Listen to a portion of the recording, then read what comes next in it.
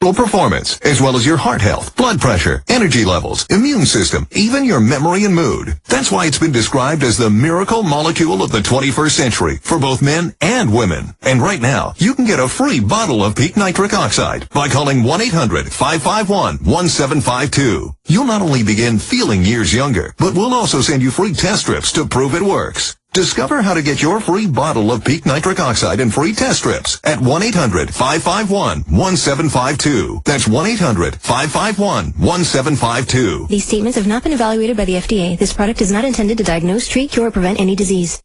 Invest in America. Invest in oil from Southern Energy Group. Take advantage of ownership opportunities available in productive oil wells. Oil is the world's most precious commodity, consistently outperforming the broader market for decades and creating more multimillionaires than anything in history. Volatility in public equities and historically low interest rates make ownership of oil a great alternative for prudent financial planning. With geopolitical tensions and increased demand worldwide, rising oil prices are certain, making oil more attractive than ever. Our opportunities offer long-term monthly income that could last a lifetime and extraordinary tax benefits allowing for a write-off of your entire investment. Southern Energy Group's conservative approach to energy development has no drilling risk and can average returns of 30% annually. If you're an accredited investor with at least $40,000 to start and would like more information, call us at 800-701-9830. That's 800-701-9830. Find out how oil can energize your portfolio by calling 800-701-9830. You've got to make sure your family and finances are legally protected. So where do you turn for legal help you can trust? LegalZoom.com. They've been helping Americans with personalized wills, living trusts, LLCs, trademarks, and more for over 13 years. Call or visit LegalZoom and they'll take care of you from start to finish. It's the modern way to get legal help. To save more, enter SiriusXM in the referral box at checkout. LegalZoom provides legal help through independent attorneys and self-help, but they're not a law firm. Protect your family and future at LegalZoom.com. SiriusXM. SiriusXM. It's the best of Opie and Anthony. Holy shit, we got a busy show today.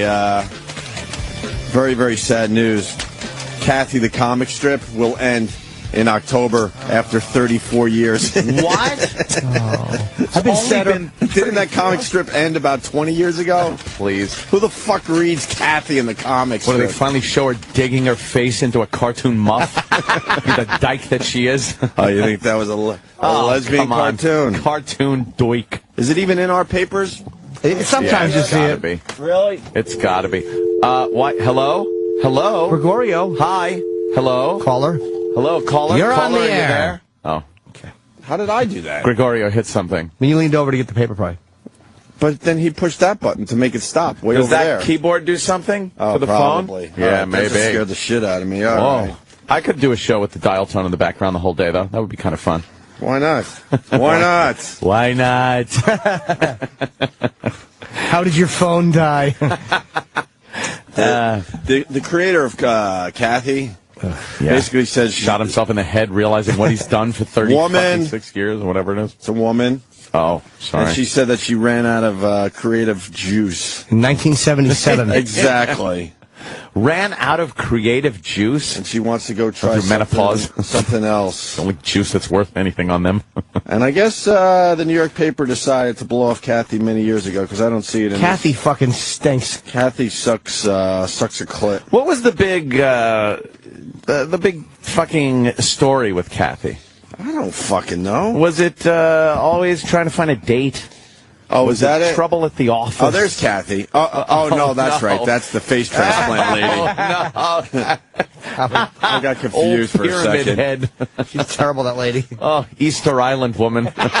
She's the real life Kathy, though. Yeah, she is. She decided to get the Kathy makeover. Can we get the Kathy comic strip online, maybe? Because it's not in the paper. I mean, Blondie's in the paper, thank God, and Doonesbury and Beetle Bailey, thank God. That can't be the same person writing Blondie still. There's no way.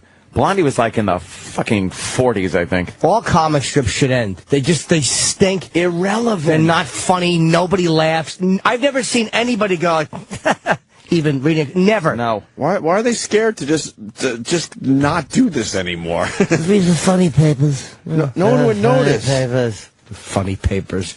Is this Kathy? All right, it's a picture of a woman. All right, well, yeah, walk us through. Is this today's strip?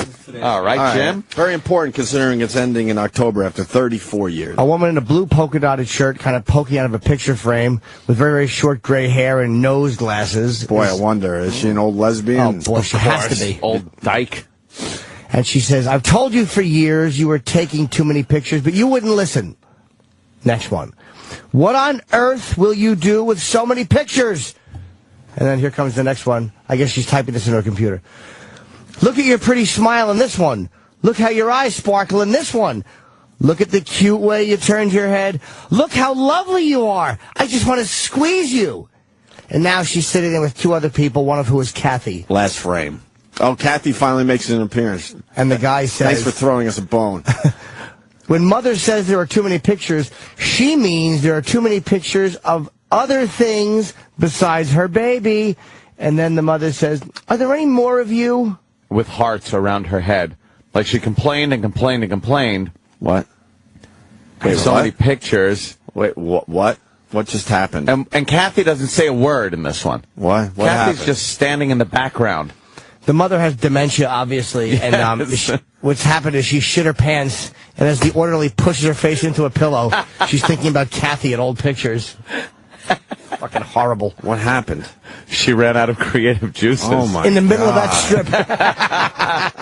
But what's the point of the strip? Dude, I don't get it. I don't She's looking get at it. pictures, and then what happens? Who is compelled to read that every day and go like, aha, that's good. Can't wait till tomorrow.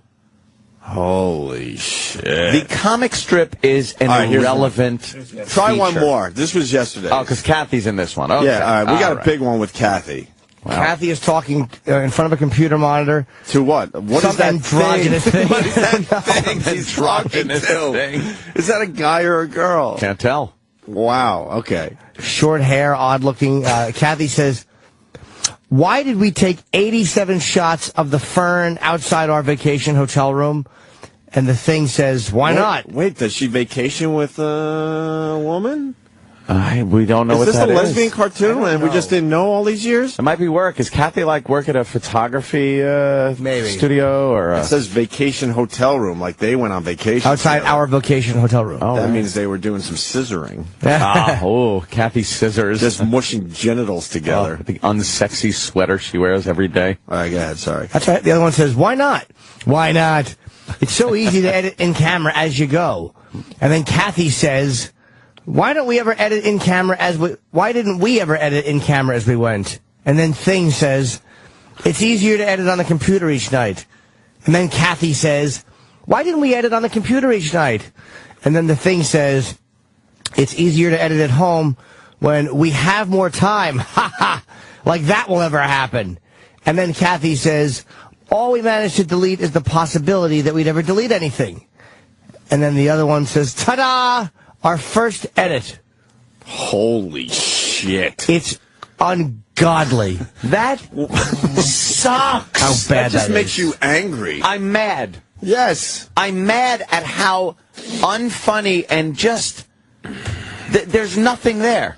Holy shit. Do you think the paper gets that? This Goes is- like, wow, she's really lost this. No, they don't even look at it. They just put it in. This They is- put it in and send her a giant check. This is an art form that has passed everyone by. It's just gone. I love the political cartoonists in the Post. I think they say some really fucking like poignant shit. They have one frame to do it. Yeah, yeah. Those guys are actually really good. Those are out of the comic strip section, Oh, yeah. too. They're just, Without doubt. they're Yeah, on editorial pages and things like that. This is in the comic section. I don't even know what we just read. It's horrendous. What know what that are we is. getting done there? I don't know what that is. I should start my own syndicated comic. Yes, you should. And apparently the comics are all available online somewhere, right? yeah. Yeah. They all have their own sites. Why is it even in the paper? The newspaper could be one page.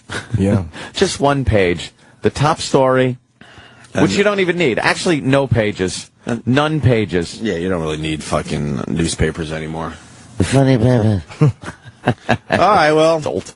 Go spray some DDT on Grandpa. I guess someone out there is going to miss Kathy. I don't know who. Yeah. I don't know what her audience is. I would assume old lesbians or something. Yeah, they think it's, people like to curl up with a good book. Wait, Larry in Connecticut wants to... Larry, are you trying to defend the Kathy comic strip? Oh. Look, Kathy is not about anything that you're talking about. What's it about? The comic strip Kathy is about the struggles of a modern woman who's trying to make her way in a modern world, trying to deal with issues at work, trying to deal with her issues having to do with her body, and also bothered by a loving, overbearing mother, a loving, overbearing father, a mischievous dog. It's just about life for a woman in the modern working world. So you found a synopsis online? Beg pardon? You found a synopsis online, did you? No, I've read Kathy in the comic strip when I buy the paper every day, just like I read Beetle Bailey and Blondie and Pickles and Wait. I read the comics. Sir, why do you... I read the comics. Why do you read Beetle Bailey? Do you get a good laugh out of that, do you? Could you find Beetle Bailey? Yes. At Hold times on. I get a real good chuckle out of it because I see people in the station with what I soldiered in Beetle Bailey. All right, listen. We're gonna have an open mind. We're gonna read today's Beetle Bailey for you. All right. And then you maybe can explain it. So hold on the line here. Yeah. We'll read Beetle Bailey, and you explain to us why it's funny. I'm amazed we actually found someone that still reads the comics. I didn't think that was possible. A man that reads Kathy. Where do you? I thought he was joking. There's two of you. Are you joking, Larry? Are you fucking the woman who draws her? You have the little dog. The little dog's always ripping stuff to pieces.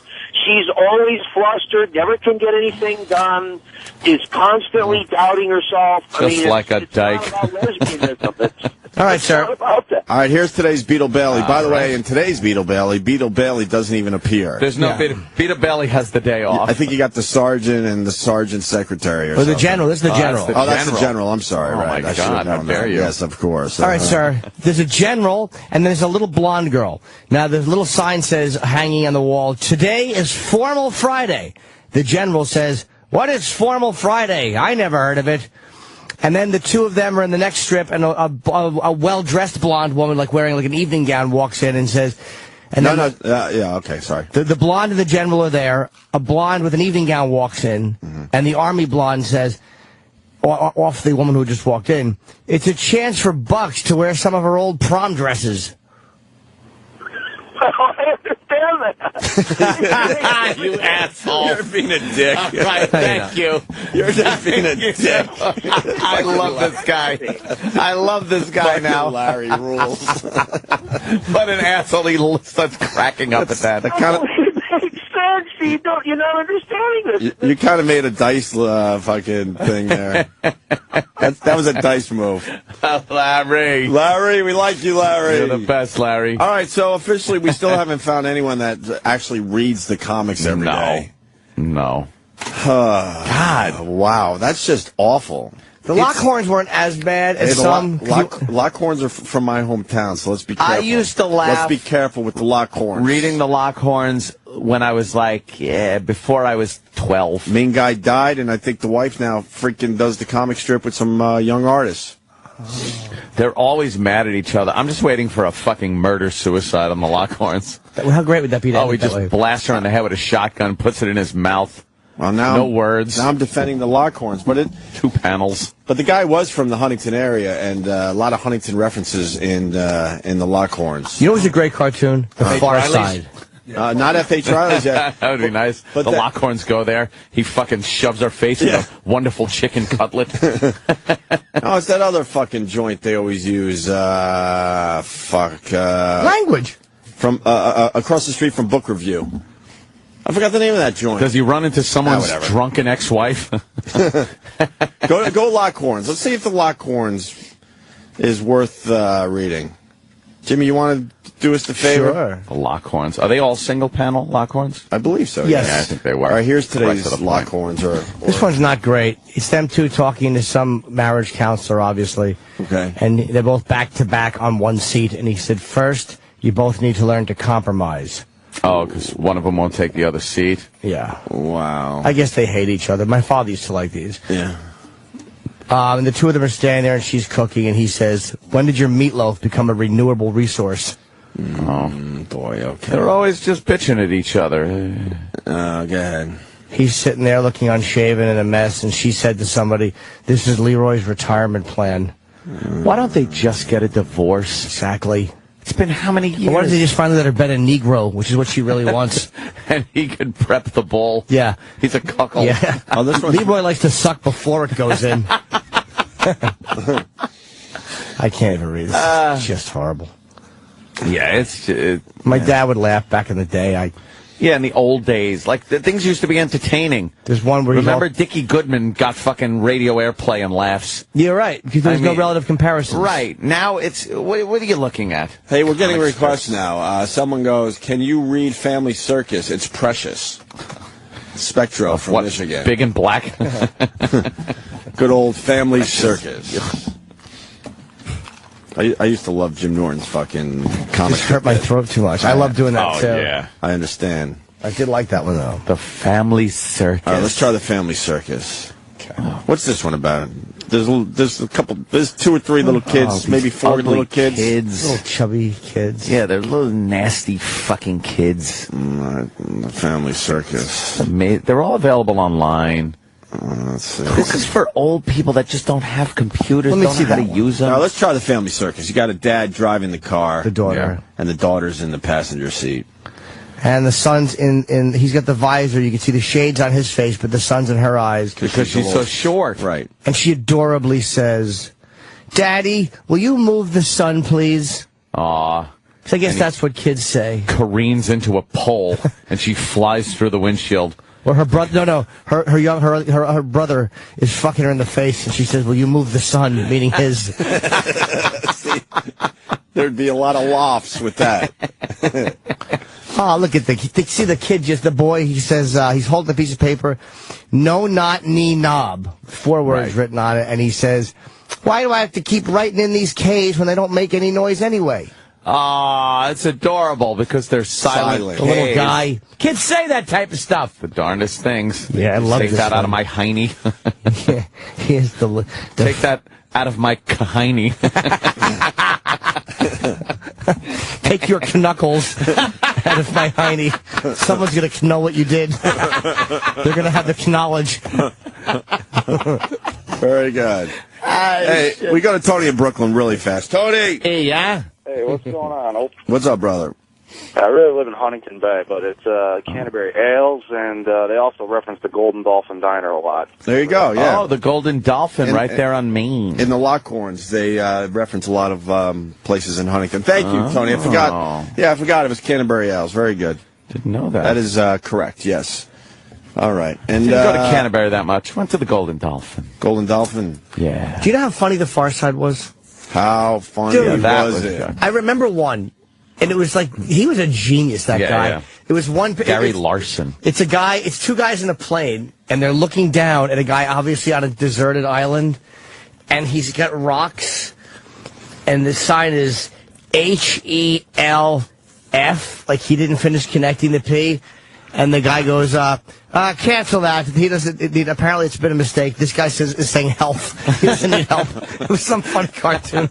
I really ruined it. No, but it was very funny. I absolutely get that. The guy wrote health and they left it there. Okay. That was, see, those were the ones you could get the big calendar of, and every day you rip off one, and it's hysterical funny. Yeah, but that's why The Far Side was so great. It was so much better than this horseshit that's still in the papers, like Kathy. And he retired.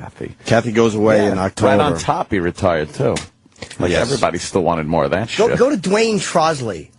Trosley. Who the hell is that? That's Hustler cartoons. Oh, okay, yes. yeah. All right. Those are funny. They're the funniest cartoons. Yeah. I would actually laugh until it hurt at some of those. My favorite one ever is 2 hunters staring at a bear trap, and there's a pair of bloody testicles hanging in the trap, and the one guy goes to the other one, somewhere out there is one mean fucking bear. I would frame that night. That's great. That really is great. Look at this fucking mess. They're just filthy. That's billing it. No, Colin. There's Oh, God. a very old naked guy in a swing. And there's an old woman sucking his dick, and he's swinging, and she's attached to his cock, and they're in midair. Yeah. And the caption is, we never would have tried this with your old denture adhesive. And she's got a finger up his ass. It's just filthy. And her pussy is flopping out like a duck's mouth. It's whistling. Yeah, because she's old. What is this one? Oh. Guy's on top of a woman in a Banging bedroom. her in bed. And then another woman's at the doorway all dressed. Yes, it's Martha Stewart. Oh, it is? Okay. And she says, "Hi, I'm Martha Stewart. You know, if you spit on the end of your dick, it slides into a dry pussy much easier." She's all proper dressed. Giving her little tips. Those are fucking great, Dude. man. What's he doing? It's a black guy, of course, with giant lips and a cock that's about 4 feet long, and he has a machine on the end of it. And he's reading a book, and on the side is a box that says penis reducer on it. Because black guys have big dicks. His dick's giant. But the machine is humming. It's just shaving it down. These are fucking great. Hustler cartoons are the fucking funniest. This looks like some kind of fucking orgy. Well, is it all men? Oh, wait, is it all minute. men? All right. One woman in the middle there. They're all gangbang. Yeah, the guy just walked in. Yeah, guy dressed very nicely. As there's 1, 2, 3, 4, 5, 6, 7 nude guys and one girl. And the black guy's got his dick in her, and there's cum all over. She's got like 10 loads on her. Cum all over her. And the guys are getting dressed. They're all sitting around the room, and the caption is, "Oh no, my wife, my best friend, my boss, my uncle, my lawyer, my auto mechanic, my neighbor, my accountant, my dog." I like the fact the dog's just sitting there. Apparently he's fucked it too. Jesus. I love those. Yeah, right on. Fucking great. I want that. We go up a little higher. Jack, can I read that again? That's great. Oh, Chester the Molester? Yeah. Oh, Chester the Molester. Oh, yeah. Thank you, Mike in St. Louis. Yes. Old Chester the Molester. Do you know what was a great one? Comics. Chester was standing outside the bathroom one time, and there was toilet paper right around the corner, so you knew Chester had taken the toilet paper out and hidden it, and he had yellow and brown on his chin, and there was a little sign he had made, and it said, "Butts expertly cleaned." Chester was a great... Chester rules. I love the fact they told you what had happened just by hiding the toilet paper around the corner. Well, that's pretty smart. A lot of creeps come up when you put Chester the Molester. Hustler cartoon. Very hard to get the put comic the or comic cartoon. there. You go. All right, yeah. Anything Still coming get a bunch of molesters. Hustler Comics, Chester the Molester in quotes, probably.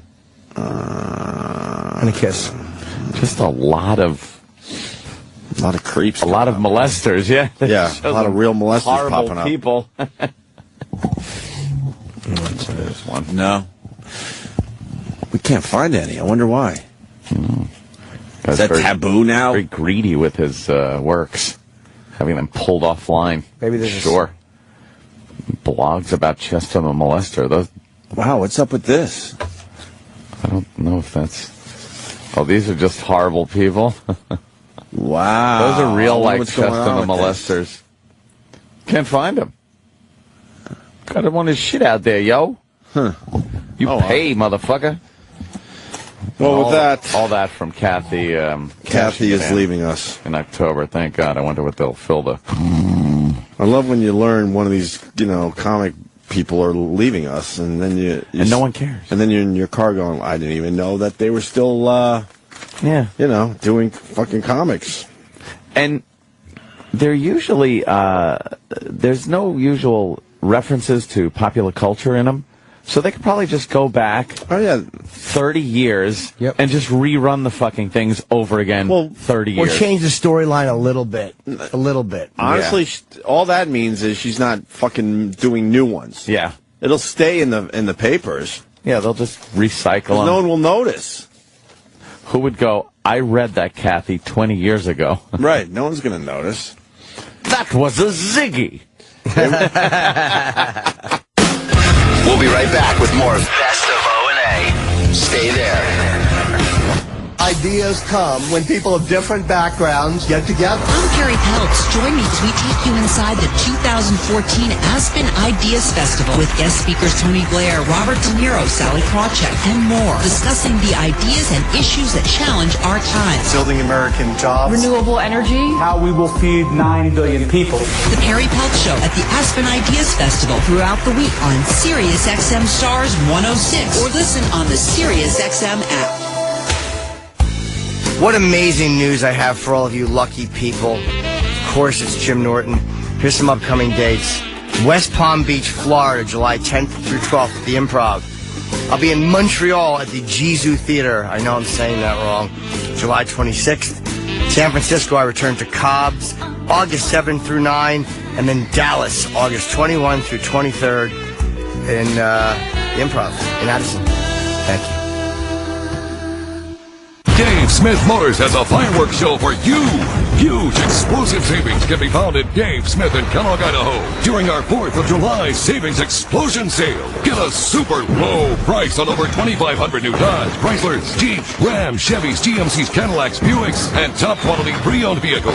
The 4th of July Savings Explosion Sale is on now. Contact us today for explosive savings. Call 800-635-8000 or go online to davesmith.com. Hi, folks. This is Alan Thicke. Rule number 1. Don't mess with the IRS. They're cracking down this year. They can garnish your paycheck, levy your bank account, even your home or business could be up for grabs over unpaid taxes. The experts at Optima Tax Relief will work to get you the best deal possible. And they're fully accredited by the Better Business Bureau. For tax help you need, for tax help you can trust, call Optima for a free consultation. Call 800-975-1588. 800-975-1588. The right way to do things. For us at WeatherTech, it's the only way to do things. I'm David McNeil, founder of WeatherTech. We wanted to manufacture the highest quality, most advanced vehicle floor protection in the world. We also wanted to do our part in helping our neighbors, helping the economy, and protecting the planet we all share.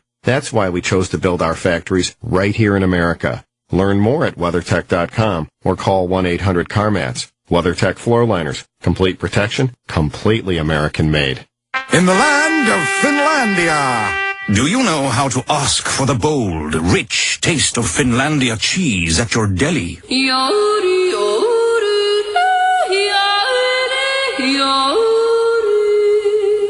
That's one way to ask for it.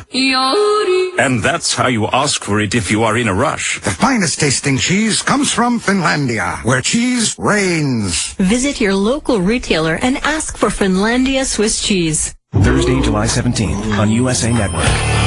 When you need medical attention. She needs to go to a hospital immediately. Without the attention. Please, this is an emergency. 20 grand, cash. Call Will P. Rush, at your service. Not a shrink, not a lawyer, not a priest. We don't scream, we don't discriminate, we don't judge. Treat people who pay.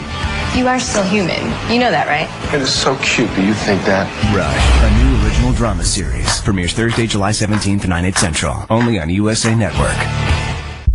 Cholesterol is building in your diesel's engine. It clogs your injectors, slows the turbo spool time, and spews black smoke out the exhaust. That cholesterol is stiction, the sticky friction caused by the remnants of burnt oil. Hot Shot Secret Stiction Eliminator will remove 100% of stiction and can restore 9 out of 10 failing injectors. Hot Shot Secret Stiction Eliminator. Now available at Pilot, Flying J, TA, Petro, and online at hotshotsecret.com. Hot Shot Secret. Powered by science. Truck drivers, Schneider is offering a new business option for owner-operator teams. Schneider's percentage lease program, which is already popular with solo owner-operators, is now open to teams. Pick your loads, choose when and where you run, and earn over $200,000 in annual revenue. No dispatcher, no broker, just total freedom. Lease on now as a team or solo owner-operator with Schneider's percentage lease. Visit SchneiderJobs.com. That's SchneiderJobs.com. It's the best of Opie and Anthony. Ray, Virginia. Hey, boys. Well, I got one for you. You guys were talking about Reverend Run the other day with how shitty his inspirational tweets are. LL Cool J is actually worse. Yes, I got one here that says, courage doesn't always roar. Sometimes courage is the quiet voice at the end of the day saying, I will try again tomorrow. That's not courage. Oh, that's horrible. That's you How fucking. about this one? That's the explanation of failure. Procrastinating. You cannot do it push tomorrow. anyone up a ladder unless they are willing to climb. Sure you can with those big LL muscles. You can put your big fucking Jaws 3 fist in someone's ass and make them climb. What we are. Ladies love me. Do they? Yesterday. Hold on. We were still talking there, Ray. Yeah. Sorry, you guys go ahead. It's your show. Oh, damn. All right, you got. What was the next one? Now we're ready for your next one. Okay, how about this one? Life without love is like a tree without blossoms or fruit.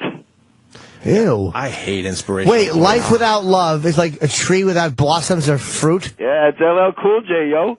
That don't make no sense. No, not at all. What if you hate fruit? You don't want it dropping and rotting in your front yard. The only person who makes no mistakes is the person who never does anything. Yes. I've never made a mistake. Yes, I've eaten a lot of mistakes since I had my stomach misstaples. I'm Miss Gay. I'm Miss Hiding in the Miss Closet. How about this one?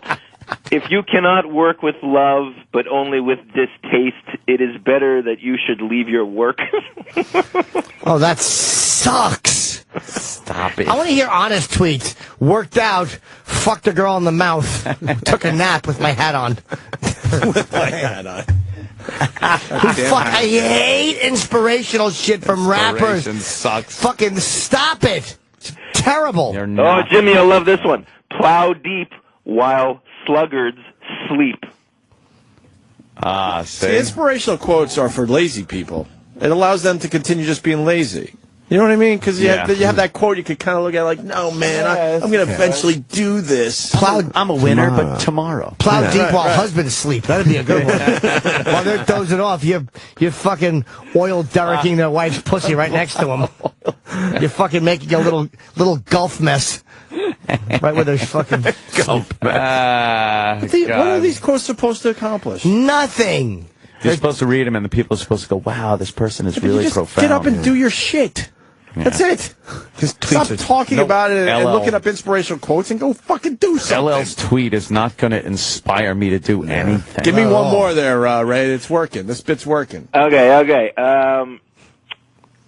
Accept responsibility for your life. Know that it is you who will get you where you want to go, no one else. But what about Whitey?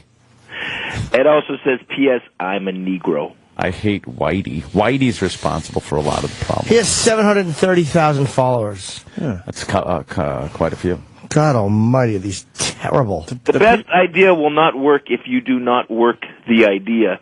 Who fucking cares? Exactly. Mine on my money. Really? Stop. They fucking hate rapper philosophy. The celebrities that have the most fucking followers have nothing to say to their followers. Nothing. I'm obsessed with Ashton Kutcher because he was number 1, now he's number 2, so I started looking at his page. It's shit. Why are people following him? Oh, here's a great one. The best job goes to the person who can get it done without passing the buck or coming back with excuses. E-Rock. Why are you adding to these? You just they stand on I'm trying to blow the bill. No, they stand on their own. You don't need to add. You just read them, my friend. You just read them. All right. We'll knock them out of the park. Oh, this is a good one. LL Cool J will be on Late Night with Jimmy Fallon. Don't miss it. Ah. At least that wasn't a philosophy. Yeah. Every tomorrow has 2 handles. We can take hold of it with the handle of anxiety or the handle of faith. Which one's lighter? Exactly. How about 6 like a coffin? Like these tweets. Just get up and brush your fucking teeth and leave your house. Shut the fuck up. That's so stupid. I hate Success this shit. is determined by those whom prove the impossible possible. What does this mean? Yeah, why does it have to be impossible for you to be successful? Success is determined by those whom... First of all, it's not those whom, it's those who. Who? Those who prove the impossible possible. Whom is wrong. The path to success is to take massive, determined action. No shit. No fucking shit. Thank you, LL. Wow. These are fucking abysmal. Does this actually inspire people to do what? No. I don't know, fat chicks get inspired. They think he's like deep, like, oh, this guy's a thinker. I'm telling you, it just allows you to continue being lazy. Happy Mother's Day. You're like, all right, eventually I'm going to like put put all these inspirational quotes together and do something with it. How about this? Happy Mother's Day, ... You deserve to be happy. Why do you have to make it more than it is? How about just Happy Mother's Day? Yeah, go shit in your bra. Here's your fucking card. Exactly. Happy Mother's Day. Put on a wig, you old bags. Can we have people shit in bras? That would just make and then wear it. Hey, shit tits. That would make my day. Shit tits. We'll have a contest. We start with the A cups, fill up the A cups, see if we can get up to the D. Duty bra. Never let your memories be greater than your dreams.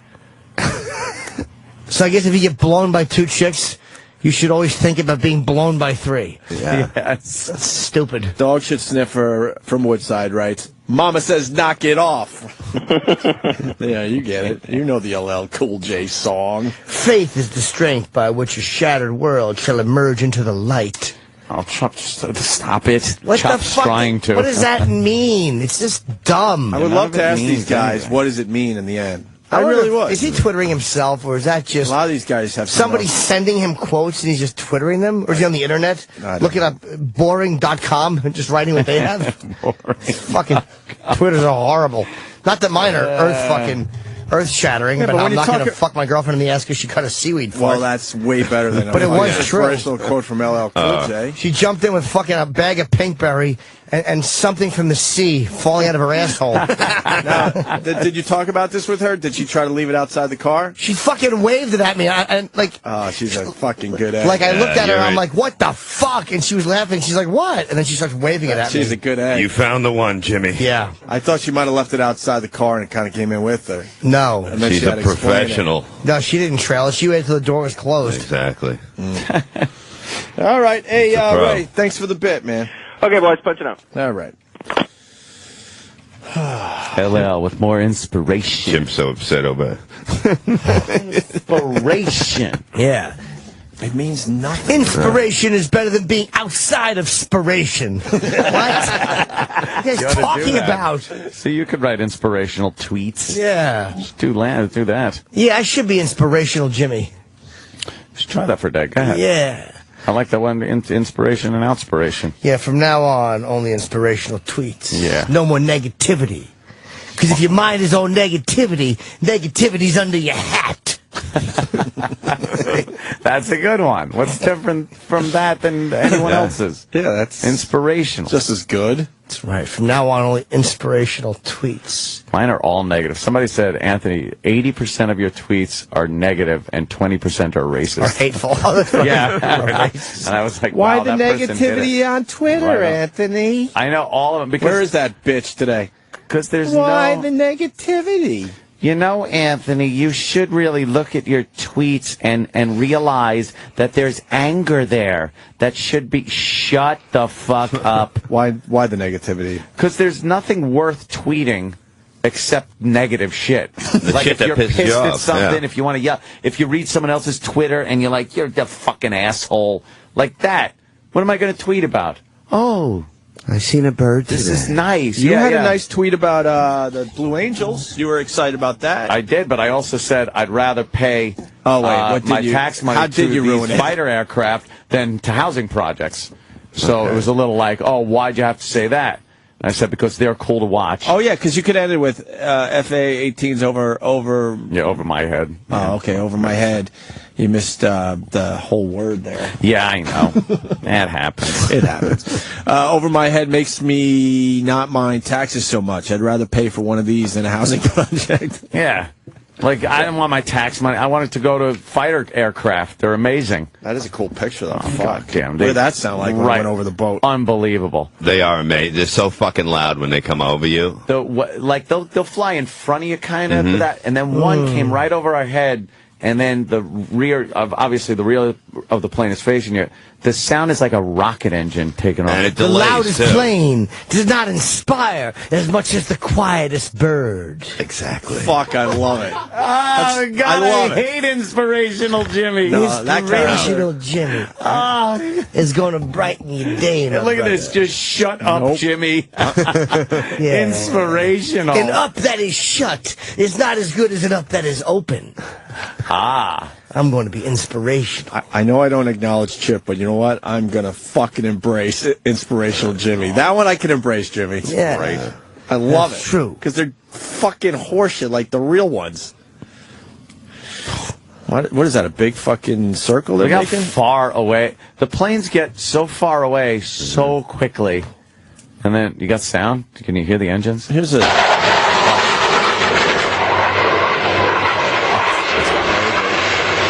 the fuck do they do that?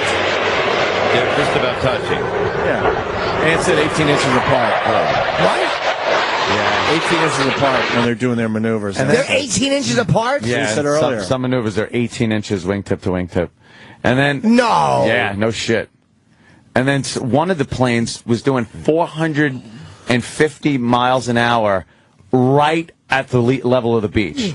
It just... And all I could think is, you know what that's got to look like from the cockpit?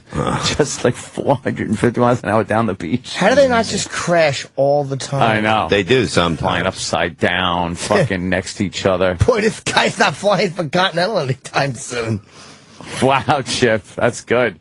Look at that perfectly synchronized barrel roll with four of them all together. Yeah. Yeah. One of these fucking planes, right? Yeah. I don't know if you even know the answer. New York to L.A., how fast would they do it? That thing? Because we're used to, what, a 5.5 hour fucking flight? Going 6 500 hours? miles an hour. Yeah. Right. What were they 2.5. You can make that in a couple hours. Maybe 42 minutes? You can make that in a couple hours. 2 hours, you thinking? Yeah. Wow. Can you imagine? That'd be great. Yeah. You could fucking go to L.A. for dinner, come back, and be in your own bed. No problem. Yeah, that is just insanity. But to rush to a destination is to abandon a place. That you've been. It's just as good / shit as any other inspirational thing. Oh no, inspirational Jimmy. I feel so good is now. just the worst. That's right. Oh, Jim. Oh, I hate inspirational Jimmy because I know I'm just going to read these tweets. Holy shit, is that good? It's to abandon a place, but it is. Maybe we get a little box of inspirational quotes in studio. I like inspirational quotes. Oh, that's good. I've always been obsessed with how fucking awful they are. Because they're not inspiring anybody. And inspired Jimmy to make inspirational quotes. That's right. I'm inspirational Jimmy. Good. Yeah. One who doesn't inspire will perspire. Under the heat. You got my endorsement, inspirational Jimmy. I'm all in on this one. I love I am all in on this Jimmy one. and hate him all at the same time. That's right. That's right. Anything for people that are feeling a little depressed about this oil slick? Because I know a lot of people are they're not very happy with it. It kind of weighing them down. The environment is getting messed up. Everything's getting heavy. Anything? Like the oil. They shouldn't call it oil slick, because anybody slick wouldn't let the oil spill to begin with. Oh, yeah. See, that's inspirational. You gotta see them. I don't feel like filming today. I'll film Inspirational Jimmy tomorrow because the hand movements really go. Yeah, with there it. are hand movements. Jimmy's being very overly dramatic, and his nose crinkles up, and he squints a little. He's almost like Billy Crystal doing a Duliata. He's very. You don't like that bit? Well, Katrina took away everything I knew. Can you dig it? I knew you could. George Bush didn't send nobody when Katrina hit. And now we just sitting here living as best we can. Shut up, you white Jew. You're not a black guy. You're not even coming close to being a black guy. Don't make everyone try to think you know what the hardships of the black man are, you dumb bit. Someone who tries to be a black guy is going to get a black guy. Yes, inspirational Jimmy. Yeah. You know what, Ed? You hate that bit, but with the fucking oil spill in the Gulf, there's going to be another one coming because that's affecting Louisiana. Yeah. Starting to affect that fine state. And I saw oil washing up on the wetlands, the beautiful wetlands where the Louisiana duck and the Louisiana snake would play together. Can you dig it? I knew that you could. I notice you're looking at your watch wondering, why is this fucking shit bit going on for 35 minutes? Oh, God. Everyone hated it. The Boyds. When the Louisiana Boyds would sing their song. Oh. And now Mr. Obama looks like Mr. Bush, but in the oil spill. In the oil slick. It's the same thing, only he covered with oil. A boodle-da-da. A toodly-doo. Hey, we got a name for Inspirational Jimmy. What your inspirational quotes could be called? Yes, Brandon in Texas. You should call it Jimspirations. Jimspirations. I like Jimspirations. Oh, I like damn them. it. I hope we get one more Jimspiration before we leave today. Jimspirations. Jimspirations. Open that Twitter up there. Yeah. Wait, maybe we have a question for him. Maybe They just the have to oil one come. was good. Yeah, they are just like kind of a natural They thing. just kind of flow. Because that's what inspiration is. Yeah. It's about the moment. Yeah. Yeah. Changing of the seasons. Summer's upon us. Some people get down when the seasons change, I'm thinking.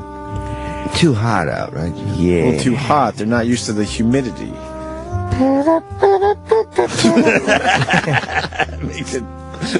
Makes you want to talk like that, too, doesn't it? Yeah. Slow everything down.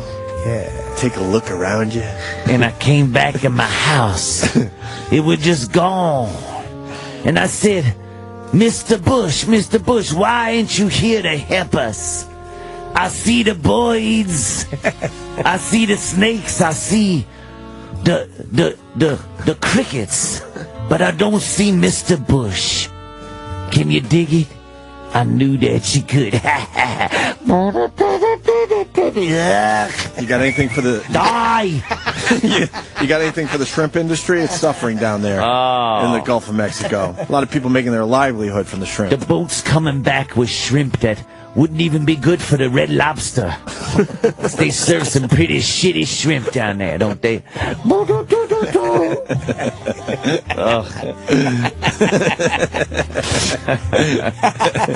Yeah. They don't need good shrimps for that. Because that's what the think are good places to take dates. Yeah, for some reason, love the Red Lobster, and they think the Olive Garden's real Italian food. Can you dig it? I knew that you could. And Golden Corral. Oh, the love the Golden Corral. That's fine dining for all the out there.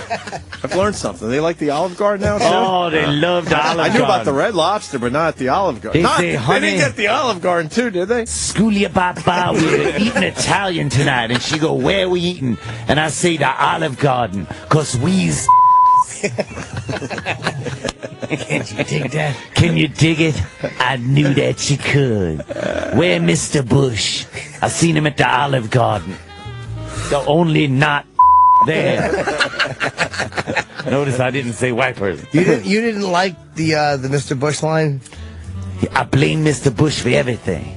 Mr. Bush, why did the levees break and flood our wonderful chocolate city? Why did you break the levees?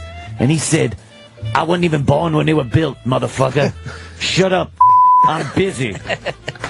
Wait till your president comes in, and maybe he could fix your whole city. You. I go to Red Lobster and feed that fat wife of yours. Like it's a real restaurant, Scooty-Boo-Doo. I thought, when I first heard about it, I thought that was the Levy's broke. I was going to yell at Bobby over here or something. Chip, that's a hot one. Yes. Ew. Chip. Someone on the line has a Jimspiration. Yeah. Mike in Missouri has a Jimspiration. Yes, Mike. The more they break the levees, the more they will build up our endurance. What a douche show. That's just uncomfortable. Oh, it really is. Yeah? Yeah, they're uncomfortable. I don't like them. They make me feel bad. They're not inspirational. The more you flood us with water, we will flood you right back with love and understanding. Let's go to Mike. Mike has a Jimspiration for you. Mike? Hey, Jimmy. Yes. You have to take time to inspire before you expire. Very inspirational. That's right. That's right. Jimspirations is going to be huge. Money is only a tool. Use it to build selfishness or happiness.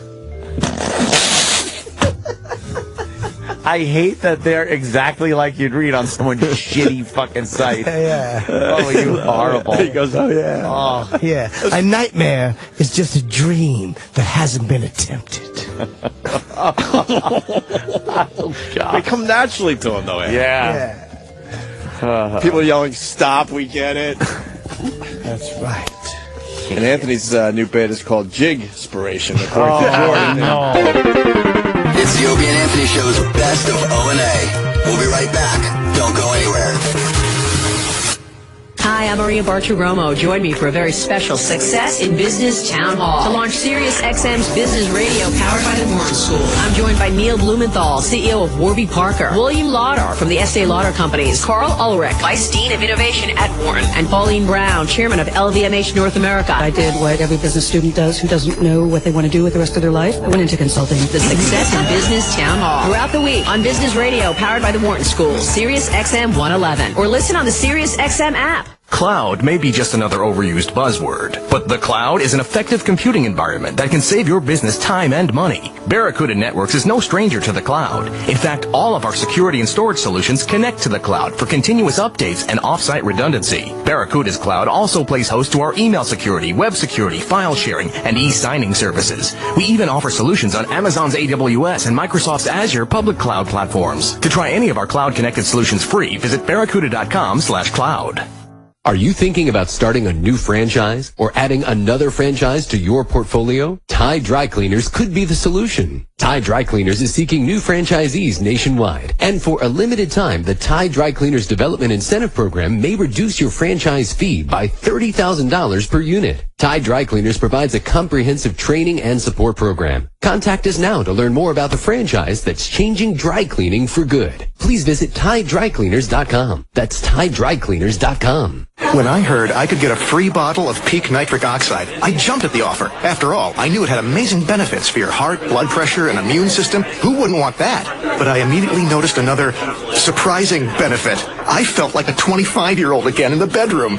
Better than I was at 25. He's right. In a Nobel Prize-winning discovery, nitric oxide was found to boost your sexual performance, as well as your heart health, blood pressure, energy levels, immune system, even your memory and mood. That's why it's been described as the miracle molecule of the 21st century for both men and women. And right now, you can get a free bottle of Peak Nitric Oxide by calling 1-800-551-1752. You'll not only begin feeling years younger, but we'll also send you free test strips to prove it works. Discover how to get your free bottle of Peak Nitric Oxide and free test strips at 1-800-551-1752. That's 1-800-551-1752. These statements have not been evaluated by the FDA. This product is not intended to diagnose, treat, cure, or prevent any disease. A public smoking announcement from new Zoom e-cigs. Smoky breathitis.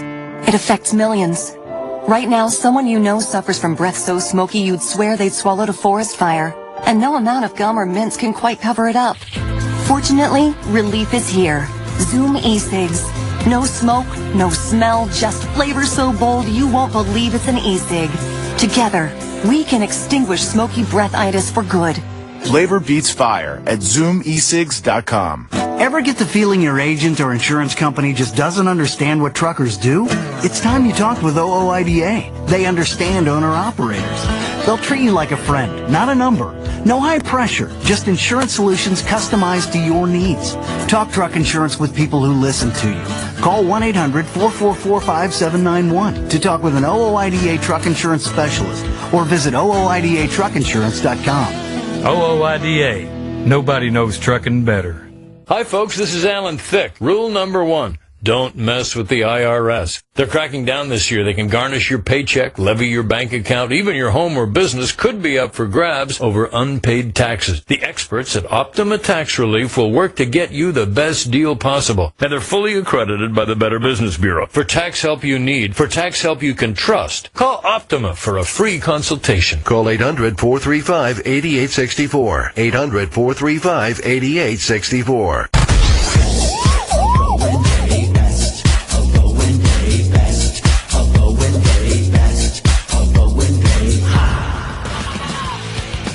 Let's do this. Opie and Anthony, Amy Schumer in studio. Hello, hello. And right off the bat, she walks in seconds ago and says, "I'm fucked up." You're dealing with a really bad sunburn. Yes, I am. Which happens in the summertime. I didn't know that sunblock could expire. I know condoms can expire, milk, the important shit, but I had no idea. My Mucinex expired, but it seemed to, still get the phlegm off. I just thought that was just a ploy to get you to buy more of the stuff after a certain amount of time. I look like an albino child that saw sun for the first time. I like when you get a sunburn and then you don't remember for that second you have a sunburn and you scratch yourself, and then it's that 5-second delay. The pain, Ow! The pain. So you're a bit stiff? I'm a little stiff. You can't really move around? Not really. Can you pat her on the back, Jimmy? Oh, that's okay. Good to see you, Amy. Good to see you. Oh, man. Next time you're up in Utica. Oh, God. Is that where he was from? Yeah. Utica. Would you take a pat to the back? Well, I missed the opening. I was out. She's got a really bad sunburn. Where were you? Long Beach. Okay. Yeah. Long Beach is where? Long Island, yeah. That's a nice little area. Okay. So everything's nice down place on to the get South Shore. sunburned. Yeah, you not California. No, she used suntan lotion that was expired. Does it expire though? Yes. And I guess when it expires, I will never it doesn't forget. really work. I'm going to spread the word now. That's going to be my cause. Did you lay out? No, I was surfing. Really? What? You surf? Yeah, I have a bad surfing injury on my leg. What's your injury? I skegged myself. My whole fin went into my board when I was 17. I had to pull it out. Wait, what's that mean? Well, just what I said. The whole So you skegged yourself? Yeah, it's called skegging yourself. The fin of my board went all the way into my leg, and I just thought I was gonna have a bad bruise, and then I pulled it out, and the water all around me got red. Oh, holy shit! Yeah, it was pretty disgusting. And then I was like, "Oh, sharks! Let me get out of here." You know Laszlo? He surfs down there. Oh no! Yeah, he I don't. does. Well, maybe I do. Are you good at surfing? Surfhead. Apparently not. She's poking her leg with the fucking fin. myself up. And how bad does the leg look now? It looked really bad at first. Now the scar is bad. small. It looks like a vagina. Oh, cool. It's just I want to give people options. Yeah. Oh, you're bored with that whole look what Mama got. That must look really good when it first happened. Oh, it was Put a tampon in there. It was so disgusting. And actually, when it was healing, I used a maxi pad to when I went back to play volleyball. Big Band-Aid. Yeah, it worked. Yeah. It worked, but I didn't know it was 41 stitches and 3 layers, and I didn't know. They didn't tell me what the other the other layers are. I thought it was all just the same kind of stitch. And after a volleyball tournament, I took the bandage off, and I saw a worm kind of creep out of my leg and move around. Get the fuck out of here. And I was like, oh my God, it happened in the ocean. Maybe there's some sort of so we rushed to the hospital, and the doctor looks, and he's like, oh my God. And then he's like, oh, it's a suture. I didn't know what that was. I was like, oh, some sort of a fucking African suture worm? But it was just an internal stitch that grows out. But I was like, just amputate, just take it. Take my leg off now. It was horrible.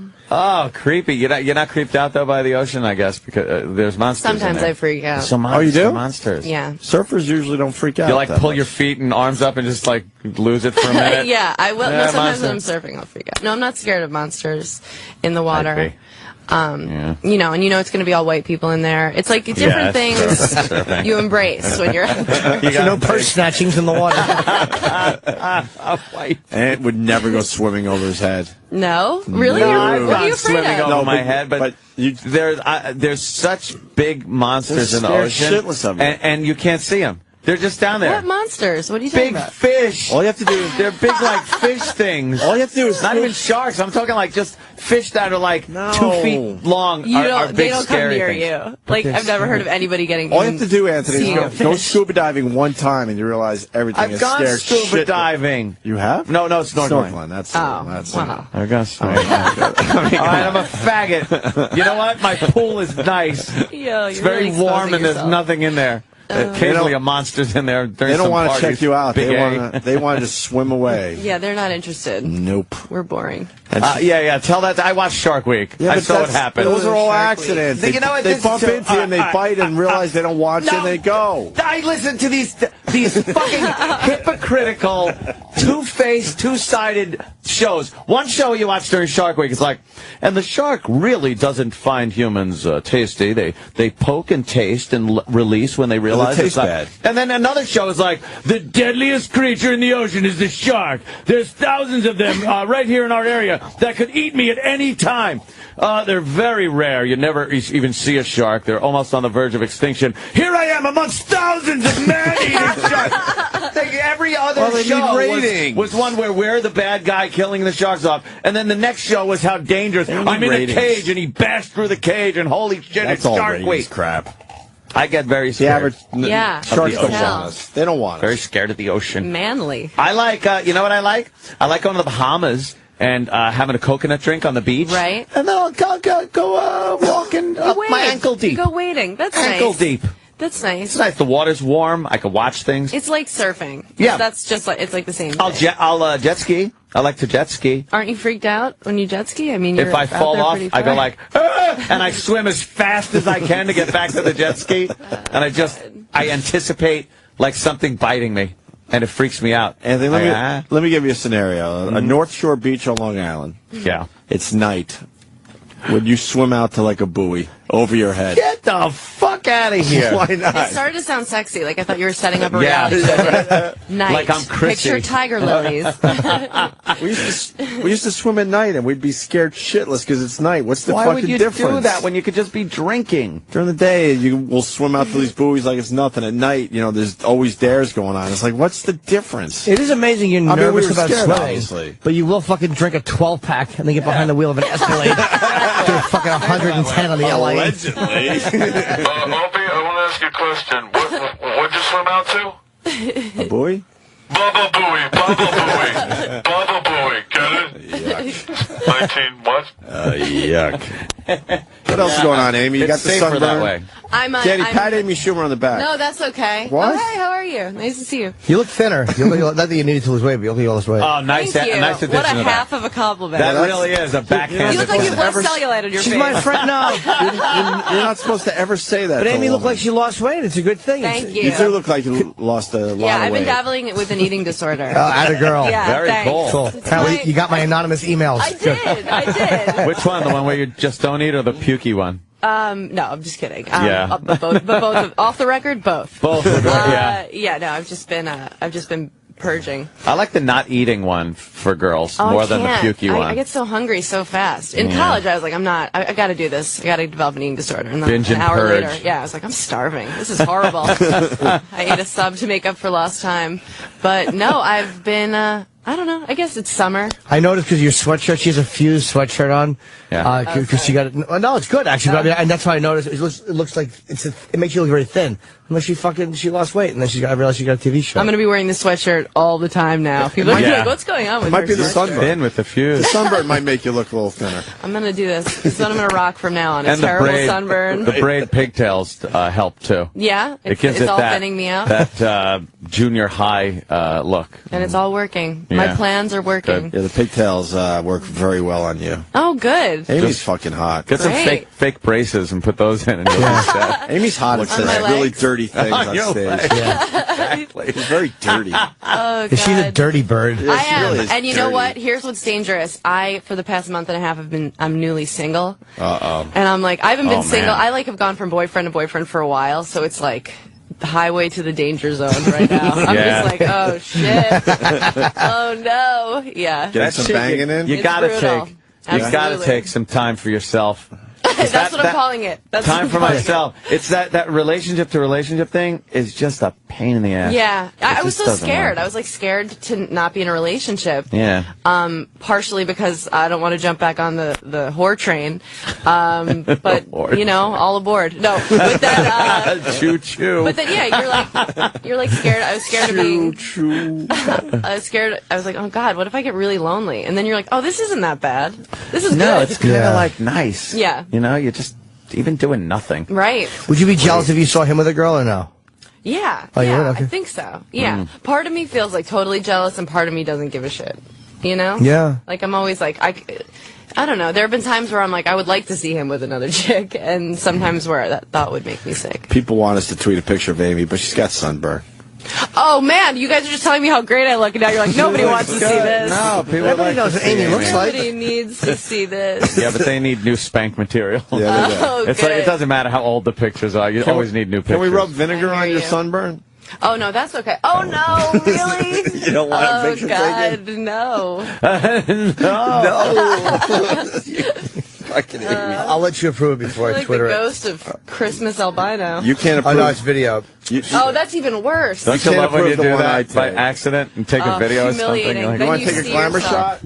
Oh, I really shouldn't. All right, you want to take? Oh, you want to do that? All right, hold on. I hate pictures. One, glamour two. shot. Hold on. Yeah, there it is.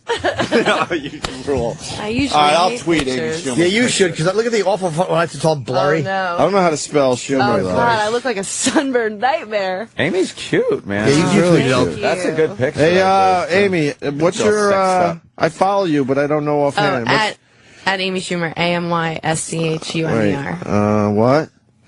AMY. All right, hold on. SCHUMER. AMY what? Yeah. Somebody get a scantron. UMER. UMER. Yeah. What? Okay. I bet you get pretty sunburned. Oh yeah. Yeah. I'm bad. Yeah. I'm bad. Have they all been white? Me? Yeah. Oh yeah. Hey, I want to keep my stock right where it is.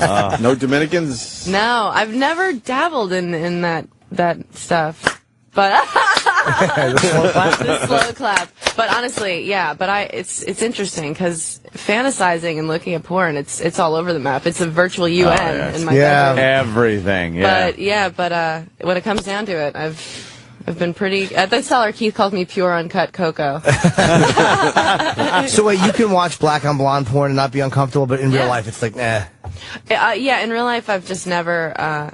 I've never, but if it's come down to it, I've been like, oh, I think I gotta go home. I don't know, I can't. But yeah, I like that porn. What do you like about it? The taboo part of it? Because I can watch it once in a while. I go back and forth. Oh, Yeah. God. I either really, really hate it or it's Jesus, tolerable. Danny. Amy, you like that? That's a fucking. Oh, that's great. She looks excited. That is a She's like, giant. is this thing on? It's a fake penis. You like that? Come on. Oh, you'll get a real one? I'll get a real one. Thank you. What a sweetheart. The last time I looked over, it was pictures of Do you me. like that? She's so surprised. Yeah, that would scare the shit out of me. There's a girl. There's a giant black penis in the foreground. That's forced perspective. Mm-hmm. Yeah, it really is. I like that he's wearing a Live Strong bracelet. Is that the message that Lance is trying to get out there? Wraps around his shaft and balls when he wants to What gets you up last those longer. hills, Lance? Let's Huge black dick. Find a good one? Yeah, that's a good one. Oh, boy. What makes a good one? A good Well, one. I'm glad you Yeah. asked. Tears and a father hanging himself. Oh, man.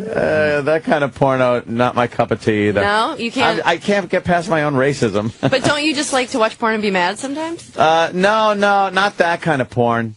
Any other porn is fine by me. Really? The interracial stuff gets me like, oh, God, because I just start thinking about, oh, the poor family.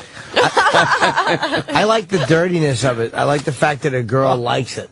Really? It doesn't turn me on to watch it. I'm not watching Cuba Gooding Jr. be fucking the ass. It's two gangsta guys going at it. Gay black porn. Favorite part of Jerry Maguire. Oh, wow, that is really bad. You guys don't like homo thugs? Homo is that what that thugs? was? Is that the name? Danny's like, yeah. One blood, one crip, two cocks. Hey, you want a sunburn remedy? Beth in Indiana. Sunburn remedy for Amy Schumer. Okay. Hi, Andy. Hey, Beth. I am a ginger. You're a what? Ginger. She's red hair. Oh, okay. Freckles. I'm like, is that some sexual? She's hated. Okay. Speed. Good talk, Beth. Good talk, Beth. Beth, what do you say? Nah, let's just cut our losses. I don't know what she was going to say. Amy, where are you playing, by the way? Texas, huh? Yeah, this weekend, just Friday, I'm at Nacogdoches, Texas. Now we're outside Houston. So you're almost in Houston. That's good. Yeah, The career is rocking. like it's going in the right You're getting direction. there. I Okay. hope next year to be an hour from Fort Worth, and then eventually I'll get to Dallas. All right. Yeah, and then Hotel Fredonia. Hotel What is the gig? Fredonia. I don't know. I don't know. It's one night only. But you also just shot an episode for Curb. Yeah. Was that yeah, cool? It was really cool. Who do you play? I don't know. Am I allowed to say that? What I think it's pretty. We don't know what you saw. Bobby Kelly. What did Bobby tell you? And he said, He's not saying just much. shut up. Oh, good. Okay. Yeah. Then I'll Bobby follow Kelly his lead. shot for Curb? Yeah. Oh, I didn't we're know in the that. same episode. Oh, I didn't know. Okay. Yeah, That's yeah. cool. Yeah, he said, I can't say anything. They all right. tell you to shut up. They and tell you to stuff, shut up yeah. and sign something. Right. We shot the same day, but not at the same time. Okay. How's Larry? Awesome. Is he cool? Yeah. I really liked him. Yeah, because I think Bobby said something stupid to him. Yeah, I think so. I saw him. He could get mad. Yeah. But we hit it off, so. Cool, Larry? Yeah. Like, I got to be on the set for a couple days, and just, it was hilarious. He's really funny. That's because you're hot. Is that what it was? Yeah. I'll probably take only it. needed you for a couple hours, but said, you Right. know what? They're like, throw her another line. I want Right. to look at her ass again. I'm like, great. That sounds great. Where do you film that? They were shooting 5 episodes in New York, so it's here. Yeah. Yeah. Wow, It that was is cool. Damn, I love that show. Very good. It Very was a blast. What's your new show? Different Spin with Mark Hoppus. Isn't he like a Blink guy? Yeah, he's in Blink. Has he been here? He must have been, right? I don't think he has. Oh, no? Yeah, he's awesome. Cool. It's going to be on the Fuse Network, and we start shooting in like a week. Oh, you have? Okay. Yeah. That's why the Fuse hoodie today. Yeah. Sorry, I didn't unpack yet. I Yeah. was just in LA doing stuff for it. What's the But, show going to be about? It's like everything music. It's You know music? No. I did this critics thing that they have in LA, and they were like, and Mark is on tour and couldn't be there, and they were just like firing questions at me, and I was like, they were like, what are your favorite bands? And I was like, just Britney. And they were like, what? No, I like, I'm half up on music, I would say, but I'm not like. How'd you get through the audition? Did they ask you a lot? What was the audition? The audition first, it was just kind of like lay down here. Yeah. Take their clothes off. They inspected me. It was a medical situation. I was like, I've seen For this. insurance. Right. I've seen this movie. The guy's like, here, you hold the camera for a minute. And then I tested with Mark twice. We went in and we hit it off like right away. What did you test? You talked about music? I would be so bad at that. I interviewed a couple musicians. I think they wanted to see from like kind of younger bands, like a band Taking Back Sunday, Starship. I don't know. I really don't know the bands. I really like Neil gig, Young. right? They're like great. Yeah, it's a job, but they know that I'm there to be the comic relief. I can't believe they used me because I just said the worst shit ever in my audition. They were like, "What do you think about Wu-Tang?" And I was like, "Well, I went to a concert once. It was like they opened up a cell block and gave everyone a mic, and they were like, "You're hired." I was like, "Really?" That's all it took? Yeah, no, but the fact that they picked me, I feel like they want it to be like a show that people are going to, be interested in. It's not just going to be like TRL, complimenting everyone. Well, Fuse TV, September great. 16th. Yeah, thank Premiere. you. Very cool, man. I'm excited to have a job. Well, It's always these one nights at Hotel Fredonia's. Well, speaking of that, a guy wants to offer you a ride, and I think you should take him up on it. Let's that's go to nice. Todd in Detroit. You're on with Amy Schumer. Hey, boys. Amy. Hey, Todd. Hey, I can give you a ride to Texas, but it's gas, grass, or ass. I didn't hear that, but it sounds interesting. Wait, what'd you say? Gas, grass, or ass. That's the only way I can get you to Texas. What do you mean? Nobody rides. I heard you. No one rides for free. Yeah. Dumb bumper sticker. I'll take grass. Thank you. Anthony, one question. What? Is it the blowjob before the jacuzzi? What do you mean? That's referencing Mel Oh, Gibson. you son of a bitch. I ain't falling for that one. What do you mean? He's gone. It's the immediate rapport you guys form with your fans that I think draw people. It's always been one of our big strengths here That's what it on our is. show is our rapport. He's referencing the Mel Gibson thing. Yes, Have you been yes. following the Mel Gibson tapes? It's why Kind I'm of old alive. news now, but It's making me believe in God again. yeah. Whose side are you on? Mel's. I love every moment of those tapes. I want more. I'm like, please, Lord, hear our prayer. More. Like every day when they were coming in, we were just like, oh my God, this is the best thing. It's the greatest. I miss them. It was like when I watched The Wire, that's what I live for, and now it's Mel. I'm hoping they're unreleased. It's gotta be. He would just come up with the greatest things. That anger and the wackiness of so weird. What did he call her? A glum cunt. A glum cunt. How great is that? Yeah, so creative. Up with that. 2 4-letter words. One's dirty, one's not. Somebody needs to rewatch What Women Want. Yeah. And I heard The Wire in there. We can't get enough of that damn show. I can't. I met Stringer Bell, Idris Elba, right in L.A. Yeah, got his digits. How'd you meet him? He was at the critics thing I was at. Yeah, he has a show on the BBC coming out. And I was thinking, I'm thinking, will you be the first? Just thinking. I mean, if you're going to, why not have it be Stringer Bell? Is he handsome in person? Yeah. Yeah, and he has an accent. Oh, he's British, yeah. Like, where are you from? Staten Island? What is that? Hoboken? He'd probably bang you. Thank you. That'll still ruin. That'll I'm going to ruin you, continue though. doing Pilates until it's an that'll option. ruin you. That'll ruin me. Yeah, okay. well, it'll ruin you. You know what? That's so funny. If it came down to it, it's like the end of the night. It's night, as you were describing before, and it's about to happen. I'll just picture you guys sitting here like, don't do it, bitch. No. Don't do it. No. Everybody just, white people forever bullying your vagina. We're giant cock blocking. Yeah. Yeah, I bet Takes all three of us. It's like a battering ram on its door. Just trying to pour hot oil on it. Oh, man. Make them stop. So, all right, so you're on a tear. I don't know much about Amy's personal life. I really don't. As much as we work together, I don't spend a lot of... Why? Why don't you guys get to know each other a little bit? She's a good friend of mine. We're usually making fun of Kenny. Yeah. She's got her thing, and I got my girlfriend. She's got her life. She likes to drink a little. She likes to gamble a little. I've never seen Amy in predator mode. I've never seen you in that mode. Predator mode. Really? Yeah, I've never seen you like that, because on the road she was always... She liked shoplifting. Oh, that's right. You're a thief. Yeah. You're a thief. Yeah. At the end of the day, I would not put myself in the category as a good person. Yeah. I realized that I don't remember when I realized about, like, what a horrible person she'd be to fall in love with. I saw your face change. You kind of took in, like, oh, you're a total cunt. Yes. I don't think she is, though. Oh, she is. But I mean, not in a bad way. She's a good friend. Yeah, she's a kook. Amy's a fucking very Manchurian candidate. Really? Really? I think of myself as the interpreter. Fuck, let's get to know her more. She did the shoplifting bit for us. Not a bit. Yeah. I mean, it's just real true. life, right? It's facts. What else can you tell us about you that we haven't heard yet? I don't know. I don't know. Were you raised rich or poor or middle class? Oh, I was raised really rich until I was like 11, and then we were just so poor. Didn't we talk about that last time? I don't remember. Yeah. I think we Something did. happened to the fortune. Mm-hmm. Something happened to the Schumer fortune. The Schumer fortune crumbled. Your dad made... My dad. Oh, okay. Yeah. Yeah. He made Schumers. He made small Schumers. What do you mean? Oh, my God. Dad? Invest in some horrible things? Is that what happened? Yeah. Well, it was just baby furniture from Italy. Nobody else was doing it, and all the rich Manhattan moms were like, we need a crib from Milan. And then other people were like, well, we're going to do it, too. And my dad just ate shit. So wait, a lot of people got involved with it? Or began doing it? Yeah. And his furniture wasn't made in Italy? It was made in Italy. This is, I'm telling you, this is going to be a black hole. I don't care.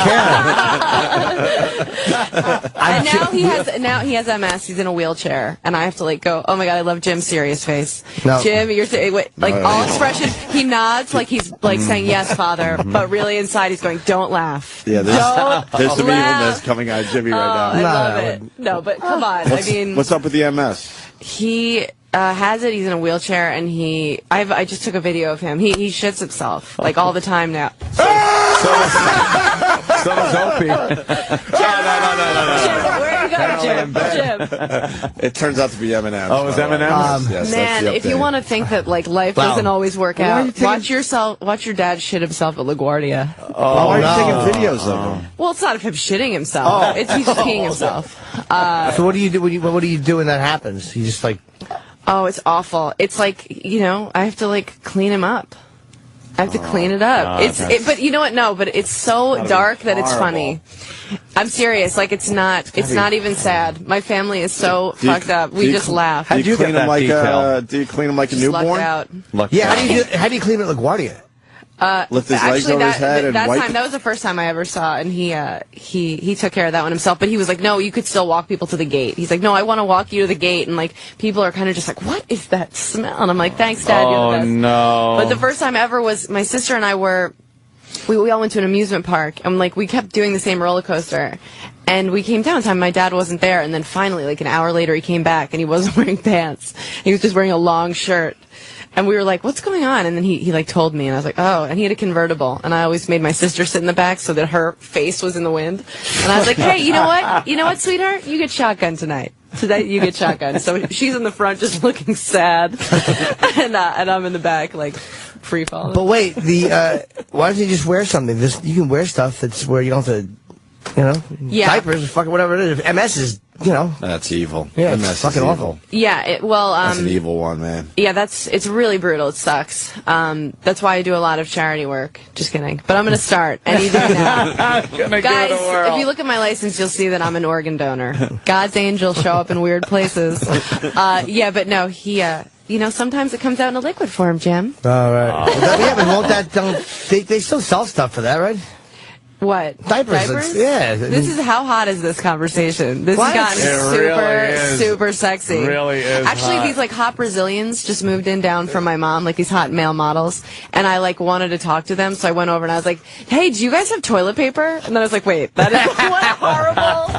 And then they're like, "How much?" And I'm like, "A roll, a whole roll." And I was like, "Wow, let me just kill this opportunity." Well, we want to get to know Amy, and you're on the road with Kenny and Jimmy, so Kenny. Oh, God. Wrote down everything he's learned about you on the road. Oh, great.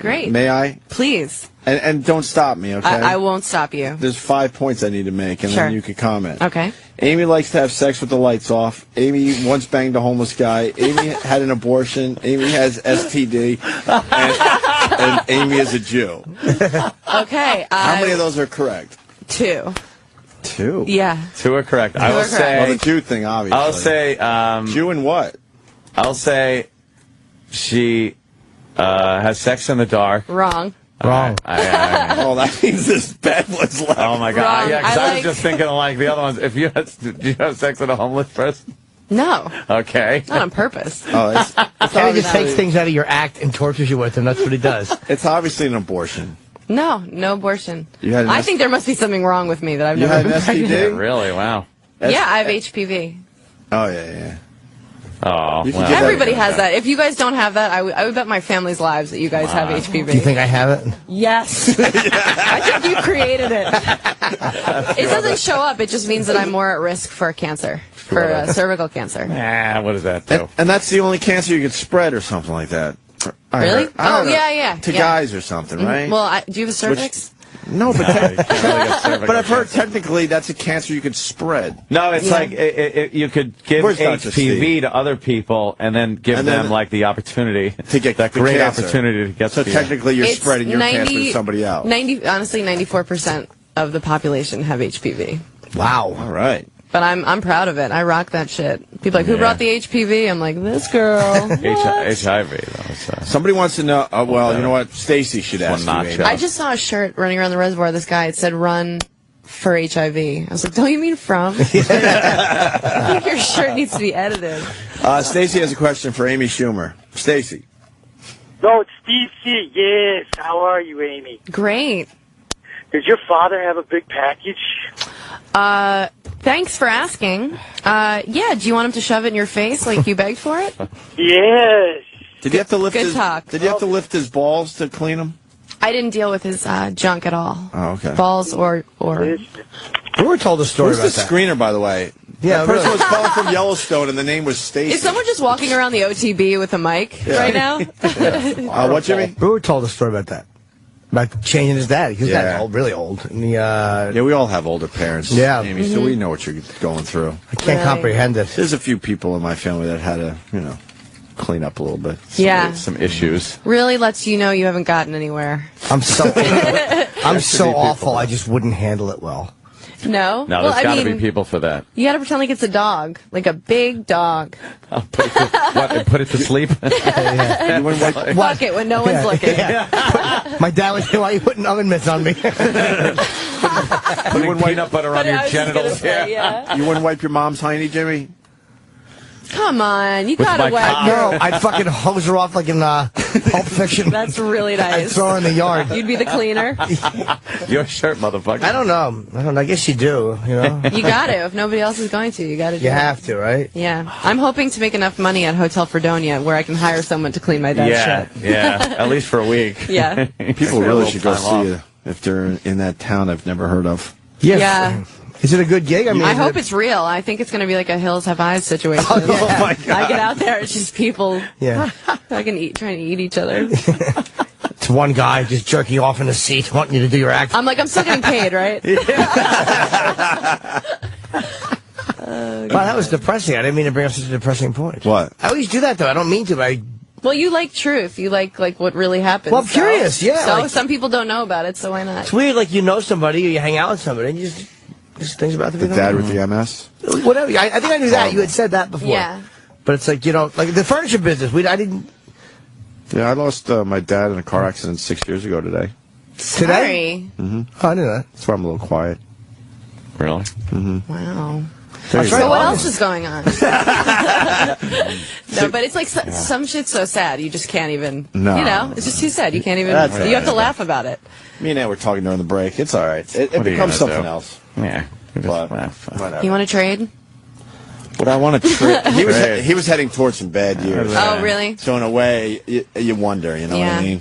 Yeah, you know. He was heading towards a bad place. Well, here's something that I just experienced for the first time. I made out, in air quotes, with a French guy. Ooh.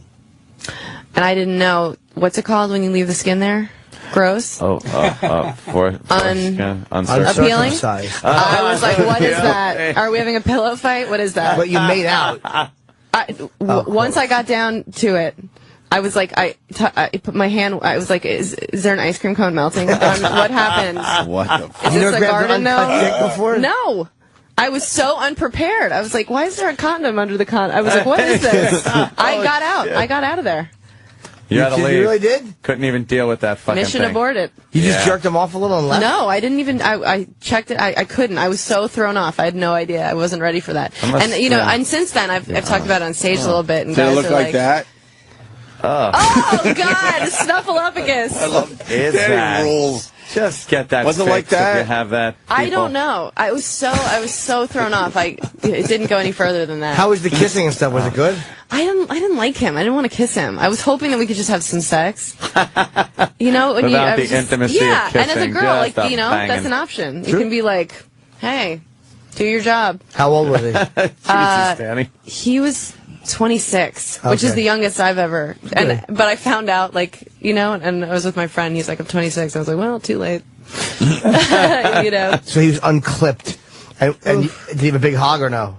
I don't know. You just grabbed it and you It were was like, so buried by folds underneath all that by shit. cast members of Schindler's List that I had to just get out of there. Oh, wow. I ran down the stairs, like, laughing to myself. Wait, now how did you stop it, though? Because you I went, I'm sad all of a sudden. I'm sad.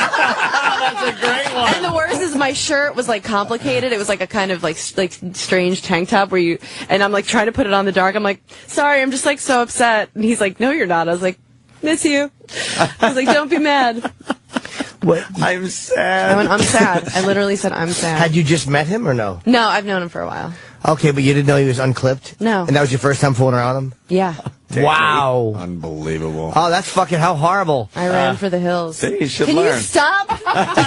Showing me we these. just want to know what it looked keeps like. popping What it felt unclipped like. cock up on the monitor. Guys get offended. Like, some guys have been like, that are uncircumcised have been like, I've never got any complaints. I'm like, not to your face. Yeah, not to only on radio You shows. can't hear it with those flaps in the way.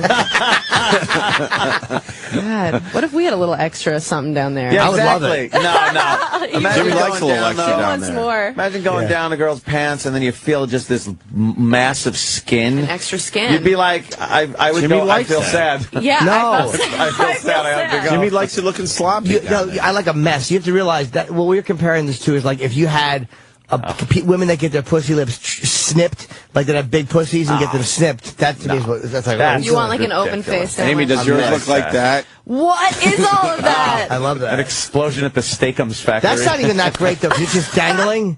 I like fucking meat. Big fat lips. No meat. Wow. Big fat lips. No, I'm not rocking Amy, that. could you show us what yours looks like? Sure. Just point to the picture on the screen. I went like this. Putting her hands together. Oh, God. There it is. There it is. That's you. Balls. That's a ball sack. Yeah, that's gross. With no balls Total inside. scrotum. I am starving. Some loose meat sandwiches. Yeah, find a fucking... Pussy portrait. Linda Might has a good clip.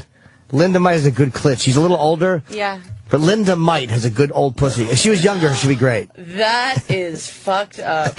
What is that? Which one? That's not even right. This one. That's the grossest thing I've ever Which seen. one? That's Here, not wait, right. click on it. Oh, God. Let me see. What do you do? That's when you start to feel that's sad. terrible. That Oh, is God. not okay. That's warts and You ever see the blue waffle? No. Oh, God, You haven't no. seen the blue waffle? This is like one of the worst mornings I of my don't want to life. watch this. Is so Danny, can you show disgusting. her the blue waffle? I know it's old school. Her pussy's but- good. Let's pull up the Oh, blue. God, that's disgusting. That's not. Black girl's a giant No, pussy. that That's looks nice. like a... Damn. Oh, that's nice. rough. That's God fucking damn. fantastic. Looks like Al that's Jolson rough. singing. Mommy, how I love you, how I love you. No. No. Oh, God. Nice, right, There Amy? you go. Like, Nice, it's like right? a little ass. I like it like that. Tiny Bigger. little ass. Tiny, tiny. I like it Like bigger you're than that. Fucking amazing. This girl named Rhonda, who was on the show once years ago, like in 2002, had the kind of vagina I like. What are we talking? She had a little. I mean, just started she had a licking little his lips. penis. Yeah, That one? she had a Jimmy big just clit. starts going, That was She the had a one, big Ann. clit. Remember? Oh, It was God a tiny damn penis. What is that? That's the blue waffle. That is look a at reason that. not to go in the ocean. What is that? I can't look at it. I can't look Looks at like a it. sea urchin. then. Is that what It you're It saying? is a sea urchin. It really it's like makes the me sick. rarest sushi. Will you look at it? It looks I like looked at it. I cannot again. look at it It looks again. like when you open an abalone shell. All right. God. Oh, that other picture right there is. Oh, take that. All right, well, Oh, my look, God. Right, look at that one. Is that different? Yeah. Oh. Right there. Oh my God! That What's is wrong with that? so gross. Why is it blue? Why is it crying? It's the blue waffle. It's blowing its nose. Want some waffles? That's a horrible. Why do they name it the blue waffle? I get the blue part of blue waffle, but not the It waffle. just part. sounds right. It's I am- nauseating. Sounds right. I'm Hey, nauseous. Chris in Houston wants to warn you about where you're going Oh, for your gig. okay. At Hotel Fredonia. Yeah. Everyone's got a HotelFredonia.com. warning. And that would be Friday, this Friday. Yeah. Yes, Chris. I'm not really sure about the Hotel Fredonia, but Nacogdoches is a small shithole just north of Houston. Just fucking fire your agent, or manager, whatever. Tell them to take you to Houston. Oh well, you know, I'm. I think you should be in Houston. Maybe she's getting good money for a one-nighter. I would do it. All right, good point. I am. Well, maybe. I mean, I don't know. All right, this guy also has you. info about where you're going. Chris in Louisiana. Chris. Yeah, From Louisiana, too. Come on. say the same thing he was saying. This place is out in the middle of nowhere. It'll be like every other weekend for me. But the damn town is only about 15,000 people max. All right, if they Great. all come I to can the do show. some damage. Yeah, if everybody brings a doing friend, good. Yeah. I'll make a grand. Why there, though? Okay, I'm sorry, sir. What? Unfortunately, it's a dry county. You got to drive about 20 miles to buy any liquor. Okay, these are the kind of warnings that are important. Now you need to All know, right. you know to bring Thank some you. to the Fredonia Hotel there. Yes. Yeah. That's okay. God, From the airport. That's the worst if you get somewhere and then you find out. You can't Or drink. a Indian reservation casino. And they're like, oh, no, we don't have any. You're like, well, why would people come here? What's that? I thought you guys were famous for drinking. Yeah. Are you? What kind of Drinking drunk in are you? rain. You fun? Yeah, I'm fun. Oh, Yeah. raving. I'm a fun drunk. Raving. I'm not a crying drunk. I'm like No? I'm a good drunk. Yeah. No. I'll be okay in a minute. The only tears would be like being a friend, being like, I love you so much. You're the best. Look how awesome we are. Yeah. No, I tested positive for being a fun drunk. Yeah, that's good. Kenny has added more facts Oh, about Amy here Schumer. we go. And I think these are the real Tell ones. Kenny, be careful. He's going to get some facts. Okay. Ooh. Amy Schumer eats really slow. Oh, my God. Fucking, Is she's that the true? worst. You I guys eat forgot. fast. They eat like it's their last meal, like it's a trough. We eat normal people speed. I do and slow. it's fucking, I'm cutting my knee. I eat like a little old woman. Get Kenny in here. What do you mean? Oh, does she fucking nibble? I do. You guys go to Morton's. You guys like Morton's on the road. And, yeah. And it takes her forever to Yeah, we have steak. She's a lima bean. We finish at the same time. Kenny, what's up with Amy? Hey, Kenny. Eating really slow. You look like a game show host today. That's right, Amy. Can you take a picture of him, please? Oh, my God. What a creepy game show. No, she probably, takes care of herself. She tries to be healthy. Hey, we have worked out together. I've seen Kenny at the gym. Ridiculous, right? She is, too, though. She's fucking... But all the working out I'm trying to do, Amy's the shape I'm trying to get into. You want some breasts and a labia, Kenny? All right. Do you spin, Amy? What do you do for? I do yoga and Pilates. Yoga? Does yoga help with weight loss? Pilates. I don't know. Probably. If you do it right. It's good. I'm not going to therapy, so it's just good to go to yoga. Sweat it out. And finally, Pilates thing hate is crazy, strangers. though, right? Pilates is good. That's the best. Yeah. Yeah. Helps, right? Yeah. Because you use weights, right? It's just these weird machines. The guy Joseph Pilates came up with it during World War II. He used it for injured soldiers, and these guys were in their hospital beds. They got jacked. Really? Yeah, they got in the best shape of their lives, and from there. I never knew that. Yes, well. Little trivia. Okay, so what are the facts? There's one more. And someone else saying that you're playing in a cool college town. Nacogdoches? I guess. Yeah, probably. But it's like the Bible Belt, too. Nobody's expecting this Friday night to be fun for me. Yeah. Where are you flying into? Are you flying into Houston? And then so you what? get to see Houston. Yeah, I will get to be there for about 10 minutes. That's nice. And then as they drive you away from the city. Yeah, then see the city go by in the rear view mirror there. Yeah, then they'll take me. All right, Amy once had a bicycle stolen. Oh yeah, my bike was once stolen, and also the bike seat, which was way more embarrassing. To walk it home, no bike seat. Be like, oh shorty, what happened? Everyone's yelling at me, everyone's trashing me. I'm like, maybe I just don't want a seat. They're like, you got robbed. I'm like, yes I did. Yes I did. They just took your seat? They just took the seat. It was embarrassing. Some guy smelling it. It's okay. I'll ride it home for you. Yeah. Where are the railroad tracks? Fascinating. All right. Should we take a break and then I'll break. More with Amy Schumer? Yeah. What do you want to promote besides the gig? Twitter? Yeah, Twitter. Just get more people and on I'll be Twitter. at Rooster Teas in that? San Jose. It's a club, the 26th, 27th, 28th. Okay, so you're doing the 13th. You're doing in Texas, and you're coming back and going back to Texas. San Jose. Oh, California. I'm sorry. Yeah. Yeah. I'm tired. Yeah, you're like, so... San Jose, Texas. You're like, what does your dad have? I was fucking... So wait, your mom pissed herself? What's happening?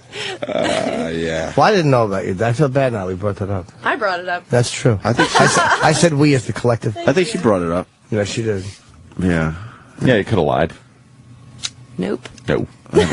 All on that. Stupid life. Goddamn life. Time, actually. We fucking hate time. Time's a bitch.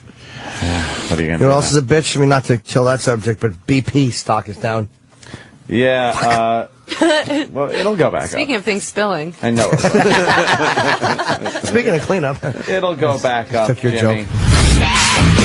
It's the Opie and Anthony Show's Best of O&A. Best of O&A. We'll be right back. Don't go anywhere. Hi, I'm Maria Bartiromo. Join me for a very special Success in Business Town Hall to launch SiriusXM's business radio powered by the Wharton School. I'm joined by Neil Blumenthal, CEO of Warby Parker, Pauline Brown, Chairman of LVMH North America, Carl Ulrich, Vice Dean of Innovation at Wharton, and William Lauder from the Estee Lauder Companies. The single most important aspect to your success is having really big ears and a really small mouth. The Success in Business Town Hall. Throughout the week on business radio powered by the Wharton School, SiriusXM 111, or listen on the SiriusXM app. You can always contact the Ron and Fez Show by following us at our official Twitter account at Ron and Fez SXM. And if that doesn't work, Friendster.com/Facebook/FizzFartShitFuck. It'll give you all the information you need. At Ron and Fez SXM. On Twitter, open 24 hours for your convenience. The Ron and Fez Show, weekdays starting at noon Eastern. On Raw Dog, SiriusXM Comedy Hits 99. Material 4X work gloves from Mechanics Wear aren't just tough, they're 4 times as tough. Material 4X gloves last 4 times longer than other work gloves and outperform leather, hands down. Whether you're on the job site or in the garage, don't just protect your hands, enhance them with Material 4X work gloves. Work faster, safer, and cleaner with Mechanics Wear, the tool that fits like a glove. Available at Lowe's, AutoZone, Advance Auto, O'Reilly Auto Parts, and Napa Auto Parts stores nationwide, or online at mechanics.com. Dave Smith Motors has a fireworks show for you. Huge exclusive savings can be found at Dave Smith in Kellogg, Idaho during our 4th of July Savings Explosion Sale. Get a super low price on over 2,500 new Dodge, Chryslers, Jeeps, Rams, Chevys, GMCs, Cadillacs, Buicks, and top quality pre-owned vehicles. The 4th of July Savings Explosion Sale is on now. Contact us today for exclusive savings. Call 800-635-8000 or go online to davesmith.com. So, FamousSmoke.com wants to give me free money back when I order cigars. No thanks. Who said no sane cigar lover ever? Hey guys, it's Tommy Z-Man. And if you're like me, not only do you love your cigars, you love getting free cash back even more. And it just so happens that the lunatics over at Famous are celebrating their 75th anniversary in the cigar business by giving you 10% cash back on every order over $75. Now that's on top of the already wickedly discounted prices we have every day on cigars, humidors, and accessories. Some restrictions do apply. Famous offers a monster selection of the big-name premium brands you love at prices that make it easy on the wallet. Just pick the cigars you like, add in the other goodies you need, and your cigars will be on their way to you. Lightning fast with your free 10% cash back. Just click the Activate button at FamousSmoke.com. That's FamousSmoke.com. How much time a week do you spend watching TV? More than you probably should? What if you could cut back just a fraction of that time to do something that could change your life, like learn another language? If learning a language appeals to you, you're listening to this station at the perfect time, because Rosetta Stone is celebrating its Language for Life event with a life-changing offer. We're offering every caller an absolutely free demo. Yes, a free demo. To try your free demo now, you must call 1-800-996-1106. With Rosetta Stone, nothing stands in your way to learning a new language. No books, rote memorization, or boring drills. Quite simply, it's the fastest, easiest way to learn a new language, guaranteed. There's never been a better time to get started. Participate in the Language for Life event with a free demo from Rosetta Stone. Call 1-800-996-1106. For your free demo, call 1-800-996-1106. 1-800-996-1106. We all want a home that's ideal, in the right area with curb appeal. Somewhere that's serene. Yes, that's the one we see in our dreams. But there are things that can affect you later, like an inspection, closing, or noisy neighbors. You need someone there the whole way through, not to find the perfect home, but one that's perfect for you. Find an agent who knows at RE/MAX.com. RE/MAX. Dream with your eyes open. Each office independently owned and operated. Best of O and Dave. Best of O and Dave. Best of O and Dave. Best of O and Dave. You know, I'm very open-minded. But have you've been to Wildwood? I have been, actually, yes. Last year. Lately? That was last August, yeah. Wildwood, meaning New Jersey Shore? Yeah. The only way to blend in there is to tattoo "I hate Whitey" all over you. Yeah. And, dude, let me tell you something. I went to, my daughter... North Wildwood with the boardwalk? Yeah. My daughter has a gymnastics convention, right? So we're trying to get hotels that are all sold out. And everyone tells you, well, the hotels there aren't so nice anyway. All right, no problem. Go down there. I find a condo, which is a half a block from the boardwalk, 3 blocks from the convention center. Nice. Thinking this is going to be perfect. Nice. We show up. There's a lot of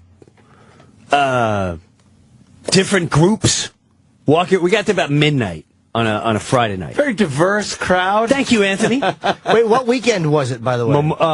Memorial Day. Oh, not in Wildwood. And that's what everyone says. No. But why is Gang that? weekend in Wildwood. Oh, shit. Yeah, that's when the gangs go there. Are you kidding me? No, that's been talked about for years. It's known as Gang Weekend? Gang Weekend? weekend. You went to gang weekend, I believe, dude. with check your that young out. family. Oh my God! Now I realize how much danger I was and how stupid I was all weekend.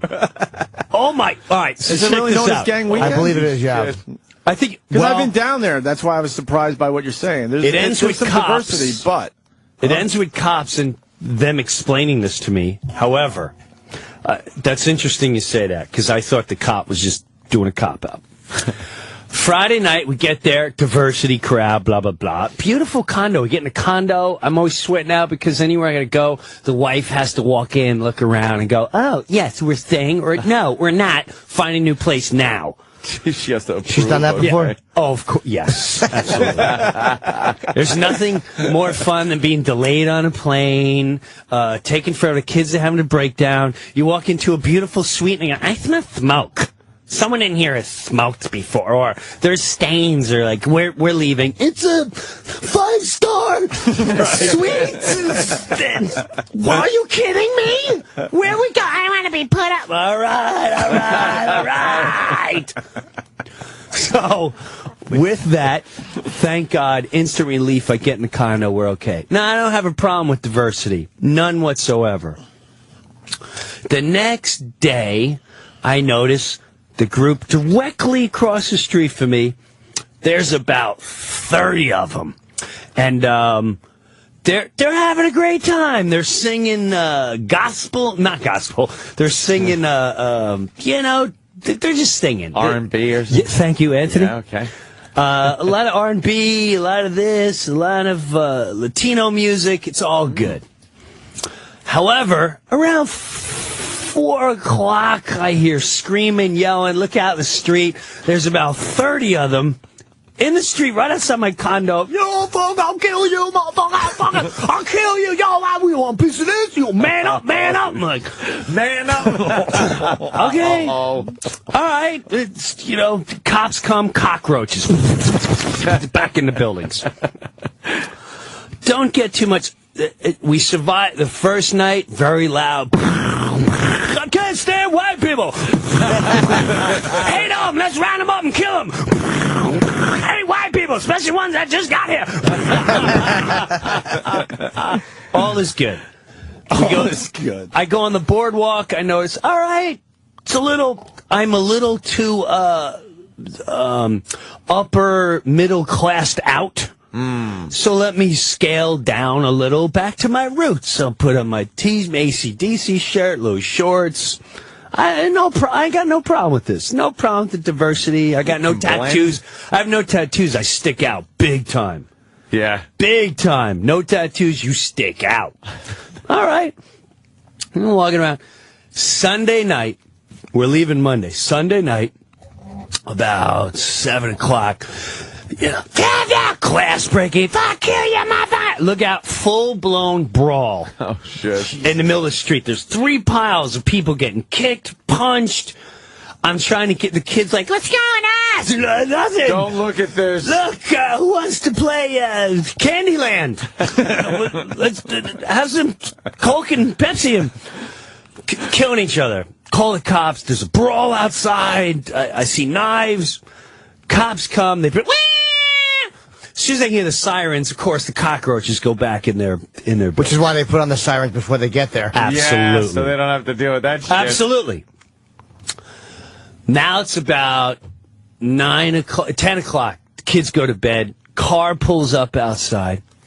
Now that I think about it, I'm really stupid for doing this, but my wife, hilarious. She's like, ooh, someone's having a barbecue. I went, hun, that's not barbecue, that's pot. And the pot is just streaming in our condo. And I look out, and they're all outside, with the big cigar. I hate white people. Car pulls up, blasting. Shaking the whole house. Like a dope, I don't even think. I go, they're turning that down. So I go, oh no, this is how people die. Shit, what's wrong with you? This is how people die. I go outside, I go walking up, and they're all right in the middle of smoking the pot and all that. And I said, listen, oh, Listen, listen, my kids are right there. The one guy's looking at me, goes, I'm parking. I said, I understand you're parking, but you don't need the music that loud. I got kids. You go down the street and play that. I got no problem with that if you go down the street and play it. The one Latino kid, he's had no shirt on since we got there. And he's the main culprit for starting all the fights. He goes, no, I feel him. I feel him. I feel him. He reaches in, turns it down. I said, all right, we got a connection. We're okay. He feels me. I'm cool. I wasn't a dick. I just came out like, listen, man, can you turn it down? I go back up. 3 minutes later, ping, pang, look out, full-blown street brawl. Again, the kid with no shirt has a guy in the street, and he's smashing his head on the ground. He was feeling him, too. The other guy's kicking his legs, and then as I look up, the chicks are now fighting. All these Latino chicks pulling hair, screaming, fighting. There's a whole group of black kids coming out, and I'm like, this is the sickest thing I've ever seen in my life. This is stuff you see on, like, police videos, and you go, this would never happen in the northeast of America. This is obviously... Again, I call the cops. I'm like, guys, the fights, they're killing each other. Meanwhile, this must go on, because every white person in the neighborhood, and there's only like 6 of us, they all hang out on their patios in the pitch dark, just watching. Yeah. Like behind towel, they put the towels over the railings and it just... They're peeking through. Yeah, and they're all just watching, and again, cops, turn on, scatter like cockroaches. Midnight, same thing. Fight, killing each other, blah, blah, blah. Shit. They're beating each other against my condo, and I hear like... I call the cops. I said, don't turn on the sirens. They're trying to break in the condo. That gets them to come. They come. This is how stupid the cops are, or how much they don't care in Wildwood. Cops come, and they pull up to the house. I give them the address and everything. This is where they are. They keep going up there 3 times, and the animal, no shirt is in there. Cop gets out. They all come out, and they start talking to the cop. We're watching, like, they're going to get it now. Those little gangbangers are going to get it. They start pointing down the street. All the cops get in their cars, and they head up the street. Oh, they told them, yeah, they went totally that diverted away. them. They went that away. Like, you can't even make that up. So they all take off except for one. The one guy's parked below me, and my wife's like, don't say no. I said, no, I'm going to tell these guys. My brothers are cops. I'm going to tell them. They're all in that house. I go, hey, shh, hey, shh. He looks up at me. I said, listen, they're all in they're all in there right now. He goes, no, it's another house up the street. I said, no, I've been here for 2 nights. It's that house. They get in fights. They wait for people to walk by. They start the fights with them. And the main guy is looking at me right now. He's got no shirt on. He's up on the top, and he's right there. But the guy saw you point at him? Oh, yeah. Oh, he goes, are they black or white? I said, everything. Black, white, Latino, mostly Latino. He goes, okay. He gets in his car and he leaves. I swear to God. All right, you know what? Let me just get out of this place. We're done. It's Monday morning. It's Memorial Day, so we're leaving. Life is good. No worries. I'm packing up the house. They're all outside. We're hanging out. No big deal. I have my car in the front. I packed it. I have my in-laws who, to give you a little bit of my in-laws, I mean, they are as white as you can be. And as they've never seen any type of crime whatsoever, except for on cops. Matter of fact, there's a joke in our house called, "Where's the gun, Jin?" Because they live almost near Pennsylvania. And one night, someone was banging on their door at 3 in the morning. Dun, dun, dun, dun, dun, dun, dun. And my father-in-law is going, hey, who is it? And they couldn't understand. We're calling the cops. Dun, dun, dun, dun. Open the door. And he said, get the gun, Jin, knowing he has no gun, but as a last resort. And my mother-in-law goes, what gun, Herb? We don't have guns.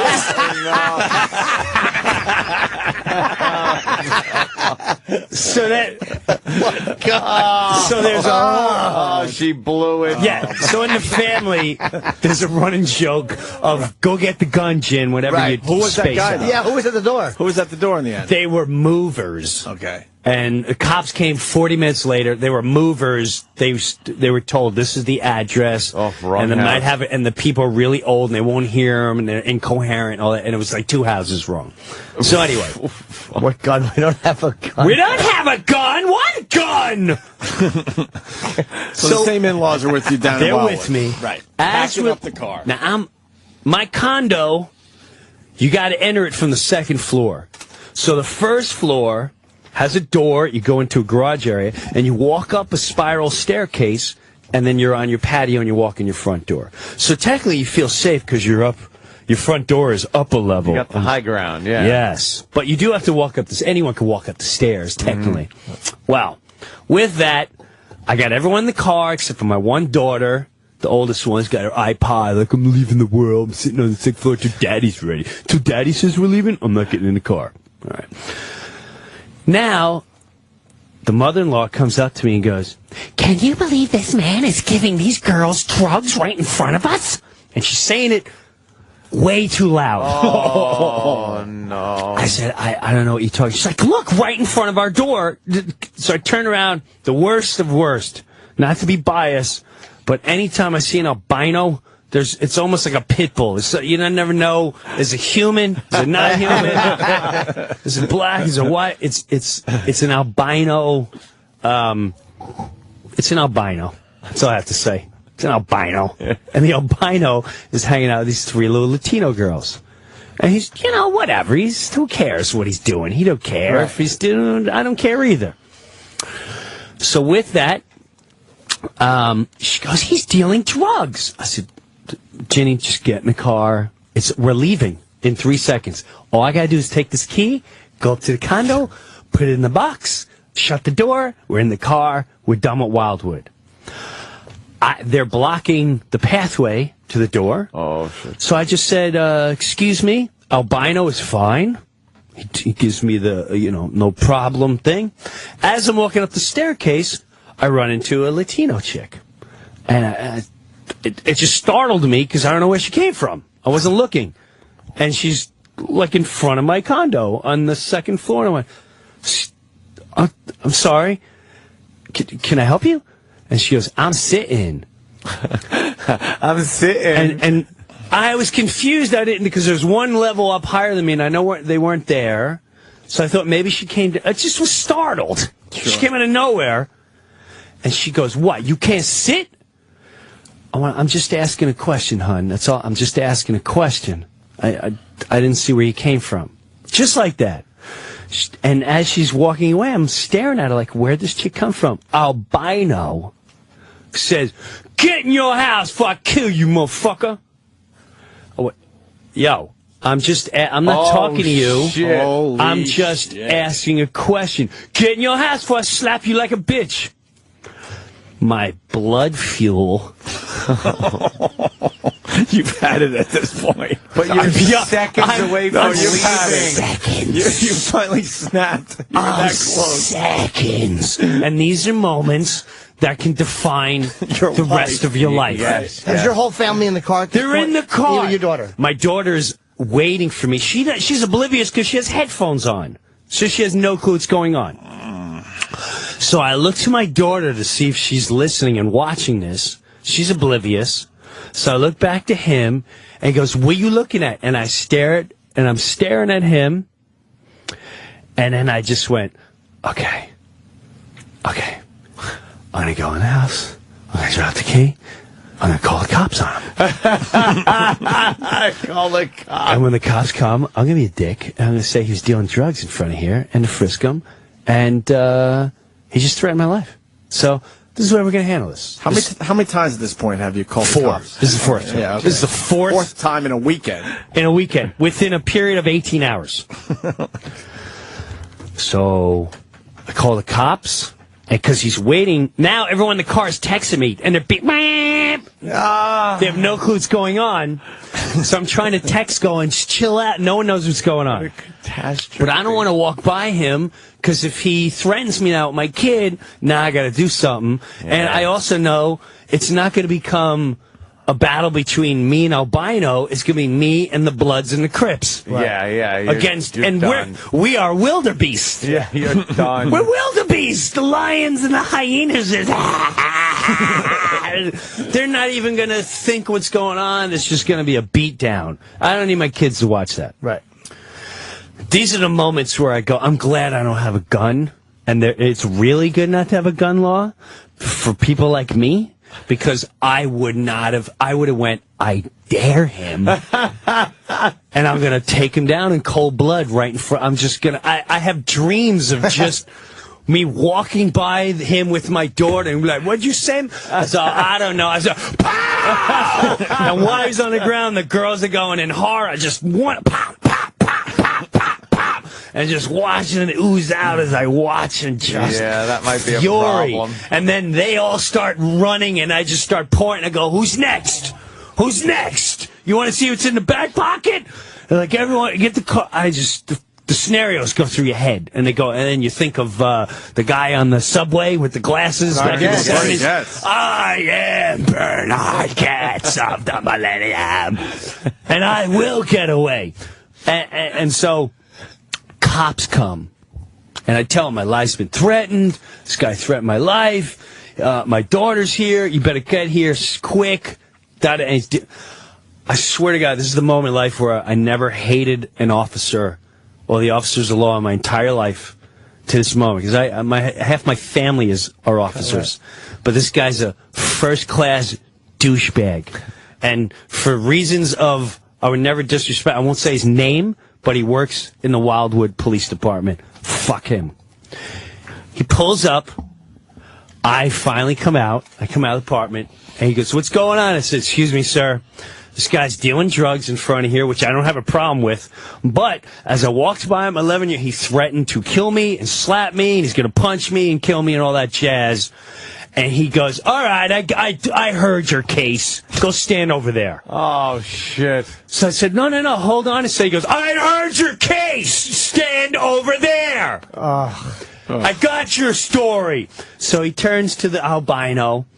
And while he's doing this, my wife gets out of the car and she's like, what is going on? Finally realizing something is amiss. She's like, what's going on? What, ma'am, get back in the car. Why are you yelling at my husband? Ma'am, get in the car now. Or I'm going to pull the two of you aside and we're going to have a problem with the two of you. And I want to forget the albino. I want to kill the cops. I want to kill him. I want to beat him down like a little bitch that he is. So he turns to the albino.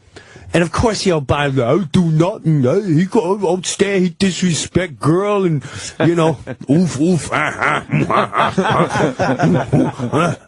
So the cop goes, well, you know, it's private property, and you can't be hanging out on the staircase, and, you know, all right, sir, come over here. I come over there like a rotten child, I feel like. A rotten little snitchy child. I come over, and he goes, here's your situation. You can, which I suggest you take an apology from this man, or you can come downtown and fill out papers for a couple hours.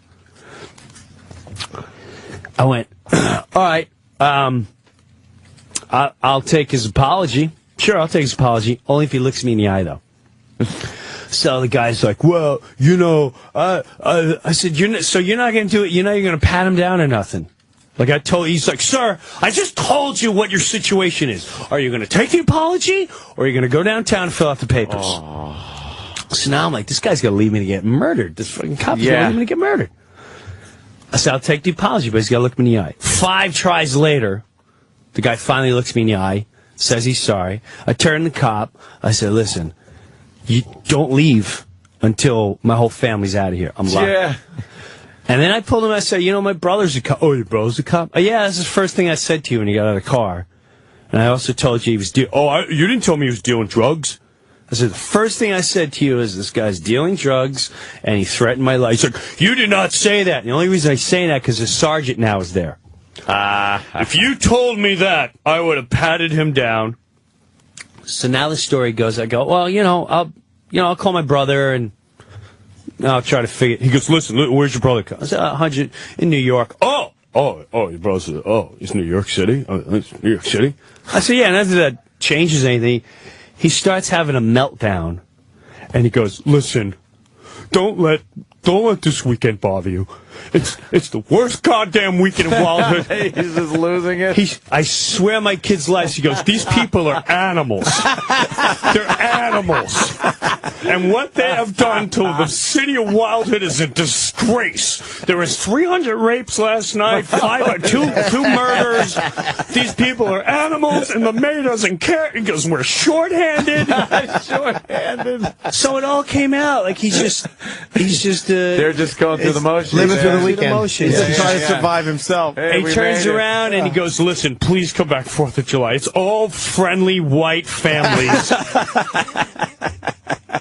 I said, yeah, I'm making my appointment now. Can't wait to come back to Wildwood, New Jersey. But did they wait while you left? They waited till I left. Oh, that's good. Fuck that. So at the end, Wildwood. Now, here's the funny thing, because my wife's, I'll say she's half born again now. She was full born again. Now she's half born again. And she's the whole weekend. She's like, I don't know why God put that in our lap. She's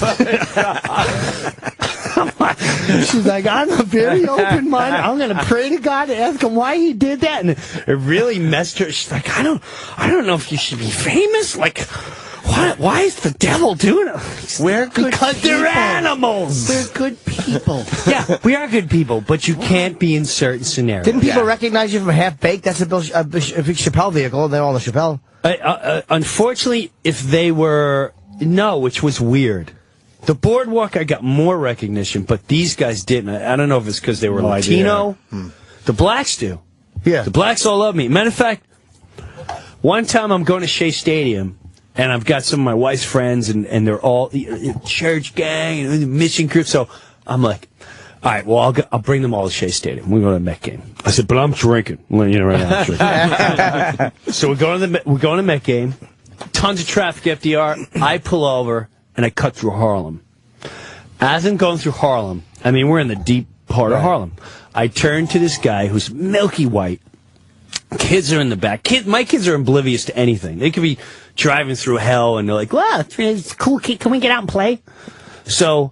The guy looks nervous, and I go, listen, I know this sounds crazy to you, but if anything ever went down, this is where I would feel probably the safest in my life is perhaps right here in Harlem amongst these people, because they know me, they trust me, and I trust them. He's like, really? I didn't even finish the sentence. I swear to God, I hear a tap on my window, and I jumped 5 feet, and the guy's like, oh, shit, let me get a picture. That's the nigga in Half Baked. That's the silly nigga in Half Baked. Do that shit when you order the food. You know, he says, see what I'm talking about? So, unfortunately, no. I think if they were black, it would have been safer, and I would have been fine.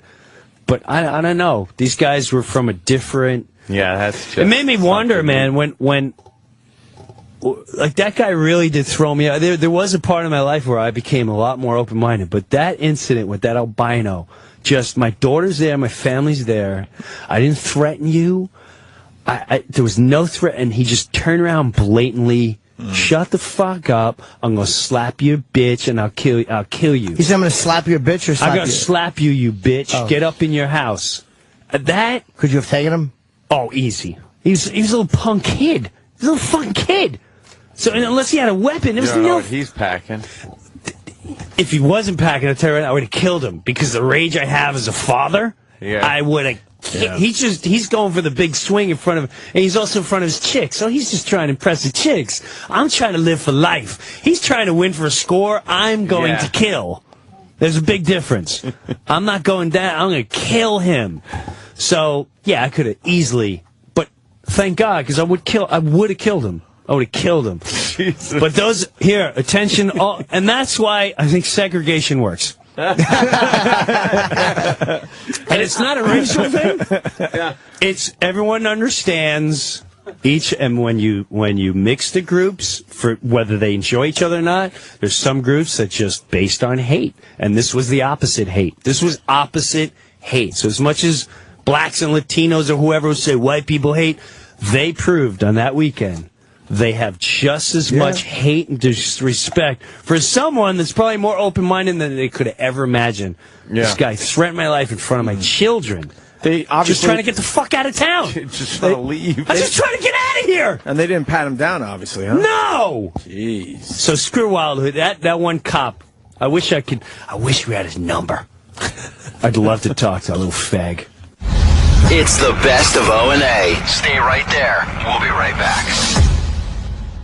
Hi, I'm Maria Bartiromo. Join me for a very special Success in Business Town Hall to launch SiriusXM's business radio powered by the Morton School. I'm joined by Neil Blumenthal, CEO of Warby Parker, William Lauder from the Estee Lauder Companies, Pauline Brown, Chairman of LVMH North America, and Carl Ulrich, Vice Dean of Innovation at Morton. There's a lot of venture capital, a lot of entrepreneurial interest happening today. The SiriusXM Success in Business Town Hall throughout the week on business radio powered by the Morton School, SiriusXM 111, or listen on the SiriusXM app. If you're in the market for a fantastic franchising opportunity, one that is redefining the earnings potential of one of the longest-standing business models out there, Retro Fitness gyms are great investment opportunities. Do I need to work inside my gym? I already have a job, and I'm really looking for an investment opportunity. Retro Fitness is a manager-driven model. They'll train your full-time manager to run your club, and they provide all the proven systems and tools designed to keep you in the driver's seat. I'm looking for something turnkey. From real estate site search, construction, and project management to club operations, training, and marketing, Retro Fitness has been value engineered to help you jump from startup to profitability as quickly as possible. I'm looking for something that's hot right now. There's a huge demand for high-value, low-cost gym memberships, and Retro Fitness has over 100 gyms open already. With a proven brand like Retro Fitness, you're poised to meet the burgeoning demand immediately.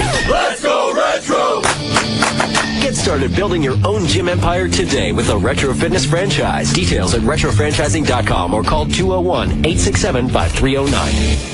All loans subject to on-deck score approval must be in business at least 1 year to apply. Are you a small business owner who needs working capital? At On Deck, we can help. We focus on your business operations and cash flow, not just your personal credit score. And we're ready to help with loans of up to $250,000. True business loans, not a credit card advance. On Deck provides financing to hundreds of different types of businesses like restaurants, auto body shops, healthcare, and service providers. So if you've been frustrated by the paperwork and long decision times of traditional lenders, see why so many small business owners are turning to On Deck for the funding they need. Call now and speak with an On Deck funding specialist. Our simple application process takes just minutes and funding could be available in just one business day. On Deck has an A+ Better Business Bureau rating and is backed by Google Ventures. We've provided over $1 billion nationwide to businesses like yours, so visit us at ondeck.com or call us now at 800-325-6396. That's 800-325-6396. 800-325-6396. Thursday, July 17th on USA Network. When you need medical attention. She needs to go to a hospital immediately. Without the attention. Please, this is an emergency. 20 grand, cash. Call Will P. Rush, at your service. Not a shrink, not a lawyer, not a priest. We don't scream, we don't discriminate, we don't judge. Treat people who pay. You are still human. You know that, right? It is so cute that you think that. Rush, a new original drama series. Premieres Thursday, July 17th, 9, 8 Central. Only on USA Network. The joint supplements of today are sadly incomplete because they don't give you the joint relief you need. Until now. Introducing the complimentary 2-week sample of Instaflex, our most powerful joint formula ever. It's the #1 selling joint supplement at GNC. Claim your sample today. 1-800-451-6580. Great for your knees, hands, even your hips. Instaflex is available at GNC, Walgreens, and CVS, where you can only get your complimentary sample by calling 1-800-451-6580. 1-800-451-6580. These statements have not been evaluated by the FDA. This product is not intended to diagnose, treat, cure, or prevent any disease. Disruptive may be just another overused buzzword, but disruptions in business like network downtime, data loss, social media abuse, and limited bandwidth are downright disruptive.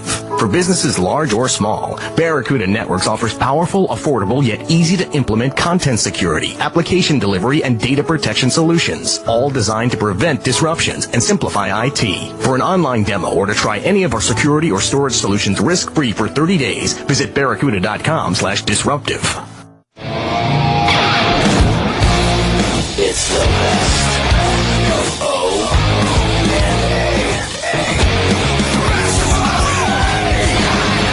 Well, here's Louis C.K. on Father's Day, which obviously was yesterday. A few days ago, I was leaving a restaurant with my youngest daughter, and I was holding her hand, and I was texting with this hand. Yeah, I'm that guy. A woman walked by and she gave me a dirty look like, you should pay more attention to your kid. Okay, guilty. But I have something to say to that woman. This is why I'm able to spend time with my kids when I should be at work. It was noon on a Thursday, okay? I had a crazy amount of work to do. But my kid graduated from preschool that day, and I wanted to take her to lunch. And it was a great lunch. We sat at the same side of the table the way she likes. We shared a chicken cutlet. I ate some of her chicken cutlet. We looked at her drawings. She told me many stories about the chinchilla in the classroom. And so now I'm texting and you walk by, bad father. What do you know? Okay, I'm being defensive. I'm sorry. I shouldn't have been texting. You know, when my kids were younger, I used to avoid them. I used to sit on the toilet till my legs fell asleep. You want to know why your father spends so long in the toilet? Because he's not sure he wants to be a father. I felt like being a dad was taking away everything I wanted to be. And I was right. But so what? What's so great about our lives? What the hell is an adult without kids? What's the point? So I got off the toilet. I flushed down my personal dreams. And I decided, I'm going to be a dad. I'm not going to be mom's assistant. That's depressing. Don't do that if you're a dad. Just wait for her to write you a list, walk around the store staring at it, and call her from the cereal aisle to make sure you got the right thing. Be a man. Make your own list. Do we need any avocados? Fathers have skills that they never use at home. You run a landscaping business and you can't dress and feed a 4-year-old. Take it on. Spend time with your kids and have your own ideas about what they need. Get into it. It won't take away your manhood. It'll give it to you. I did that. I spent more time with my kids. I took it on. I found out that I'm a pretty bad father. I make a lot of mistakes. I don't know what I'm doing. But my kids love me.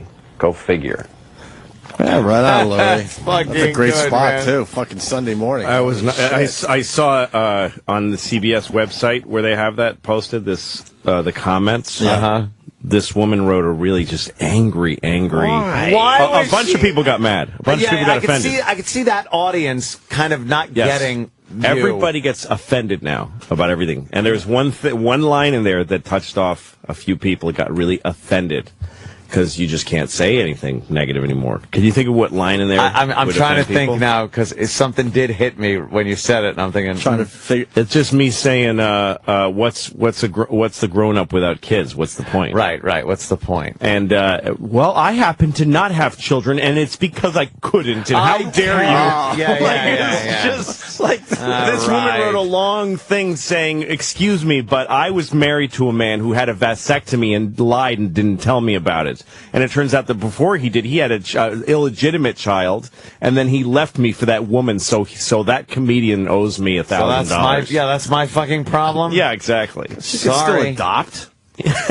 Right? Exactly. If she really wants to be Yeah, exactly. Fuck you. What's wrong just with because it didn't adopting? come out of your smelly cunt. Your dumpster womb. Just a lot of people adopt, you miserable old lady. That cobweb-haunted mansion womb of yours. Ant doesn't want to have the kids, so he wasn't offended by that line, right? No, it just has no desire. I just think I'm too selfish with my time and stuff it's like the that. choice you make. I'm who cares? terrible. That's the point of view at the moment that I said it. Yeah. It's like people think that everything you say has to be very well measured and has to represent everybody's point of view. Yeah. And like, how dare you state that a childless person is worthless? I just fucking said it in the who gives a shit? And by the way, that's like you. That's you, right? Yeah, that's what I thought at the time, at the moment. And who cares? It's like, well, yeah. And everyone knows Louis a great father. Too bad I can't do it, Charles Osgood. Jordan obviously watches Sunday Morning. I would love to hear Charles Osgood say, up next, comedian Louis C.K. talks about Father's Day and calls his daughter a cunt. Oh, God. And later, death of the American theater. Yeah. I hate those creepy sun pictures they put on. Like the old sun with the face and shit. It's like nightmarish. I watch Sunday Morning. I get the heebie-jeebies from things like that. It's an easy watch in the morning. Yeah. On Sundays. No stress. Nah. Some woman that collects teapots. Yeah. And they're going through her house. The story before me was Bill Gates and his father and how they're such good pals. Oh, really? Fantastic. It's easy to watch. Yeah, it must be easy to be pals with smiling. a They're all smiling. billionaire. Yeah, exactly. The father's like, hey, my son, he's not a complete fuck-up. He's made billions of dollars. Trillions. I'm sure they get along great. Yeah, no kidding. I don't know why rich people ever fight. Why would you fight? Why would you fight? Isn't like money the thing that everyone fights over? Yeah, it makes all the difference if you're rich. It's like money doesn't buy happiness. Yeah, but it sure pays for a lot of badness. I just always imagine the rich people fight in families fighting. It's like, fuck you. Oh, well, let's go buy a castle and You'll fix it up. Eat some gold. And then everybody's okay again. How was Father's Day, Lou? Your daughters do anything special for you? They're not really at that age yet. No, well, they're 8 and 5. They should be at that age. They should be doing something for you. Yeah, nothing. Or makes you all warm inside. Nothing? I got fucked. Nothing. Oh. I had my first Father's Day yesterday. That's great, man. And I didn't realize it turns into like a second birthday for you. Yeah, it's great. It's awesome. I was getting cards from all second birthday. It is though. I was getting lottery tickets. I was getting cash. I got gifts. I got cards from people. I'm like, why are you giving me a Father's Day card? Great. That's so, but people came out of the woodwork. Like, I don't know why people members. I don't know why people outside of your family do it. I don't know why. It was everyone that was a father. I told my kids when I was yelling at them for forgetting it that Father's and Mother's Day is because we take care of them. Right. So that's why we get a little more than just our birthday. Yeah, it's because we take care of them. But and I think your wife should give you something for Father's Day. Great, because you're appreciating each other. Sure. Your roles in the household, but other people outside the house, why are they then giving her shit? grandparents gave me something. Wow. My wife's mom gave me something. Well, that's your first one. You won't get one next year. Probably next year not. I think they want to make it a little special, which was awesome. Next year, nothing. And life's weird because the last 5 Father's Day days were like the worst day of the year for me. Because you're dead. My pop's gone. So it went from like, I just want to let this day. Well, it's an interesting thing about how life, the cycle of life. Yes, sir. And then all of a sudden it's a cool day again. Yep. That's fucked up. I got in right under the wire, too, because him being a new dad, I was like, fuck, like 8:30 at night. I'm like, hey, happy Father's Day, Opie. Hope it was good. It was definitely... I was like, whoosh, under the wire. I was mad at my kids for forgetting, and then I thought, should I call my dad? And I thought, fuck that, I'm not calling him. I didn't call him. I was just surprised you thought of me outside the show. I was like, wow, Jesus. Thanks, Ann. Well, because I was thinking it's like Father's Day, because then everybody was pretty much leaving the house, and it gave me time to think for a second. I'm like, oh, yeah, new fathers. There's a few of them. Like stupid Travis, with his beard and his kid, trying to hide that he's gay. What did he do? You really went the distance, didn't you? Had a kid and everything. Yeah, I'm all in. I had to, never mind. Well, what? now I have to. Now you have to. I had to leave my kid for the first time yesterday. I'm fucking. All of a sudden, I got teary-eyed. Yeah, I'll admit it. I got teary-eyed, and it was like you faggot. I know. In front of a house full of people down in Philly. Tough, there's some tough people in that house. You mean you're going to be away from the kid for a while? For a couple days, because she's visiting family down there. I have to. Philly, did they throw beer on you and fucking batteries? Right, throwing batteries as I'm trying to leave the house. Philly, I'm like, and I go, oh, this is what this is about. Like it finally hit me. Like, oh, fuck, okay. Yeah, no, because you've been with this person their whole life, so 6 weeks. Yeah. It's their whole life. I'm at the point, because it's only 6 weeks, I'm convinced we're just babysitting. Yeah. I'm waiting for the parents to show up and like, oh, okay, that was nice, but I was babysitting for 6 weeks. Yeah, I'm only starting to realize, wait a minute, this is... No, so I remember when my ex-wife gave birth. She wasn't my ex-wife then, she was still my wife. But we were divorced before the baby was born. Right. All that happens.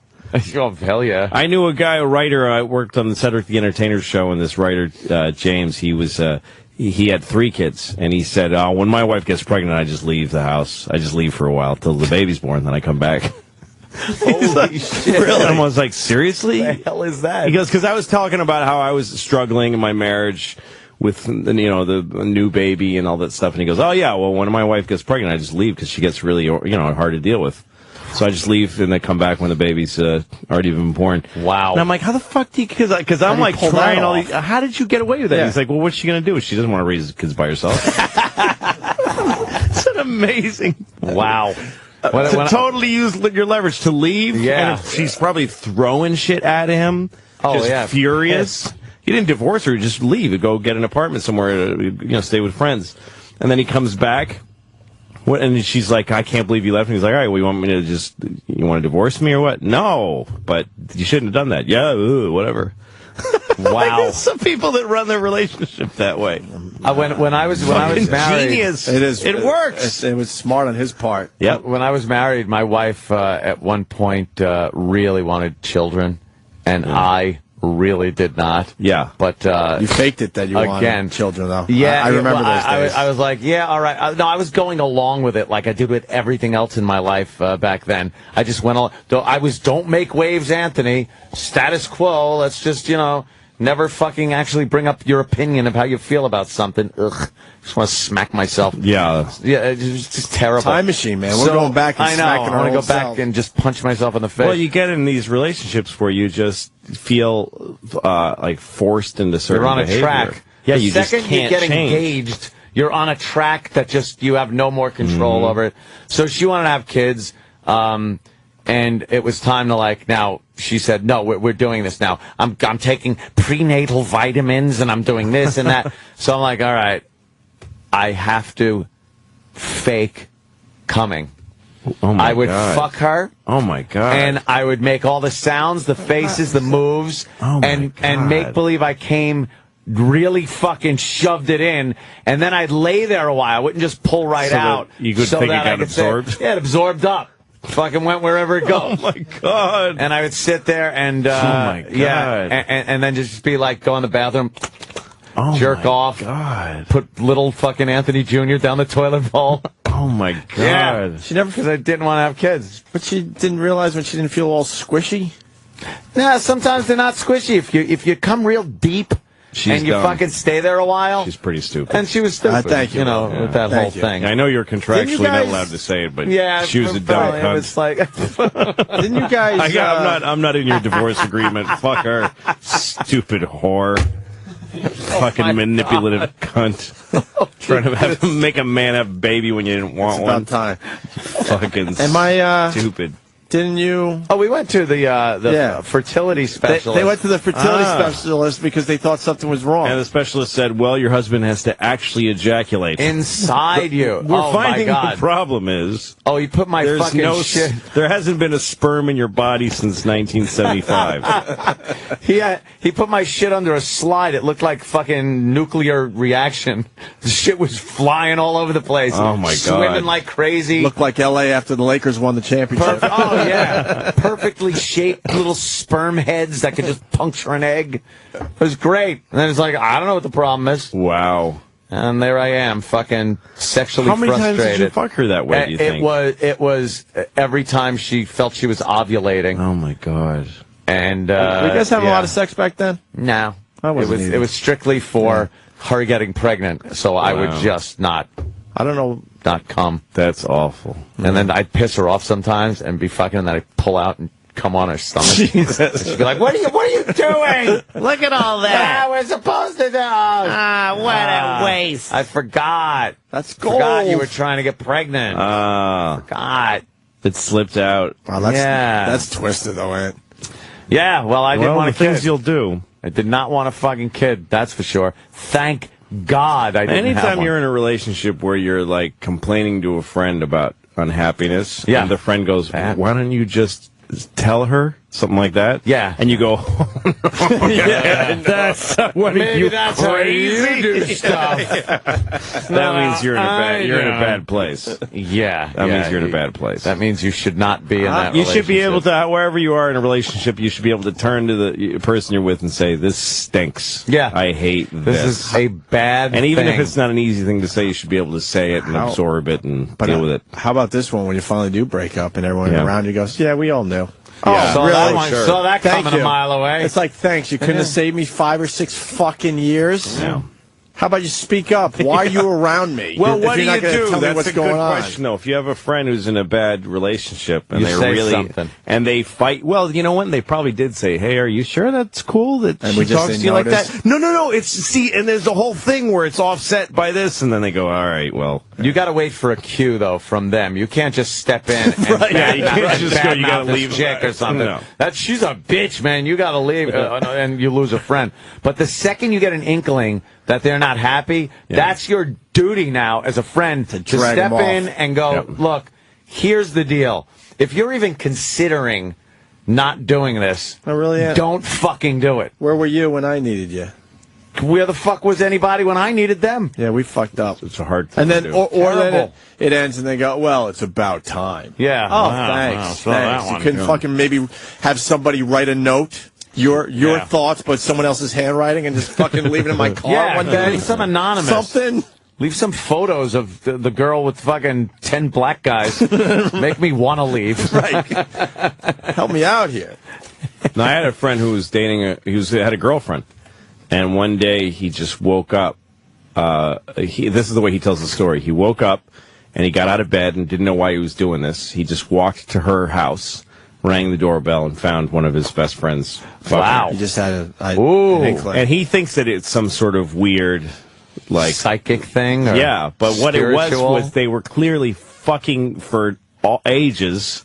And his body, like, grabbed him by the collar and said, "Idiot, just look at this. It's happening every day. It's happening. How dumb are you?" That you haven't noticed it. But he thinks it's like this one time they fucked and his Kreskin all of a sudden incredibly picked up on it. Damn.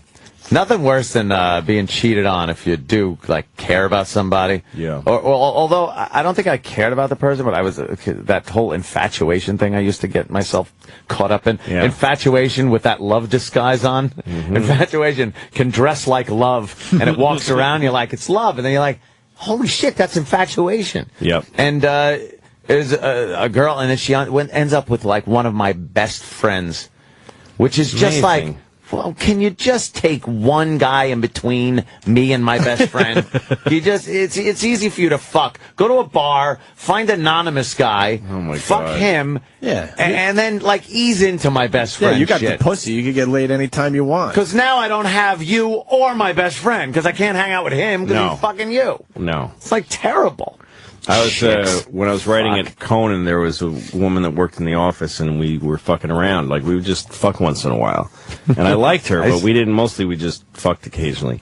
And one night, we went to dinner, and she said, "I don't want to do this anymore because I want a serious relationship, and I want to be with somebody, have a real companion." And I was like, wow. And I hadn't had a girlfriend in a long time. And I said, so you're saying you want to make the next step? And I was like, well, I like you. Yeah, we should be. Oh, no. And I said, yeah, let's be together. Okay. And I was kind of really excited. Wow, I kind of have a girlfriend now. And yeah, okay. And, and she was like, it's something weird about the way she was acting as I was saying all this. She was like, yeah, okay.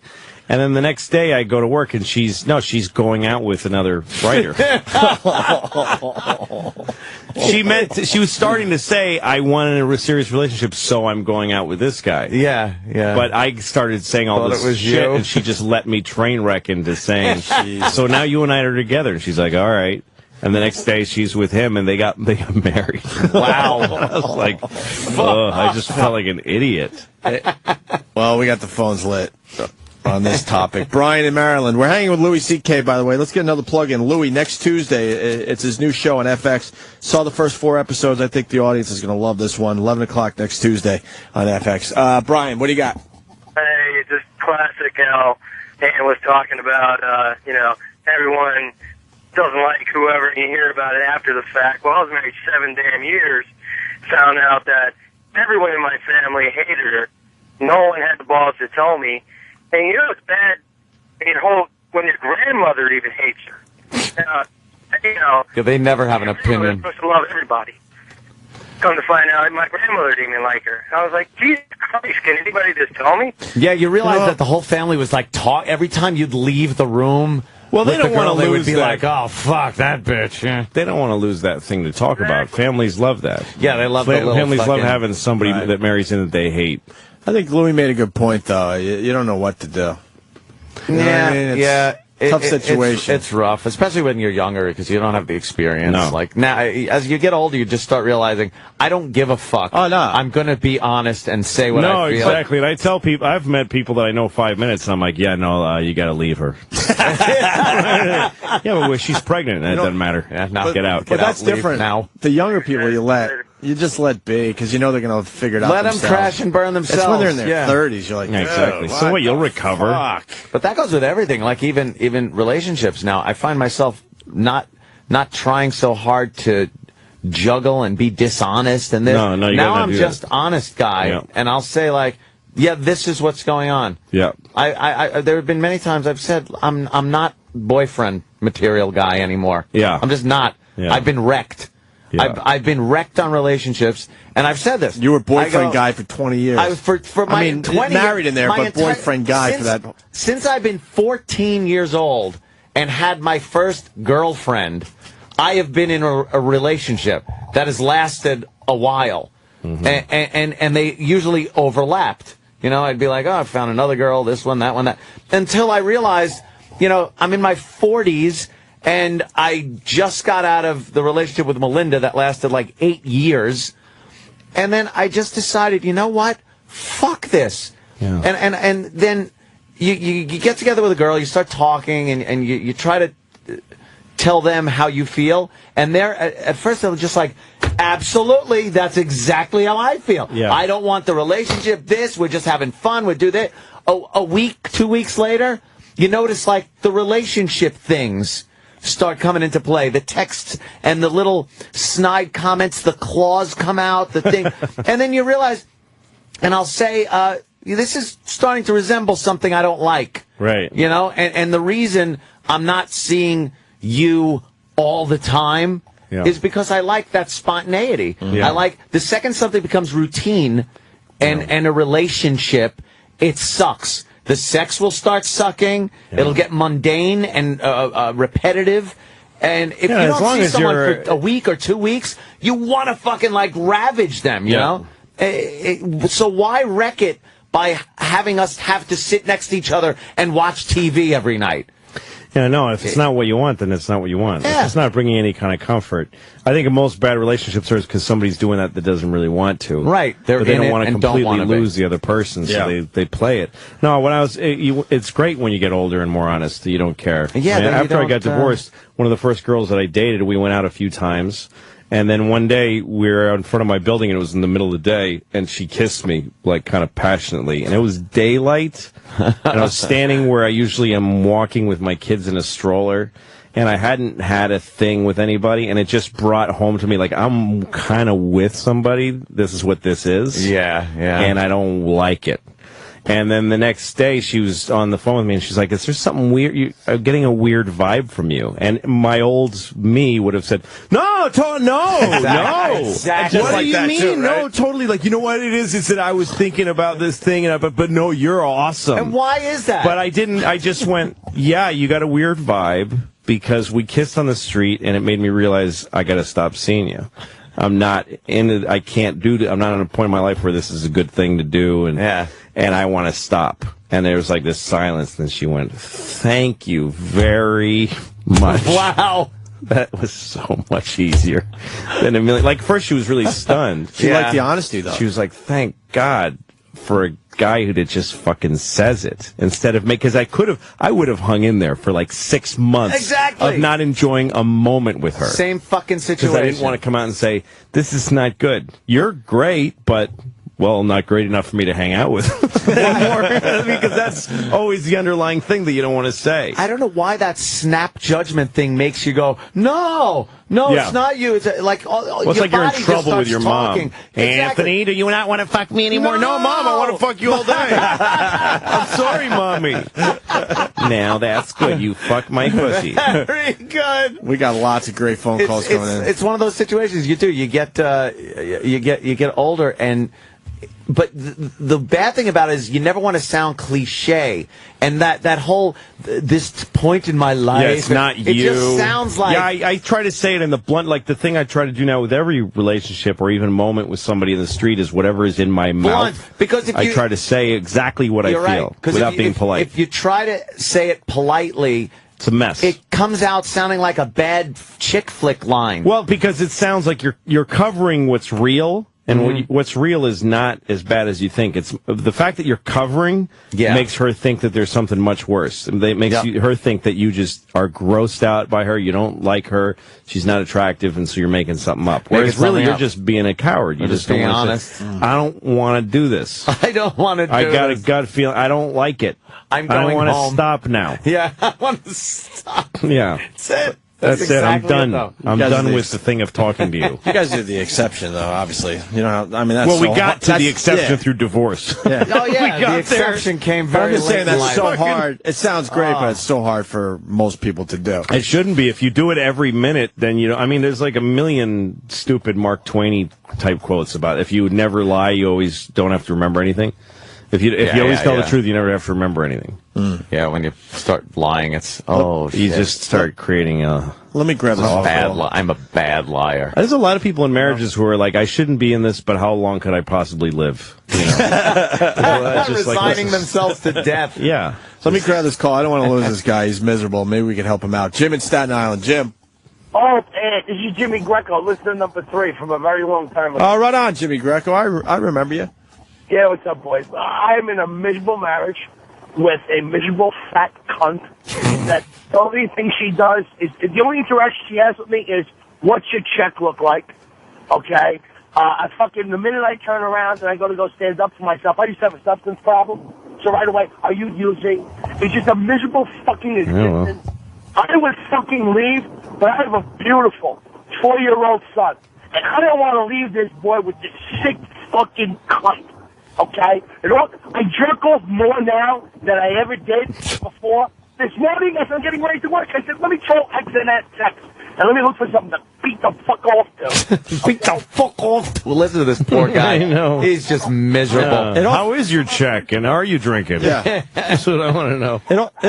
I haven't had a drink or a drug in fucking 109 days, and I said, now I know. Wow, 109 days. When you're saying I thought you were gonna fucking say 109 days, you better go to a meeting. Yeah, you need a meeting now. You're not going to make 115, sir. No.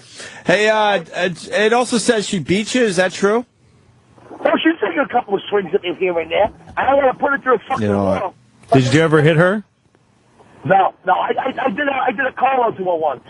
She fucking ran into the bathroom, and I fucking popped open the door, and then she sunk down to the ground, cowering, and I said, don't you ever fucking raise your fucking hands to me again, okay? Why? All right, listen. That's your. Miserable. That's your. Like a treat. And Jim, I bet his 4-year-old is having a ball. These people sound awesome. You wasn't home when this shit happened. Now, Jim, that's all right. Listen, I want to jump in. That's your side of the story, and I believe every word of it.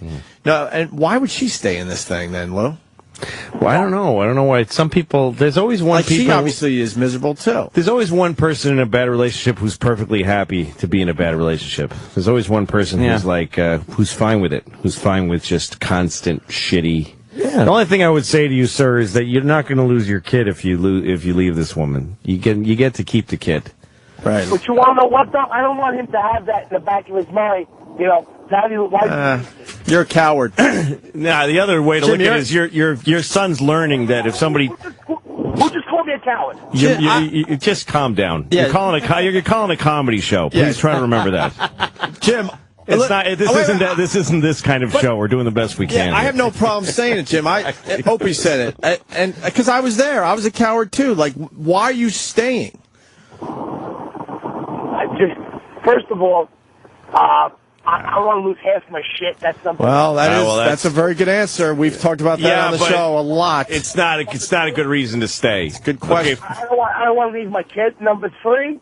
What the fuck do I do? The only person who's going to win is people procrastinate. People don't pay their bills on time. You're going to fucking go file for divorce. You know what a pain in the ass it is? No, it's a huge pain in the ass. Get a lawyer. Yeah, but here's the thing. To get it started. The two things. I don't want to lose my kid. I don't want to lose half my shit. I mean, they're both beatable. Because, first of all, you have this idea that your kid's going to grow up thinking my dad left us.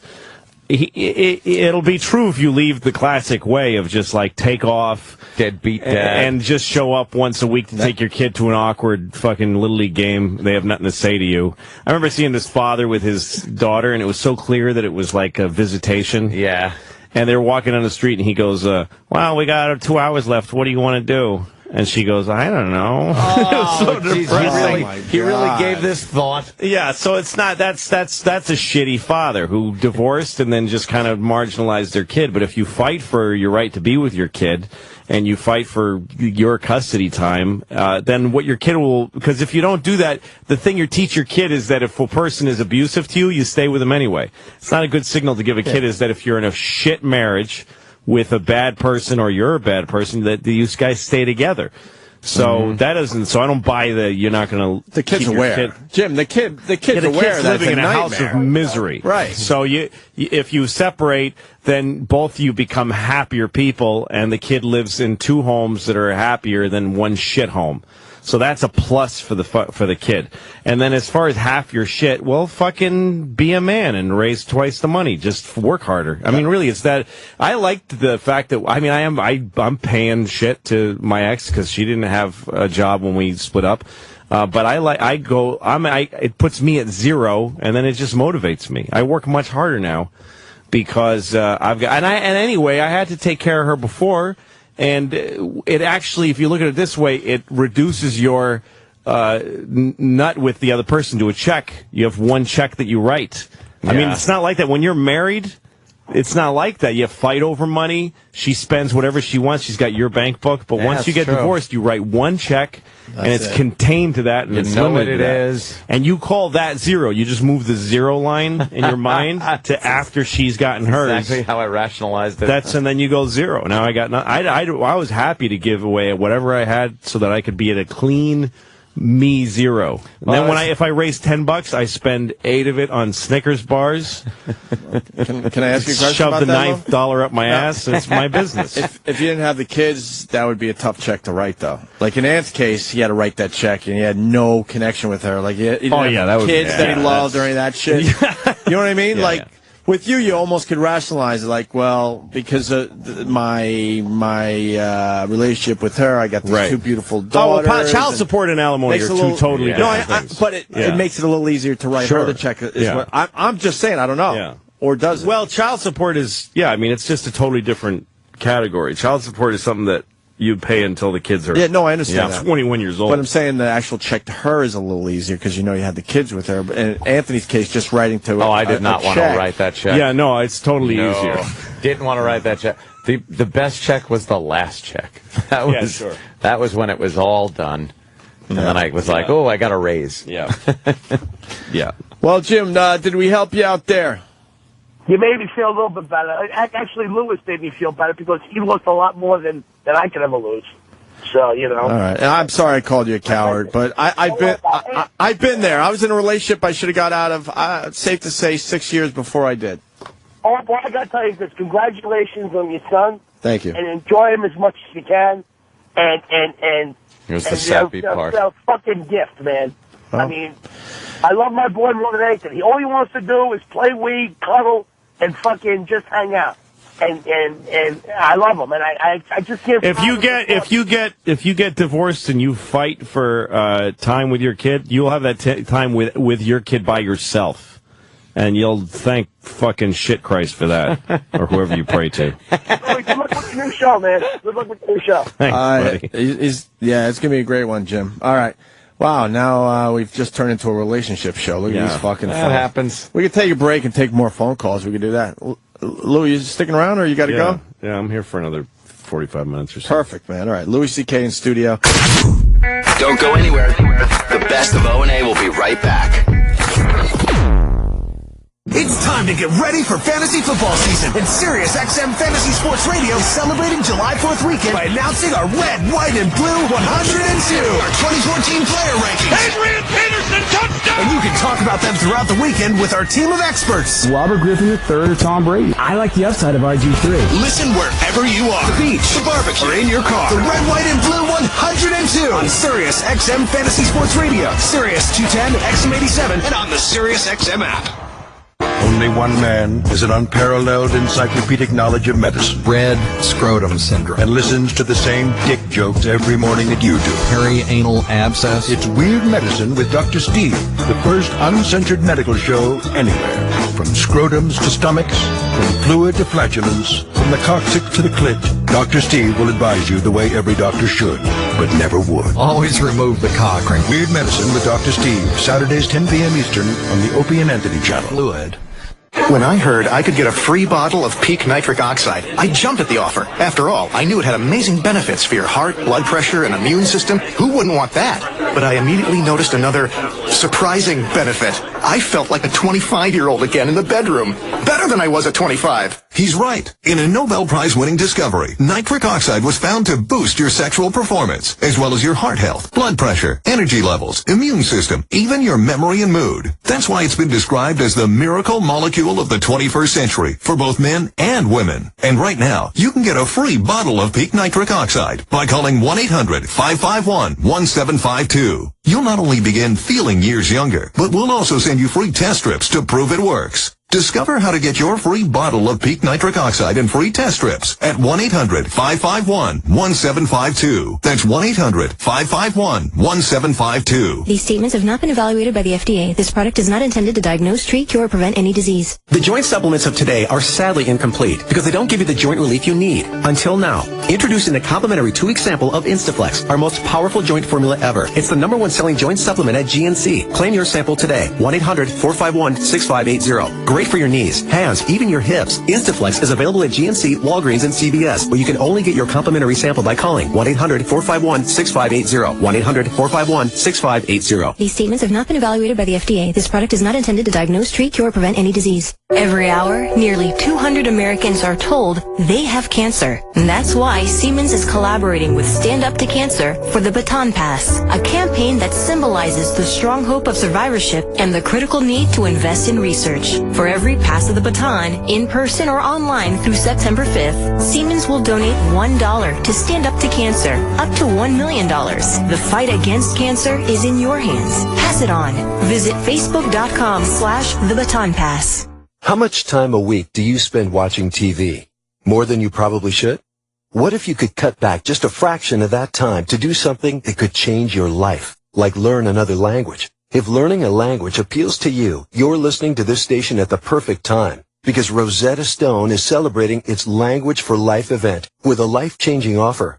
We're offering every caller an absolutely free demo. Yes, a free demo. To try your free demo now, you must call 1-800-996-1106. With Rosetta Stone, nothing stands in your way to learning a new language. No books, rote memorization, or boring drills. Quite simply, it's the fastest, easiest way to learn a new language, guaranteed.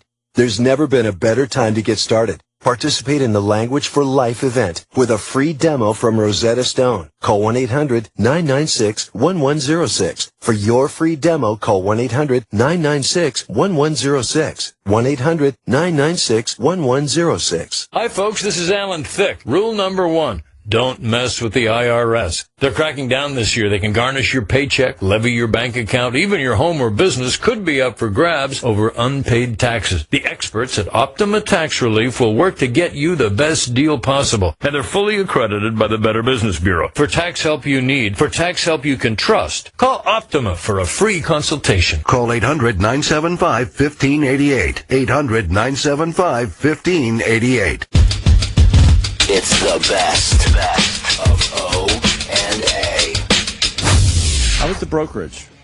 Brokerage was awesome. I was on Long Island. I was trying to get away from I had such the a good baby time thing. there. We're just not ready. I can't separate yet. No, sure. I got to be right in there for a little longer. Yeah, of course. I mean, but I was trying to get away. She was cool with it. She was like, go see Louie. She was jealous because she loves it.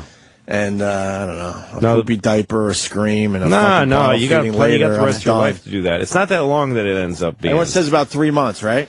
Is that about I don't know. I think where it gets easier. It starts to a little bit. They stop being a critical case.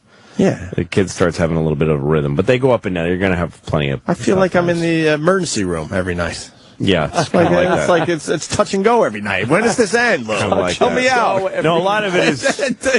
He knows. A lot of it is your perception too. Like I remember when we first had our baby, the doctor said if she cries and you just can't make her stop crying, call a doctor. Like if she's really totally out of control, can't stop crying. Yeah. So one night the baby was crying and crying.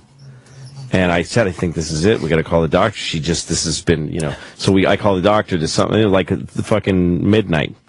And the doctor says, how long has she been crying? And we looked at each other. I'm like, 5 minutes. They were talking like an hour. But it felt after 5 minutes like this is totally a disaster. Not going to stop.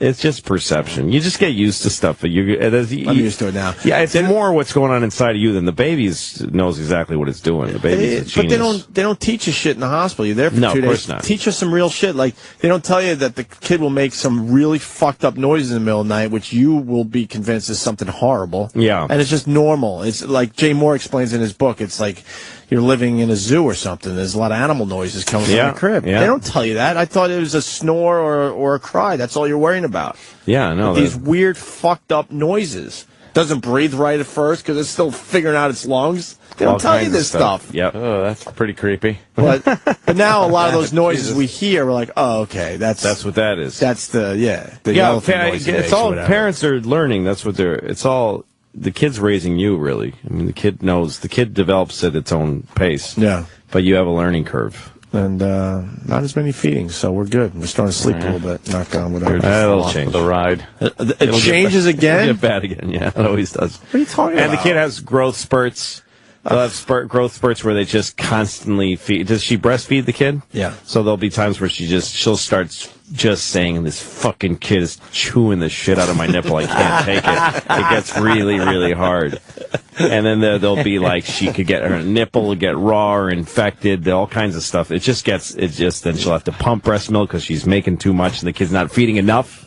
Holy If the kid's not eating enough and her her breasts get bloated, so she has to pump the breast milk out, and then you have these rotting little jars of breast milk around the house. We've been there. God, no, it's just so many things. Do you have a dog? No. No, we had our dog. When our dog got mad, like dogs will punish you. You know, like if you leave him at home too long, we'd come home. The dog would go through the baby's diapers and spread baby shit all over the house. Shit like that, and you come home, motherfucker, just screaming at the dog. And I could not imagine the that. Baby's crying. You know, it gets tough. It's endurance. Boy, I was looking for and then the teeth come in, and that fucking hurts. And then the teeth fall out. I get it. And then the new teeth come in. I get it. I actually brought this up hoping you were going to help me out today. No, you get used to it is what happens. You get immune to it, and then it's just it's what all you do. Good. Yeah, it becomes what you do. No, so far so good. I'm good. I'm loving it. So, but yeah, the brokerage is good club. Yeah, I was dying because I haven't seen you in a while. I'm like, fuck, and it was right there. I like those Long Island rooms. They're fun. Just don't like getting out there, right? The traffic, by the way, that's too local. We can move on. It's insane. I know. I hate that. To get to New York City to Long Island is just that's a little bottleneck of one road. Yeah. It takes all night. All right, let's go back to the phones. Jeff in Jersey, hanging with Louis C.K. today. That was a great setup, Jeff. Let's go. Hello. Hey. How are you?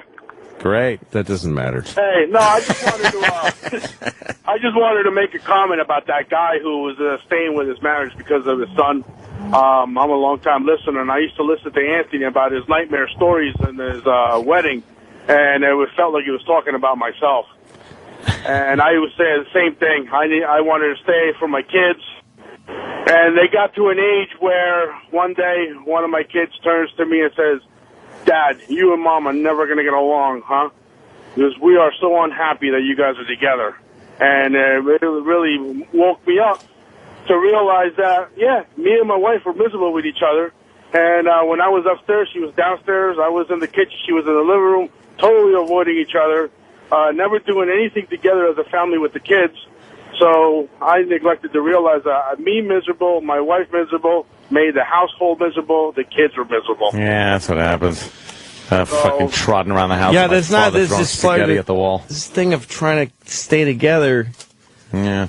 If it's not working, I mean, if you feel like when you have a fight you get somewhere, I think like that's the key. It's like, how do you know whether to stick in there? Yeah. I think if you feel like after you have a fight, you just made it an opportunity to open up, like you go, oh, okay, look, I get it, and you see a little more of the other, if you feel like you see the other person's point of view. But if you have a fight with your wife or husband, and you're now in the other room going, you fucking cunt, it's just nasty. And you just had to get away from each other because it got that bad, even that happens. But if that's chronic, then it's like, yeah, I don't think there's nothing wrong if you look at it from like a biological National Geographic, how lions mate and that kind of thing.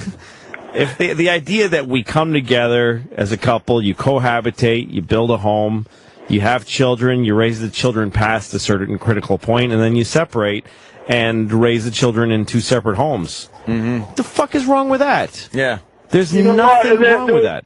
There was nothing wrong with that, and that's where I came to realize a long time, 10 years into a nightmare of a marriage, and I finally came to realize when my kid was finally old enough to say that to me, and I was like, you know what, they're right. And I started the proceedings, I filed for divorce, and you know what, now everybody's happy. When the kids are with me, they're happy, I'm happy, I get to enjoy them, appreciate them, make memories with them, and they do the same thing with the mother. I call up to say goodnight, to talk to them, see how the school was or whatever, and they tell me, yeah, we did this with mommy, we did that with mommy, and so I see a totally big, different change. Good for you, man.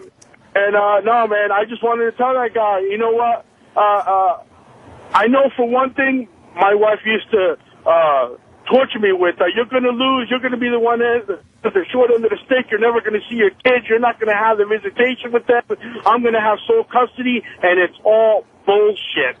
The court systems don't want it that way anymore. No, they don't. They don't. It's very, very hard. Oh, really? It's very hard to lose custody of your kids.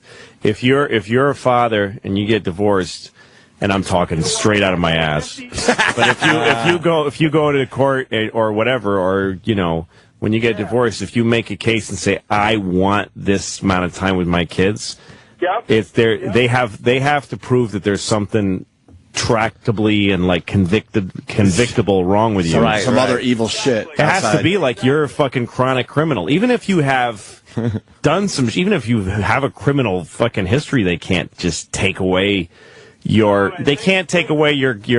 rights to custody of your kids because your wife is mad at you. The courts want it this way now. They give you 50% custody of your children because they don't want any deadbeat fathers out there. And as far as that you're going to lose all your money to all that, and that is all crap. You know what? They have a system now, and like when I was married, I was lucky if I was getting $100 a week out of my pay. You know what? I got divorced. I got a raise. I get half my paycheck now. Well, that's exactly the thing, and you get control of it. So, I mean, you unless there was something weird going on in your house, you're paying your wife half of everything anyway, or more, like you're saying. And any father that says, I got divorced and my wife took my kids away is a liar. He gave his kids up. It means he didn't put the fight up, and he also didn't step up and become you got to change your life. You have to change the way you're going to do your life. You have to you have to rearrange your life so that you can take care of your kids by yourself. Mm-hmm. But it is better for the kids, I think, than hanging in there. Thanks, Jeff. Hey, no problem. Thank you, guys. This is turning into a very special Opie and Anthony show. It's fucking very serious special. Shit. What else is going on out there in the world? These guys always sound like that. Huh? Yeah. I don't know what happened. Got this wife, she was a fucking cunt. Fat cunt wife. I love my kids. They all sound like that. They don't really sound like the most appealing people. The guys say my fat cunt wife, and I describe myself. I look like Brad Pitt. I went to Harvard. I'm a fucking catch over here. The greatest guy ever. Fat cunt. You should see me. I'm beautiful. But see, it's a special, I'm a genius. And it is a special case once again because he tells the story. He gets married on his wedding night. He looked at the ceiling and had tears in his eyes. He knew he made a mistake. A lot of people don't feel like they're making a mistake from day one. Maybe a couple years in, you start going, "Holy shit! What the fuck is this about?" No, I think most people do. They just you think most people realize? Yeah, a lot of people I think get married because they're trying to fix their relationship. A lot of people get married. A lot of people get married to make their girlfriend happy. They don't get married to begin. It's like what you're saying about you're waiting for somebody to come and the real parents to pick up the kid. I remember when we were at the hospital and my wife was in labor. The whole time I thought I realized that I was really thinking we're going to go through this. she's going to go through labor and go through this thing that we've been training for and reading books about. Yeah. And then she's going to have a kid, then we're going to go home and get a pizza. And I did not picture taking a kid home with us. Like, when we put the kid in the thing in the car, I was like, holy shit, this is it. This is our lives now. Oof. That's so, and I think it's like that for some people really get married because they're like, my girlfriend's pissed off. We'll have a wedding and then she'll feel better. And then you realize, oh my God, I'm fucking married now. Yeah. You had the wedding, and now you're married. I obviously take a lot of trips to Philly, and usually we get up and go. Let's pack your bag. I pack my bag. I'll call for the car, and we're out of here, right? Yep. That same little thing took about... It's a lot harder. At least 2 extra hours. Yeah, it's like doing the same thing you're used to doing, but completely numb your right arm and your left arm, and then attempt to do that. What you're used to doing. That's how I felt. You know what? It's great though. That part I liked, that your life gets that much harder because you just get more. You adapt and you get more competent. Like, I remember feeling like a Vietnam, like the guys in Nam who like have those big heavy rifles, packs on their back. Yeah, you got like a gun belt down the right side, and when you stand up, all this clanging armor, and you're walking with all this shit. And that's me at taking my kids to Coney Island. I take them to Coney Island in the summer a lot. And I've got all this shit. I've got each kid's bag. I've got my stuff. I've got all that fucking crap. And I'm like, let's move out. And then we start moving a few clicks down the beach. We get to a bad beach. All right, we need to move. I've got one crying, so I got to pick her up. The other one I got by the hand, and you just move and you become. It just sounds like so much. Well, if you attack it like I'm a guy, and you know what I mean. I've got muscles, and I can make this work. You're the Sarge. Yeah, and then it's positive if you look at it that way. It really is to me a point of like an attitude thing. If you really are like waiting for mom to give you a list of shit to do, and you're just sort of like, yes, dear, then it's depressing. But if you take it on like, here's what we're doing. And then you get good at that, getting the shit in the car. It gets satisfying. I'm amazed at how well I do shit now. Yeah. I always sucked at doing shit, but I could set up some shit. Yeah, you'll get packet plays and all that.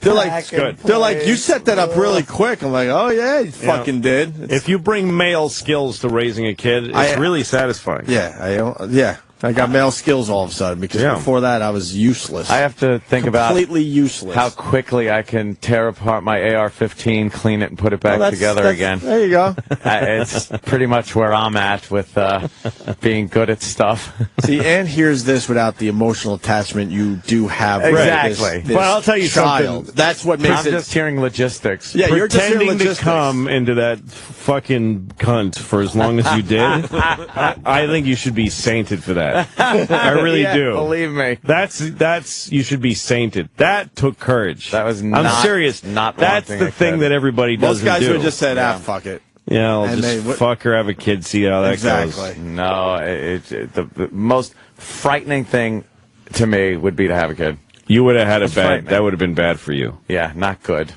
Not good. No. I like places like Atlantis and Vegas. And I like just going there. Yep. Drop of a hat. It's pretty great to be able to go there. That was one of the coolest things when I got divorced, was realizing I can just get on a plane and go to another city. I don't even have to tell anybody. I got a passport. That's weird. And an Amex. Yeah. That's it. You want. I don't need suitcase. I don't need clothes on my back. I'll buy shit when I get there. It's amazing. Yeah. Don't pack, just buy socks. That's it, yeah. Fuck it. Or packing in a hotel and just going, I'm going to leave half these clothes in this room. Yeah, who cares? Throw some stuff away. Just get out of here. It's the Opie and Anthony Show's Best of O&A. We'll be right back. Don't go anywhere. Every match of the World Cup is on Sirius XM. It's time for the knockout round where the mission is simple. Win or go home. Friday at noon Eastern, former World Cup winners battle for a place in the semifinals when France faces Germany. Then at 4, will host Brazil have their quest for a 6th title derailed by Colombia? For complete match listings, visit SiriusXM.com/World Cup. Your home for the World Cup is on Sirius XM, where every match matters. Are you putting your money into an IRA, pension, or 401k? Then I hope you're prepared to lose 30, 40, 50% or more of your retirement savings. Because it's not a question of if the market crashes again. It's a question of when. It's going to happen. Did you know there is a way you can protect and grow your wealth safely and predictably every single year? The people using this approach didn't lose a penny when the market crashed in 2000 or 2008, and they won't lose a penny in the next crash. In fact, their money will continue to grow safely year in and year out, even when stocks, real estate, and other investments tumble. A free report detailing this savings program is now available. This free report shows how you can get guaranteed growth, safety, and wealth-building power without risking your retirement in the Wall Street casino. This is the best way to have a 100% secure retirement. It far outperforms any IRA or 401k. To get this free report, visit bankonyourself.com. That's bankonyourself.com. Bankonyourself.com. So, how you like being a new dad? Wow, it's, amazing. Totally, but expensive. Get used to it. You got life insurance, right? Hey, we've only got so much money. What'd you pay for that coffee? I don't know, couple bucks. Listen, I'm 34, a year older than you, and I got $700,000 worth of term life insurance for under $1 a day. That's way less than what you just put out for that mocha latte. Seriously? How? Called SelectQuote. They comparison shop highly rated term life insurance companies for your best rates. Huh. What's the name of that company again? SelectQuote. Give your family the protection it needs at a price you can afford. Call 1-800-335-8100. That's 1-800-335-8100. 1-800-335-8100. Or go to SelectQuote.com. SelectQuote. We shop. You save. Get full details on the example policy at SelectQuote.com/commercials. Your price could vary depending on your health, issuing company, and other factors. Not available in all states. Thursday, July 17th on USA Network. When you need medical attention. She needs to go to a hospital immediately. Without the attention. Please, this is an emergency. 20 grand, cash. Call Will P. Rush, at your service. Not a shrink, not a lawyer, not a priest. We don't scream, we don't discriminate, we don't judge. Treat people who pay. You are still human. You know that, right? It is so cute that you think that. Rush, a new original drama series. Premieres Thursday, July 17th, 9/8 Central. Only on USA Network. Disruptive may be just another overused buzzword, but disruptions in business like network downtime, data loss, social media abuse, and limited bandwidth are downright disruptive. For businesses large or small, Barracuda Networks offers powerful, affordable, yet easy to implement content security, application delivery, and data protection solutions, all designed to prevent disruptions and simplify IT. For an online demo or to try any of our security or storage solutions risk-free for 30 days, visit barracuda.com/disruptive. Hi, I'm Dirk Leathers, President and COO of Warner Enterprises. Every day, more than 3 million professional drivers are on the road and away from their families, delivering goods and services across this great nation. As consumers, we are indebted to you for your commitment and dedication. So from Warner Enterprises, from your country, and from me, thank you. Thank you for your service, your safety, and for making our lives better. Please be safe in all your future journeys, and to learn more about us, go to drivewarner.com.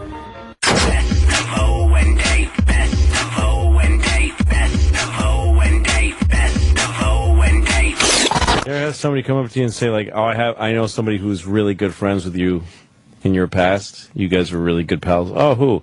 Mike Watson. No idea who you're talking about. He said you guys used to hang out all the time. Yeah, no. Mike Watson. I don't know even the name Mike sounds weird to me right now. And then you start feeling bad, like you don't want to get whoever it is, like, geez, maybe I had a really good friend. So I start going, oh yeah, Mike Watson. Oh yeah. That if I say the name rings a bell, it means I have no fucking clue. Because I'll say that. It's like, I don't remember, but the name rings a bell. No. It does it?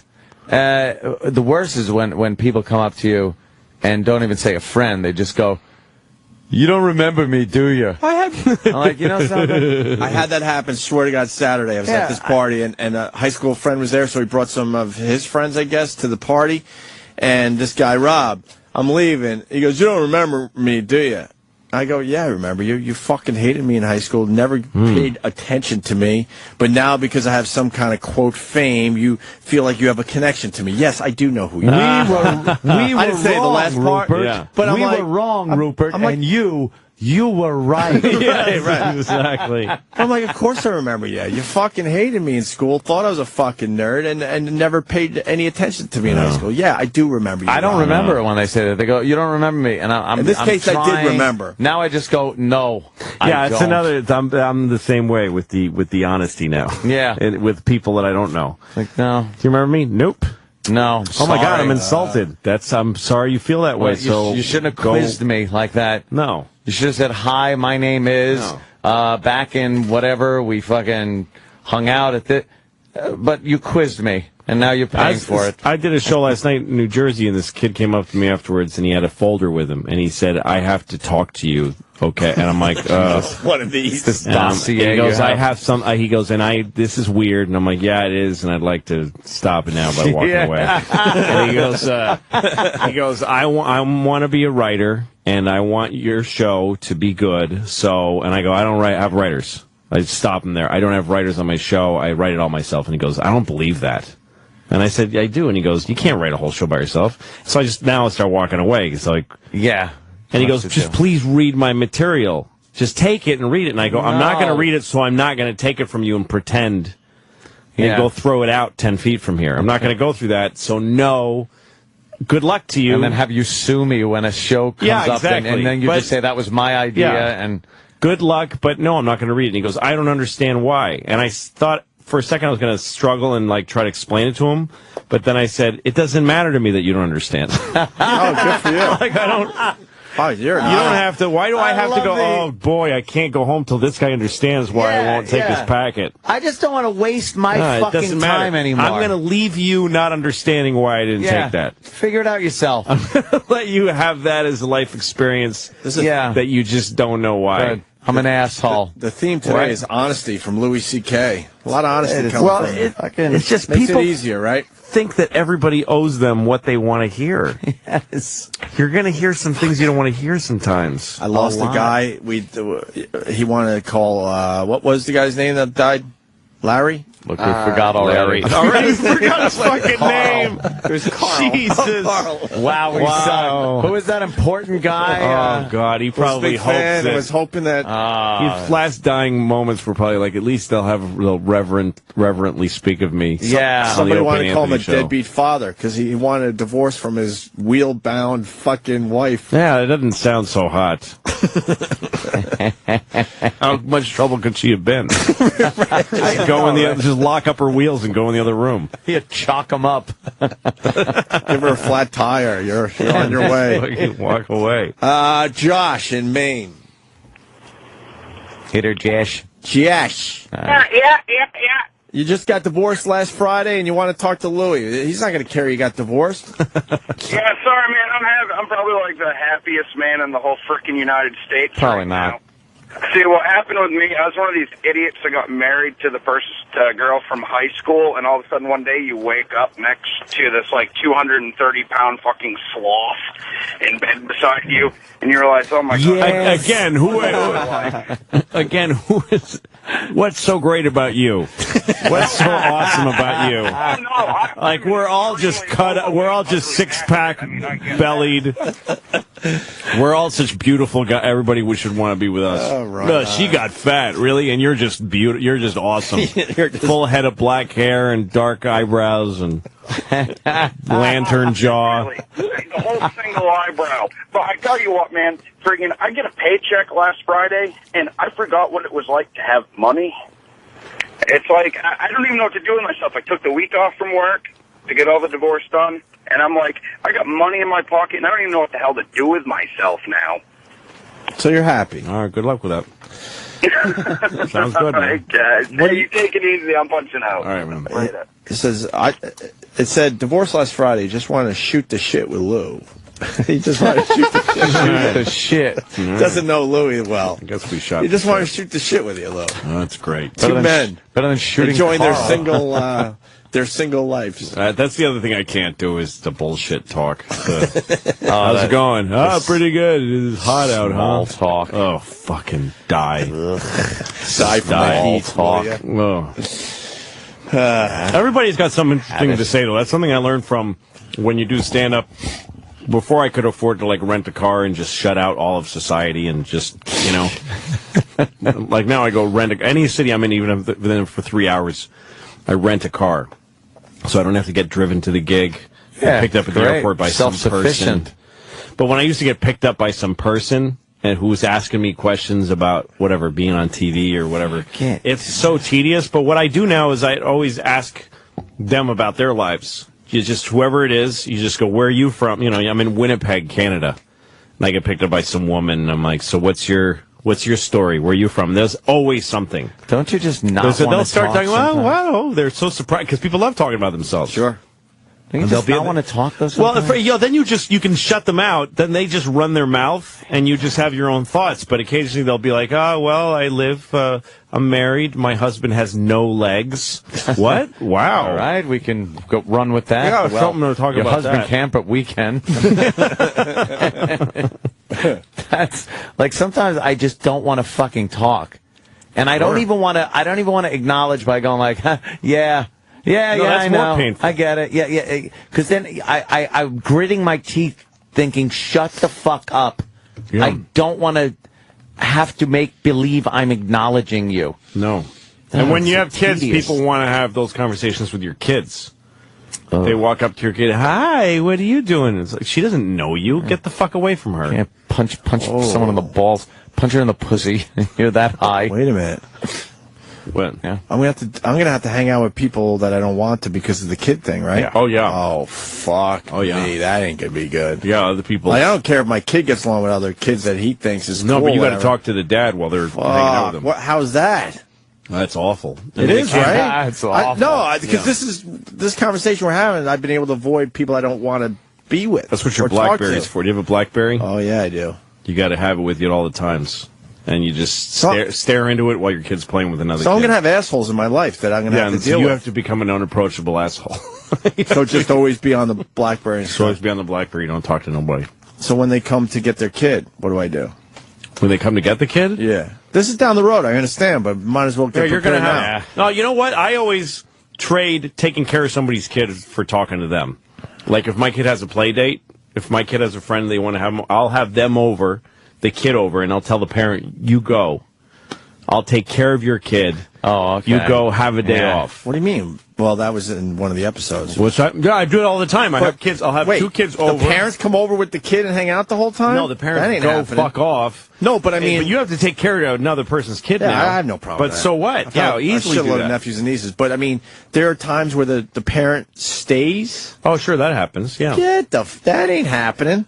No, sometimes it'll happen. The kid will say... Because he's in the same class as my kid.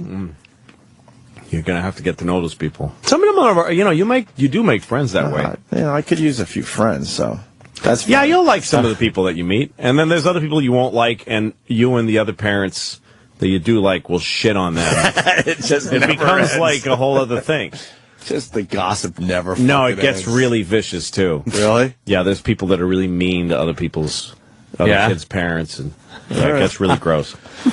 Really mean. I just had a realization. I'm going to have to deal with people that I've avoided for many, many, many years. Yes, Anthony, she's hot.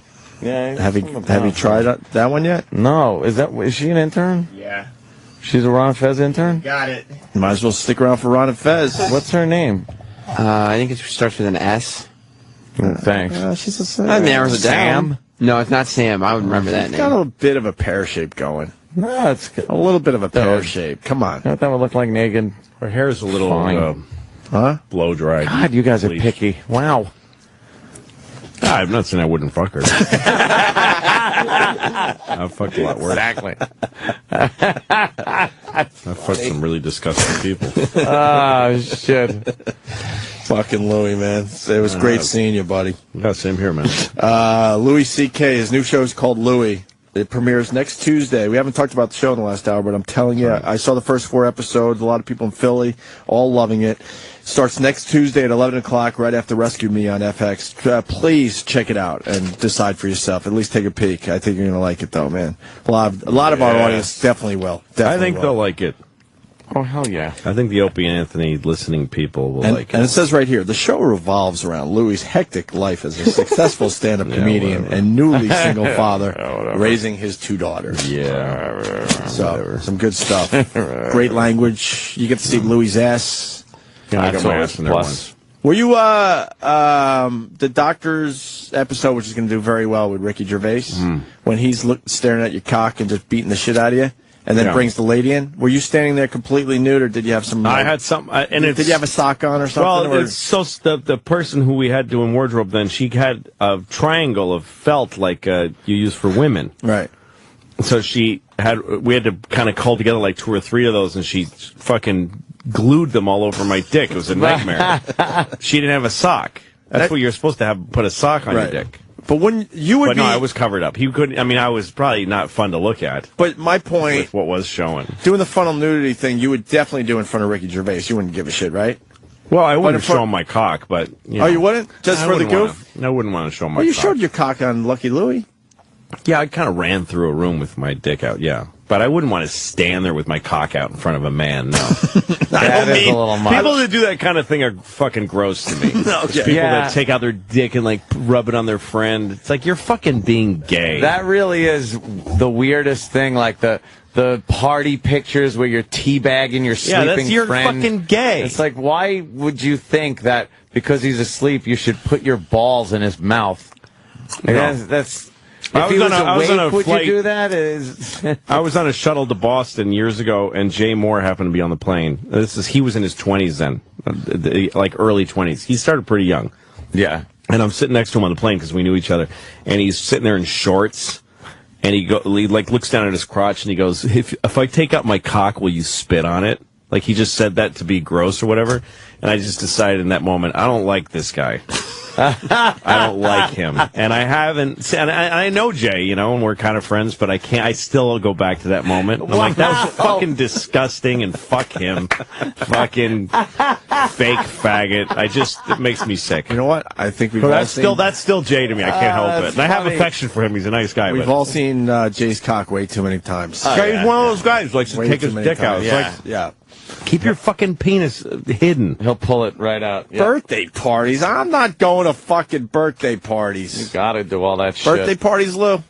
What? Birthday parties with the kids? Yeah. You gotta do all What do you do there? You know what? When you get shut in the house with the babies for long enough, you actually start appreciating that stuff. So you're putting your kids in the middle with all the other kids. Right. And then you hang out with the parents. Well, when you were growing up... There's always one, you walk around the house, the birthday party looking tense. Right. And there'll be one guy who probably you wouldn't have talked to in real life otherwise, but you're like, in real life, he's here. A guy that I love talking to him, or a woman that's kind of haggard looking, but her tits are interesting. So, and she's got a sense of humor, so you'll like talking to her. You'll start to see people that you like. I kind of like her. Something about her. She's fun. She's fun to talk to. But I know this is an easy bit. But when we were growing up, we had none of this shit. The parents, you just went outside the door. Right. The parents didn't show up at the parties and hang out while the kids were hanging out. That is why it's harder for us. There was a major separation. Yeah. Like you said, you open the door and there was a whole life out there. My mom, I was raised by a working mom, and in the morning, we would all get ready, and she'd go to work, and we'd go to school.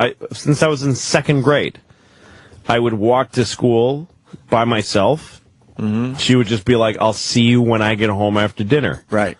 Yeah. And then I'd go to school, and then after school it was up to me to figure out what to do with myself. And she just assumed you were all right. Yeah, and then she'd come home from work, and she'd be like, I got kids, my kids are still around. That's how shit happened. That's the way it was like every day for my whole childhood. And that's why a lot of kids got touched.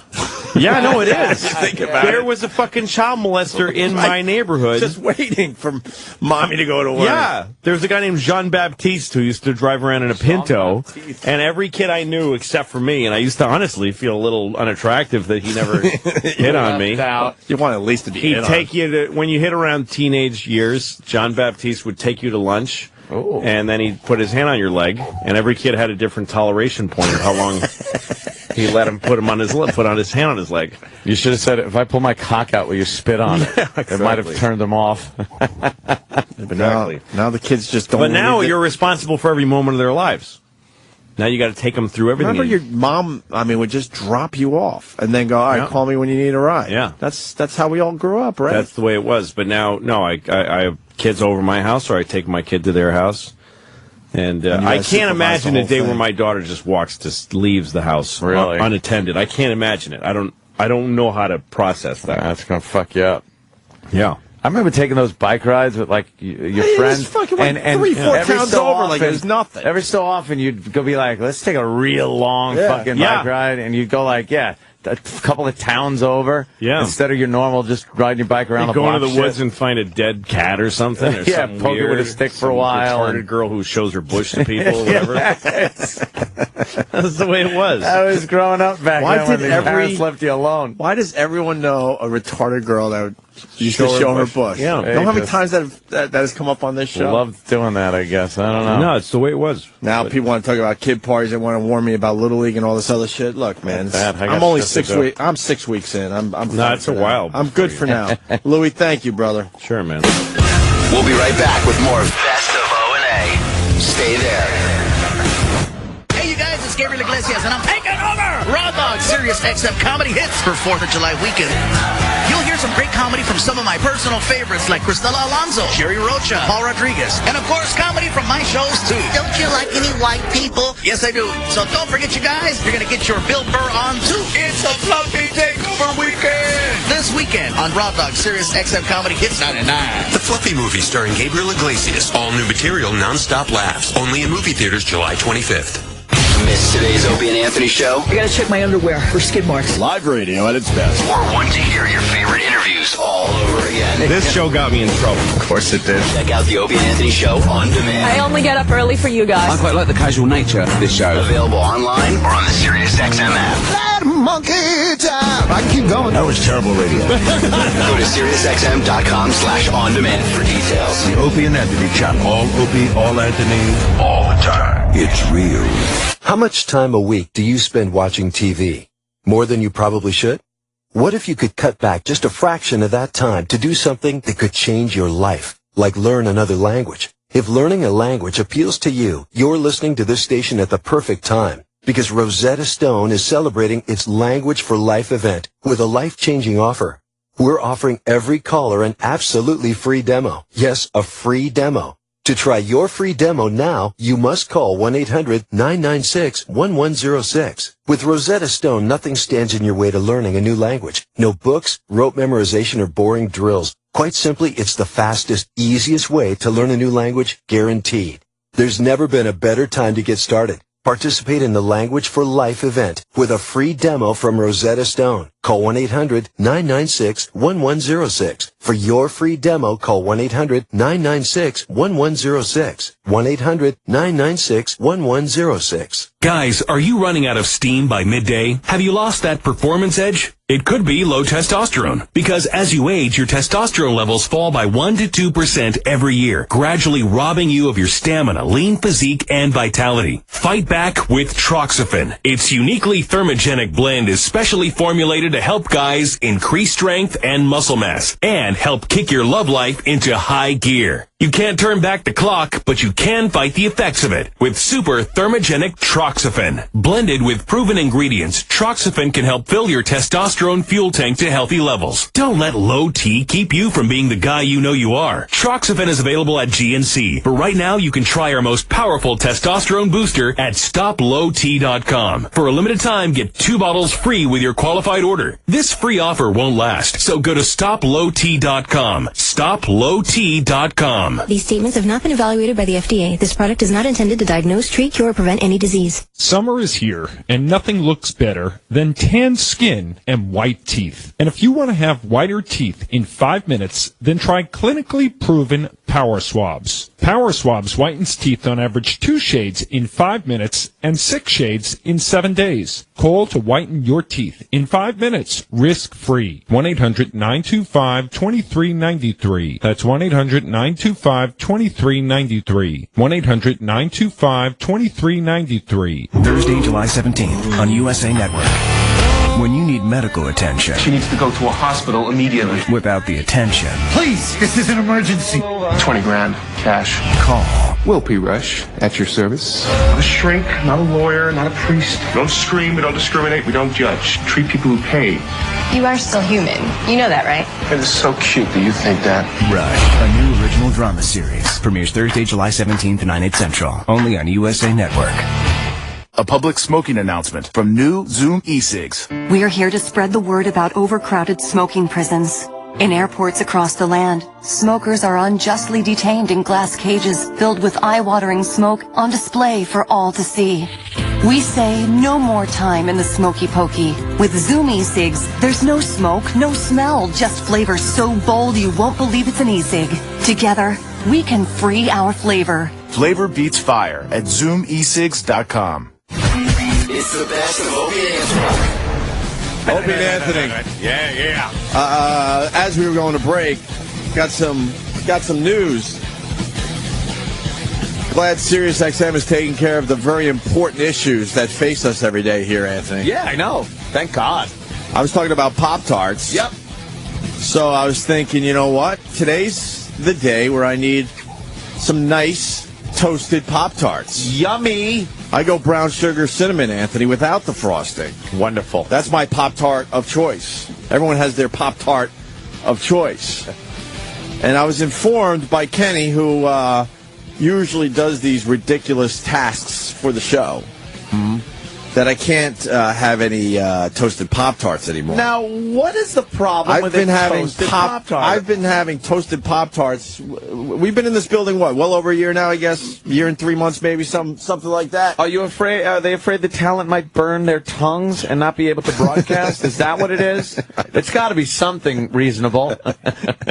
Steve, what is going on with my toasted Pop-Tarts? I was informed last week by our head of security for the company that the toaster oven that we have in place in the hall that toasts your Pop-Tarts is a fire hazard and can't be plugged in there anymore. Fire hazard? People think way too fucking hard. Do these buildings catch on fire at all anymore? Well, how about this? Glass building. The odd chance that it starts a fire, first of all, how hard of a fire is that to put out? Yeah. What all of a sudden toasted Pop-Tarts is going to set the whole building ablaze? That's it. Leave. Let it just catch everything. People have to just do shit to justify their jobs. That's what We've been toasting Pop-Tarts here for 15 months with not one issue.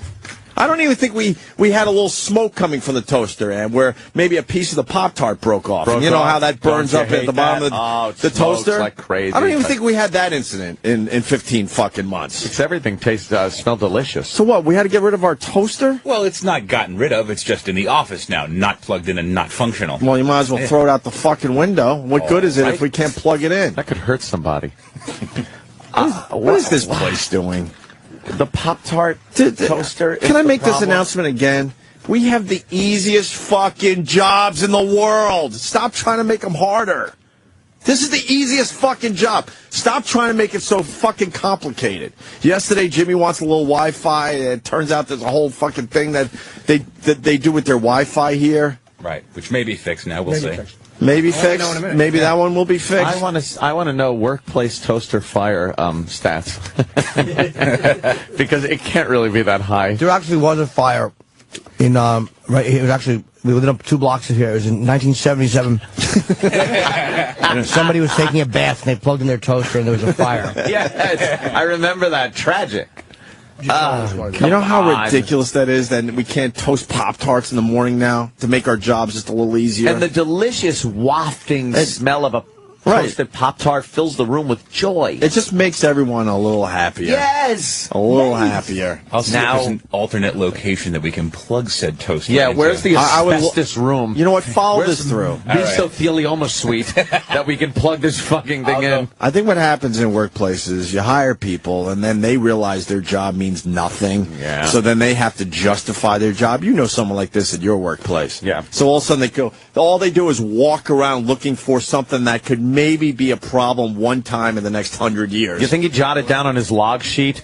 Got rid of toaster fire hazard at 8:05. Probably. Made sure that... Probably.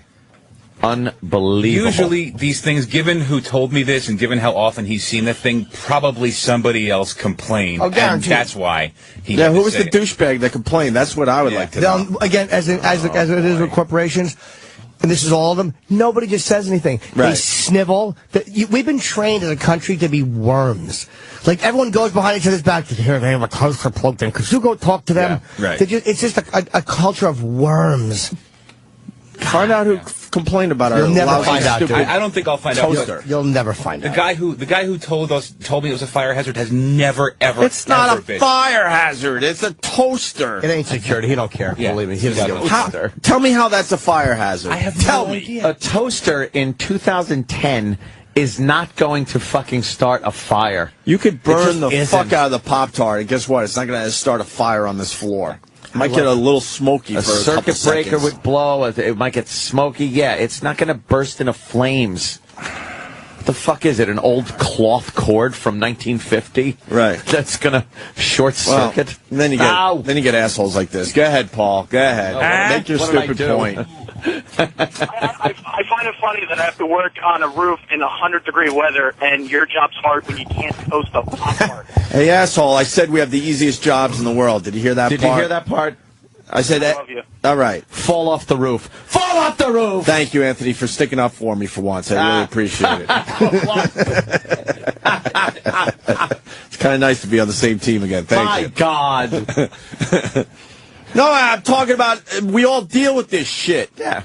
Corporations and how they're ruining your easy fucking job. Man! Don't make us do the whole bit. And all the stuff you're not allowed to do in your goddamn cubicles anymore. Yeah. Bullshit. All we want is a tasty Pop-Tart every once in a while, and someone had to find a problem with that. Do you get it? Do you know how You nice got that it at is your workplace. to just have a Pop-Tart? How is that a problem? I would love for the guy to come in here and explain that to me. Would he? And I like the guy. I think I know which one it is. Maybe he's got fucking some kind of in at the Pop-Tart store going into Times Square and doesn't want you fucking scabbing out your own Pop-Tarts here. Is that today? You got to go down there and get your own fucking Pop-Tart. Today's Tuesday. Meaning today, Tuesday, or next Tuesday? Oh, I'm sorry, Jimmy. Is it I opening apologize. up today? The Pop-Tart store Pop-Tart opens store? today. Where is it exactly? I'm going to get a Pop-Tart. 42nd and 7th. Question is, what time does it open, though, Ant? That is the question. Yes, it is. You get a selection of Pop-Tarts. Because I want one, too. I want, a selection. And Oh, by the way, Ant, Ant, they sell Pop-Tarts, thank you, in the vending machine. Guess what? You have to toast Pop-Tarts. Yeah, they're taste a little shitty if you eat them cardboardy if you don't right out of the toast them. package. Yes. I don't think they're fully cooked. No, you got to finish the cooking process of the tart. Pop-Tarts are wonderful. Well, we're not allowed to have them anymore, Jimmy. They're a fire hazard. You don't know that? So now they're just tarts because they pop out of the toaster. Right. So they're just saying you can only have a tart. Right. No popping involved. Right. Pop-Tart. Pop-Tart. And you sell them here. Pop it in the fucking I think I got a toaster. lawsuit. I think you do. I really do. I think I got some kind of workplace lawsuit. But do you understand, this is why? It's like little things like this. Now, I don't want to take it out of context here. But this is why people go ballistic.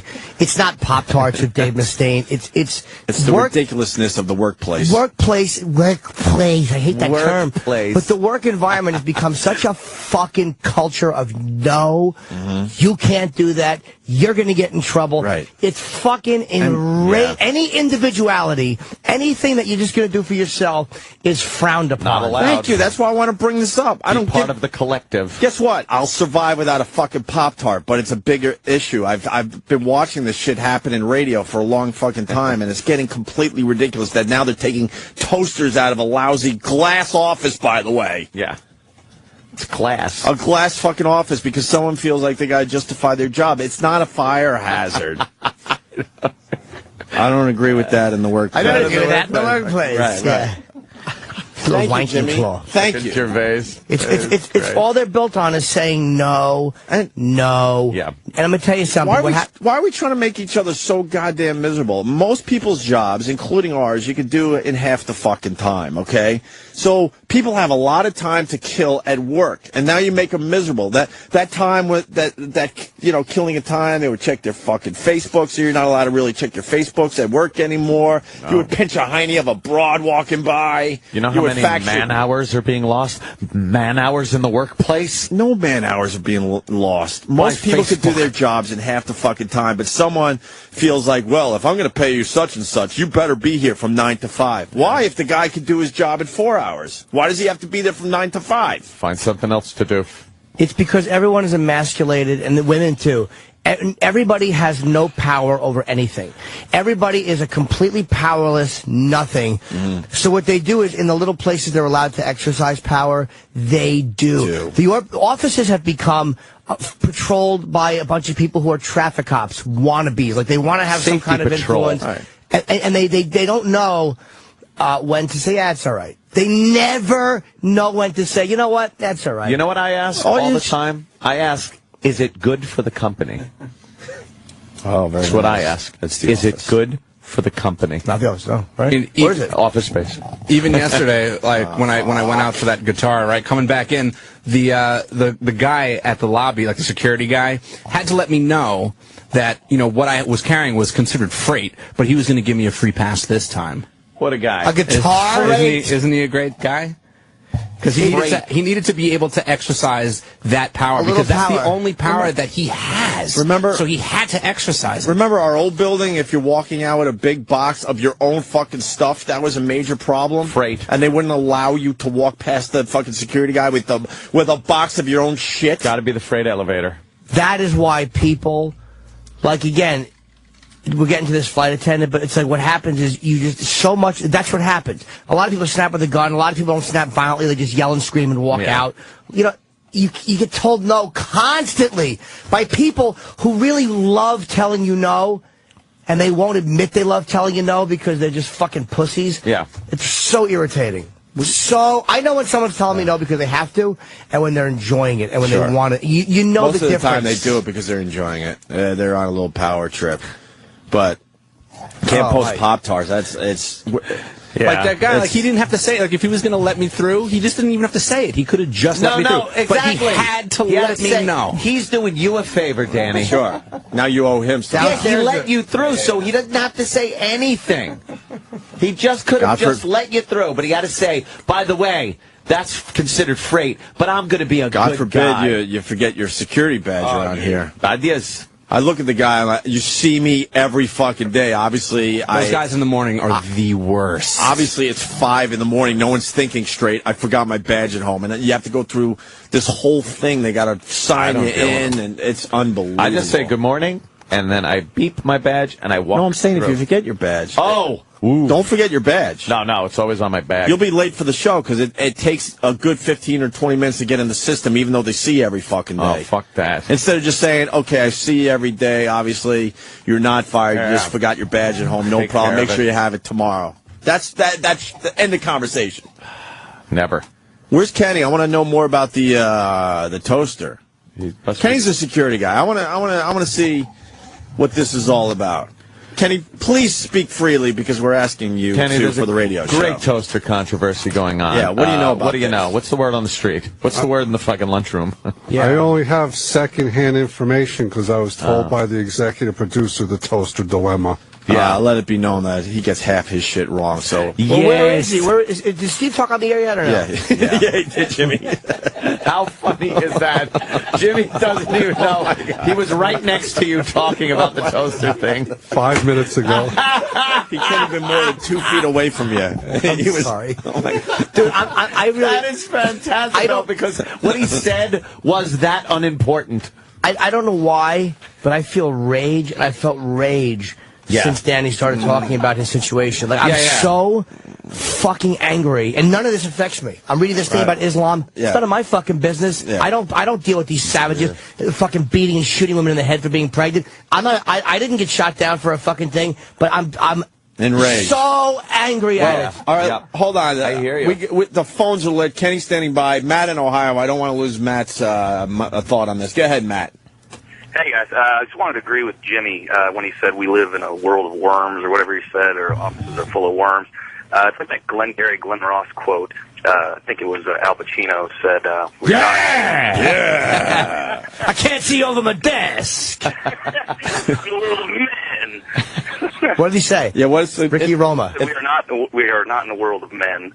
And I see that all the time. I work in a little office, and people bitch to me about stuff. It's like, well, you're 2 doors down from this guy that's pissing you off. Just go down there and be a man about it. Be a man. Say something. They have made the workplace just a miserable fucking place to go every day. Just a bunch of complainers and whiners, people who are offended, who like to say no, people who aren't getting fucked properly at home. Yep. That's what the problem with a lot of women in the workplace is. Not all of them, but a lot of women at the workplace would probably be a lot nicer if they got fucked properly when they got home. Absolutely. But they're not getting fucked properly. I would love to know the odds of a toaster actually catching fire to a point, even to the point where it would be a major problem. I actually know the odds. I would love to fucking know. 1 in 2,408,000. You know, great line, but I bet you it's close to that, Jimmy. I bet you it's close to that. You know what the problem is, though, about being a man and walking down the hall and confronting somebody? It's not that world anymore. You're dealing with a collective. If you approach somebody, they will pass the buck and say, well, it's this policy and that. And then it gets blown off to some fucking spiritual upstairs collective of douchebags. board that you can't talk to. There's no one person to talk to anymore. Right. They say it's policy. Well, who made the policy? Can I talk to them? No, they're not even here. They don't. And then, like Danny said, you just wrote that down. If you do say something, then you're considered difficult. You can't approach a person anymore and say, look, you have a problem with this, I have a problem with what you're saying, let's fucking talk it out. They've made it so that you're not allowed to disagree. No, you can't. You're not allowed to. It's whatever it is. You think we're considered difficult? Yes. And it's not even just here. Believe me, I'm not just putting this on us. No. And serious. This is everywhere. That's why everyone works. That's why I like bringing this shit up. Yeah. In the end, I don't give a shit if I don't get a fucking toasted Pop-Tart. Trust me, I don't care. Yeah, whatever. But it just amazes me that someone had to go out of their fucking way to take our toaster away. Instead of what you do as a real man, you walk by and maybe go, hey, I noticed you guys got a toaster in your office. Just be careful with that. Oh, yeah, no problem. That's how it used to work. Remember? Yeah. And you'd acknowledge, like, okay, yeah, I see you have a job to do. No problem. And that's it. That's the end of it. I was just thinking when you were saying that. When you said that's how it used to work. All I thought was until the fire. Did we cause a fire once? Until the fire. That would be great. It doesn't work that way anymore. They all died in a fire. Let me say hi to Pete in Florida. Pete. Jimmy. Hey, good morning, guys. Hey. Absolutely fucking people. My boss won't even let me have a damn small 4-cup fucking coffee maker in my cubicle because it takes up too much power. Yeah. Too much power. This is the shit that's going on. I'm so glad this came up today. What? Too much power. And that just makes you a little more miserable every day. You know what I mean? You can make coffee if you have power. I think we had a too much power thing too, because for some reason I guess Monster Energy sponsors Steve because they give him T-shirts and they give him they give him the shitty DVDs from A&E. Wait, are you sure it's Monster or Put Out? No. So there's this mini fridge that's just sitting there unplugged because he's not allowed to plug it in. That's when I put my lunch in. I can't plug it in. As much as it's fun to beat the shit out of Steve, why can't he plug his fridge? Exactly. Why can't he make some money on the side that no one else knows about and he plug it in? Why can't he plug his fridge in? I don't know. It doesn't make sense to me. Like 300 radio stations broadcast out of this facility, but there's not enough electricity for his they mini pump fridge. AC into this dumb studio for 10 hours and no one's even in here? We got to turn up the heat just to get the temperature right every morning? Shitting a refrigerator? Don't even get on the air conditioning. We got some damn bitch that sits next to me in the next cube. It's too cold. Sorry, it's not 8,000 freaking degrees. All right, guys, punch it out. Yeah, it's just amazing what is happening. Oh, here, listen to this one. Mikey, go ahead, Mikey. Mike. What's up, fellas? Hey, brother. The latest thing that will make you nuts is I work for a company. We make deliveries with trucks, so GPSs have been installed in all the trucks. Yeah. One of the owners now, his job now is to sit in his office on a computer screen and say, this guy's taking too long to get here, he stopped here too long, why is he still here? Because all the names, the guys' names with the truck, how fast they're going, where they stop, everything is on his computer screen, and now that is his full-time job to just... You know what, though? I can't even fucking get against... that's as far something with insurance and fucking... What do you mean insurance? It's their company, and they don't want accidents happening. But if the guy is fucking... No, you're thinking like a lawyer. This is what lawyers do. If the guy is a reckless employee, you just get rid of him. He wants more efficiency. You don't monitor the guy's every fucking move. No, he wants more efficiency out of his employees. That's why that guy's doing that, right, sir? Yeah, but the problem is they survived, companies have survived forever without this. And you know what? When you listen to the guy sitting in his office, it's a personal thing. Why is he stopping? He doesn't give a shit about any of the insurance. That shit is bullshit, but if he sees that you're doing fucking 85 miles an hour in the company truck, that's probably a problem. And believe me, not to be fucking Billy Boss worshiper, You know what? but if you're an employee... You guys are missing the point, I think. How? Go ahead. If you're an employer, you have the right to know if you got a delivery guy, where he is, right, and how he's making his deliveries.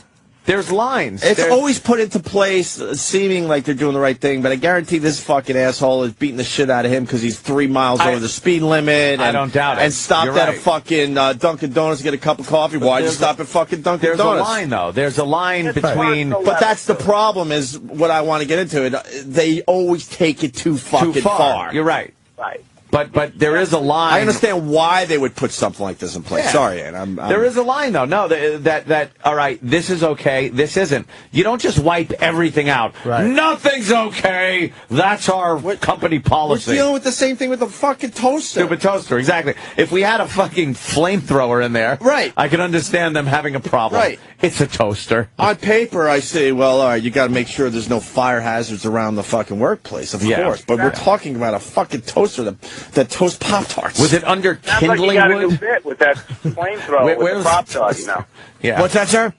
You sound like I heard you.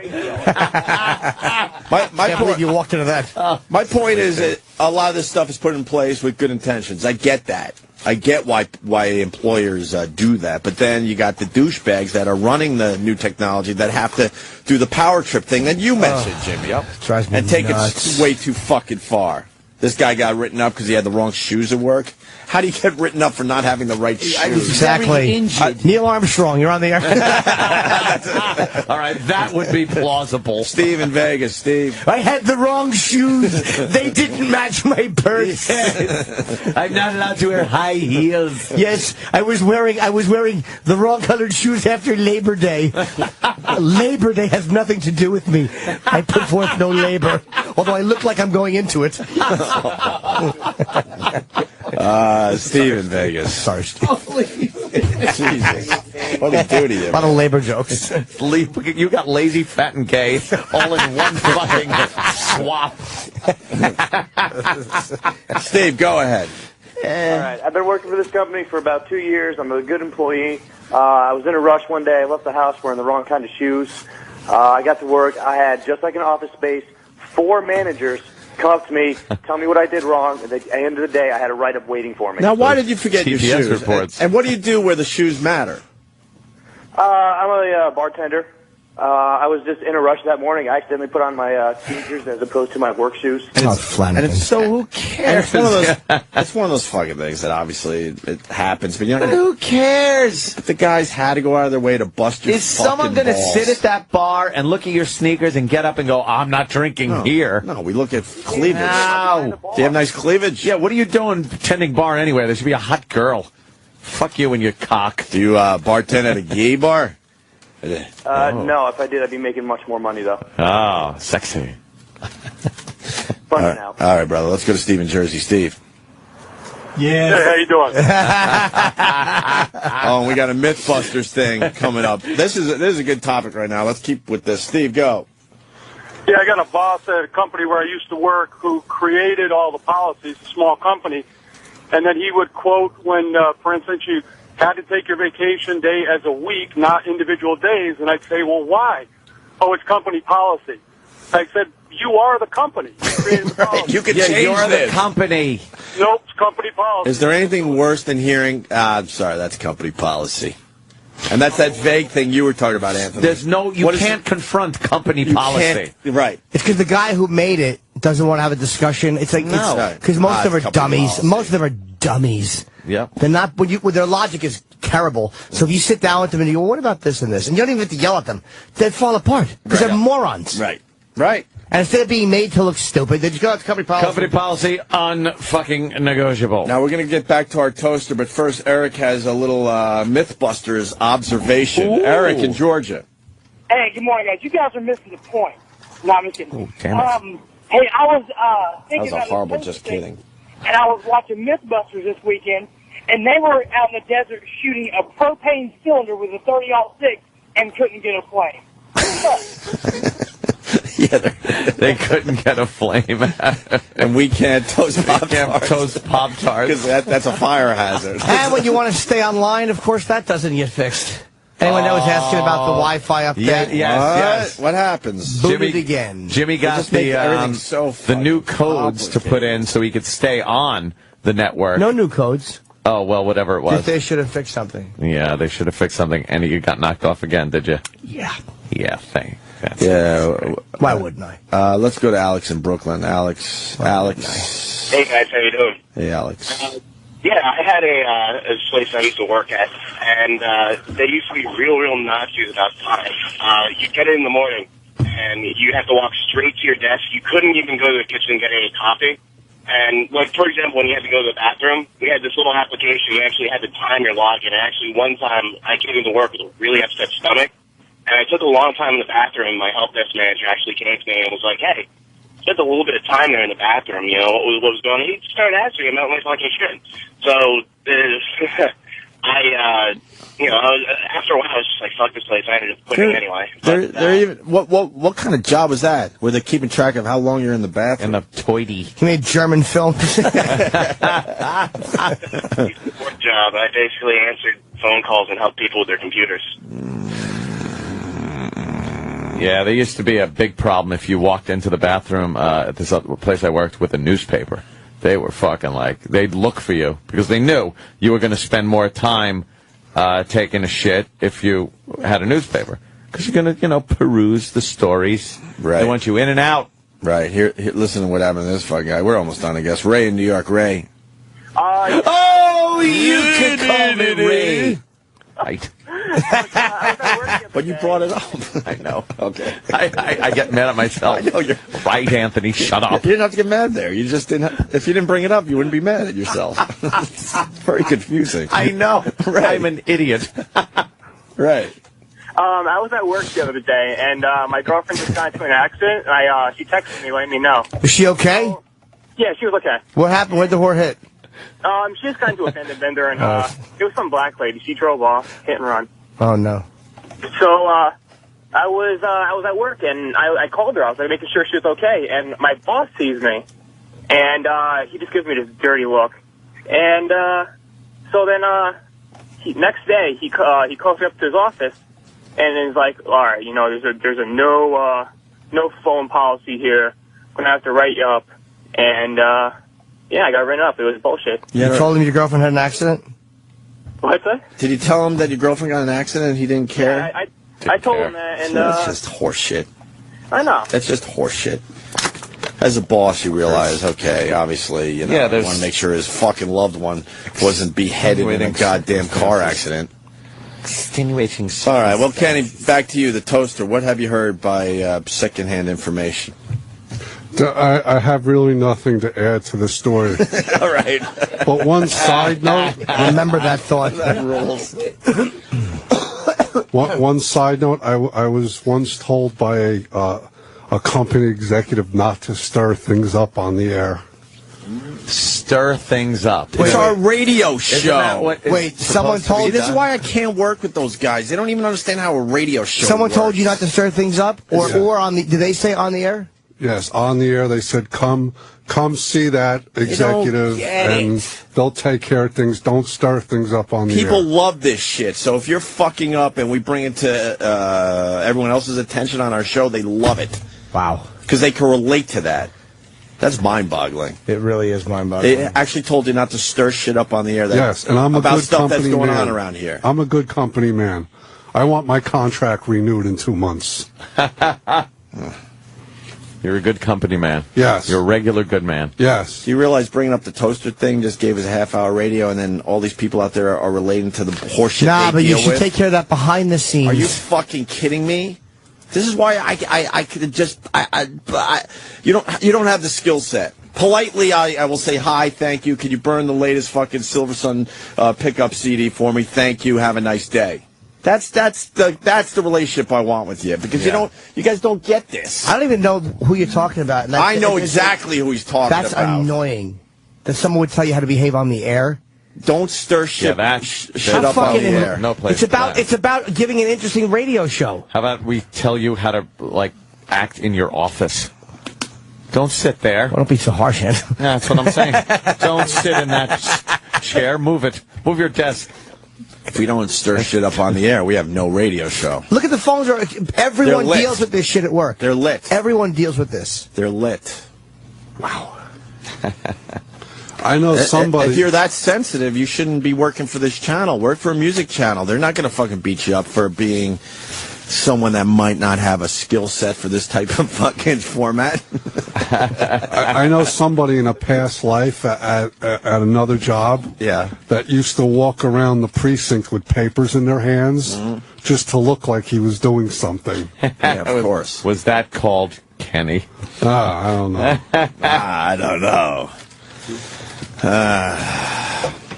Don't stir shit up. Don't stir shit up on the air. That to me. That is. I don't know how to respond to that. Yeah, no kidding. It's enraging. It should be this: every little thing that you can stir up, bring to the air. Why'd you? That's the advice. See, if you're that sensitive and insecure, you should have never agreed to work with the Opie and Anthony show. Dude, I was only making a point. Do you do your fucking research before you say yes to a job offer? Ridiculous. Look at the phones. Because we stirred shit up. Because people, you dumb fucks, constantly dealing dumb with fucks. They're constantly dealing with this. Just burn me illegal CDs. That's what you should be doing every fucking day. Burn illegal CDs, not Pop-Tarts. Leave the fucking creativity to us, you stupid fuck. That's how you respond to that, Jimmy. It's mind-boggling. It really is irritating. This shit is brought up because everyone... See, we're a show that relates to the people. Exactly. If it's happening to us, guess what? It's happening to other people out there, and they go, holy shit, my boss is an asshole, too. We do relate to them. Why don't you put one of these little filthy peasants on the air and hear his story of trials? Let me hear his trifling life story. Go, boy. Entertain me with your misery. Yes. See, look, works with an asshole at work. It's just people relating. Oh, that's me. I just typed that in. Oh. Don't say that on the air. Talk about it off the air, quietly. Wow. And what were you bringing up on the air? This was like a very long time ago. Oh, it's a long time. All right. Yeah, they should have said talk better on the air. They got to him now. They got to him, see? And this is what ends up happening, too. They end up getting to you after a while. Fucking Mopey McGillicuddy. And now he's nervous that if he says something, he could be in trouble. But it was a long time ago. Yeah. What did you stir up? I mentioned something about, I can't remember. Yeah. Because there's so many issues day in and day out.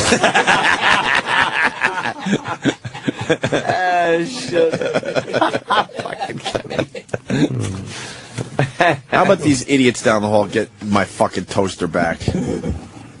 Prove your worth. I want fucking Pop-Tarts every morning. Yeah. Don't shock they let us have a refrigerator. No, it's not plugged in, remember? Oh, thank you. It's Kevin from Connecticut. You guys have been stirring shit up since 1996. Actually goes way before that. Yeah. I think we started stirring up shit around 1995, and it's worked very well for us and the popularity of this radio show. You dopes. Yeah. Guess what? Leave us alone. Guess what? You work for the Opie and Anthony show. You're gonna get a beating every once in a while. Yeah. Just what? You're gonna be the first one that doesn't get a beating? That ain't happening. I'd rather walk than fucking play by that stupid rule where we don't stir shit up on the air. Talk to some of the veterans of this show, the ones we've left in our wake. That'll give you a little understanding of how easy you have it. I love the guys we see that they make believe they don't even know us. We're like, dude, we worked together for 3 years. Remember we barely get a nod now. We all got thrown out the fucking door the same day. Hey, I would argue it made someone's career much better. Oh, yeah.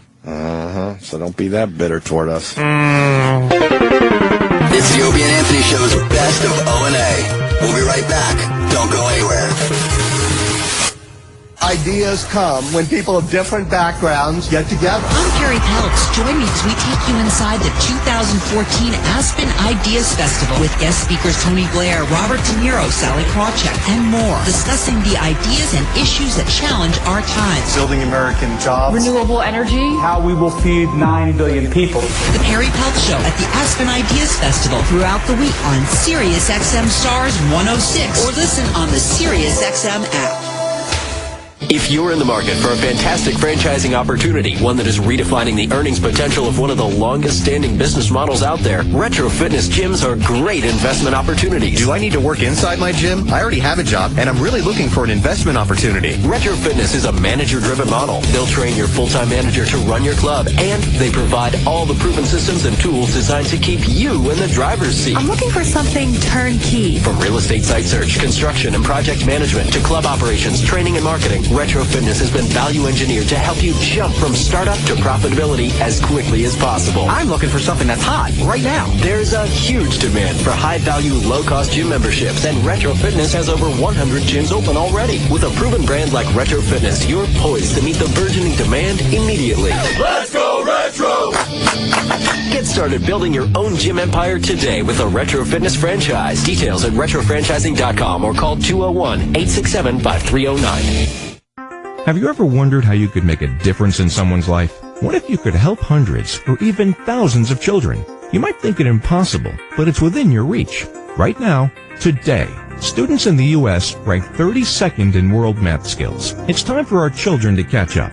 And you can help. Become an owner of one of the world's fastest growing franchises, Mathnasium. Mathnasium is the leading math-only learning center in the U.S. Its only purpose is to make our kids better at math. Imagine helping hundreds, even thousands of students in your community improve in school and raise their self-esteem, all while doing something you truly love. Call us at 855-384-MATH. For a complete package of information. That's 855-384-6284. To learn how you can make a difference, doing something you truly love. 855-384-6284. 855-384-MATH. When it comes to dating, SeekingArrangement.com gives me the options I want. With 8 girls for every man, I can easily find the perfect girl, just like this one. I'll drop everything whenever you call. I want to cater to you. We'll travel all the time. Money will never be an issue. Oh, and I almost forgot. Things will never get boring. Visit SeekingArrangement.com today with offer code RADIO for 10 free messages. That's offer code RADIO for 10 free messages on SeekingArrangement.com. Truck drivers, Schneider is offering a new business option for owner-operator teams. Schneider's percentage lease program, which is already popular with solo owner-operators, is now open to teams. Pick your loads, choose when and where you run, and earn over $200,000 in annual revenue. No dispatcher, no broker, just total freedom. Lease on now as a team or solo owner-operator with Schneider's percentage lease. Visit SchneiderJobs.com. That's SchneiderJobs.com. Every hour, nearly 200 Americans are told they have cancer. And that's why Siemens is collaborating with Stand Up to Cancer for the Baton Pass, a campaign that symbolizes the strong hope of survivorship and the critical need to invest in research. For every pass of the baton, in person or online through September 5th, Siemens will donate $1 to Stand Up to Cancer, up to $1 million. The fight against cancer is in your hands. Pass it on. Visit Facebook.com/The Baton Pass. It's the best of O and A. I just worked in North Carolina. You know what the waitresses said to me in North Carolina? What? Oh, no. They said, thank God, you have a mixed crowd. meaning white people came, because they fucking hate black shows. Wow. So they saw some white people there. They were like, "Thank we're gonna make a few bucks." And then they went and to say like, "Look, it's not even the guys, because guys, we're just easygoing. Guys will fucking just want life to be good. It's the women, all women, but black women get where I asked for 17 French fries. You only brought me 13. You be like, oh, come on, bitch. I got bad service. I'm not tipping. I gotta ask you a really dumb question. Go ahead. Do black guys drink like white guys at comedy shows? You get the white guys at the comedy shows. They're drinking. No, nobody drinks like white people do. White people are there is a difference, right? Yeah, black guys people don't sip. White people guzzle. And there is a difference, right? Yeah, I mean black people. So if a comedy club sees a lot of white guys coming in, they know they're going to make some cash off the bar. But black people drink when they go out. What kind of drinking does a black guy do at a comedy club? Drinks a lot of Heineken and drinks a lot of Hennessy and Coke. Do you know and the women drink a lot of girly drinks. So the women ultimately drink a little more than the guys. But guys drink a lot, and they drink top shelf. When black people go out, they try to, treat themselves very nice.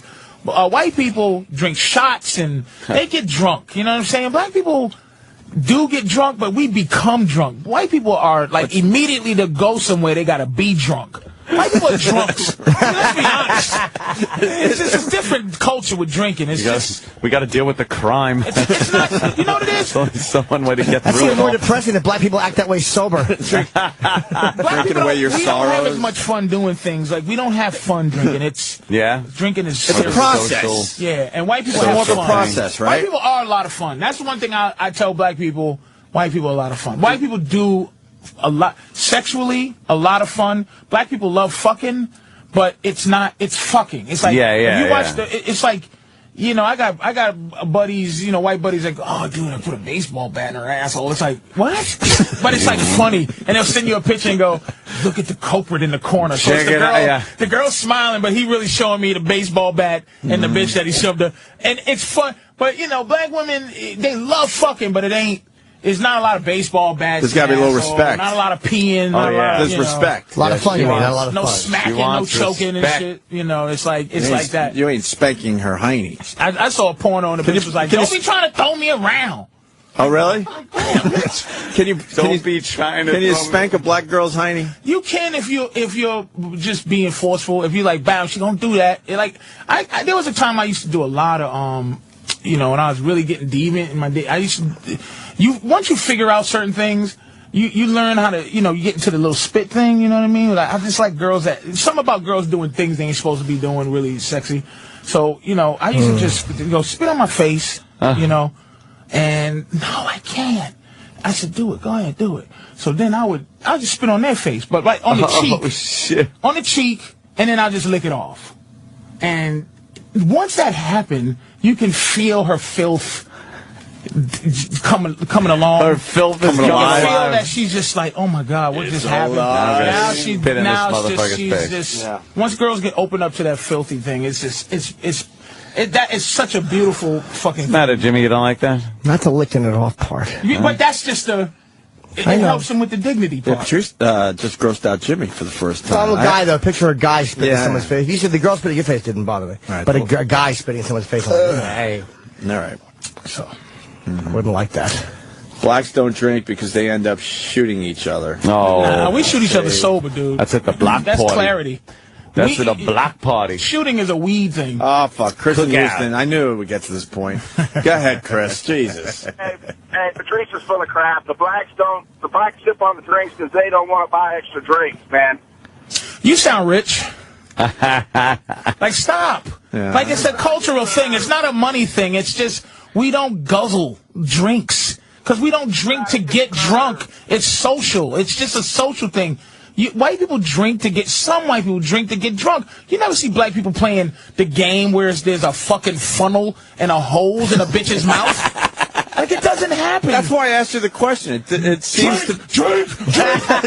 Black guys don't do that? One nigga in there doing it. One nigga with a lot of white friends. But you don't see a bunch of niggas sitting around. They pour Cavassier, they pour Hennessy, they get tipsy, and then you go, oh shit, this nigga's drunk. Yeah, but they don't have to drink as much. And white girls stumble till they die, and black girls get horny when they drink a little bit. Black guys drink harder shit, right? Yes.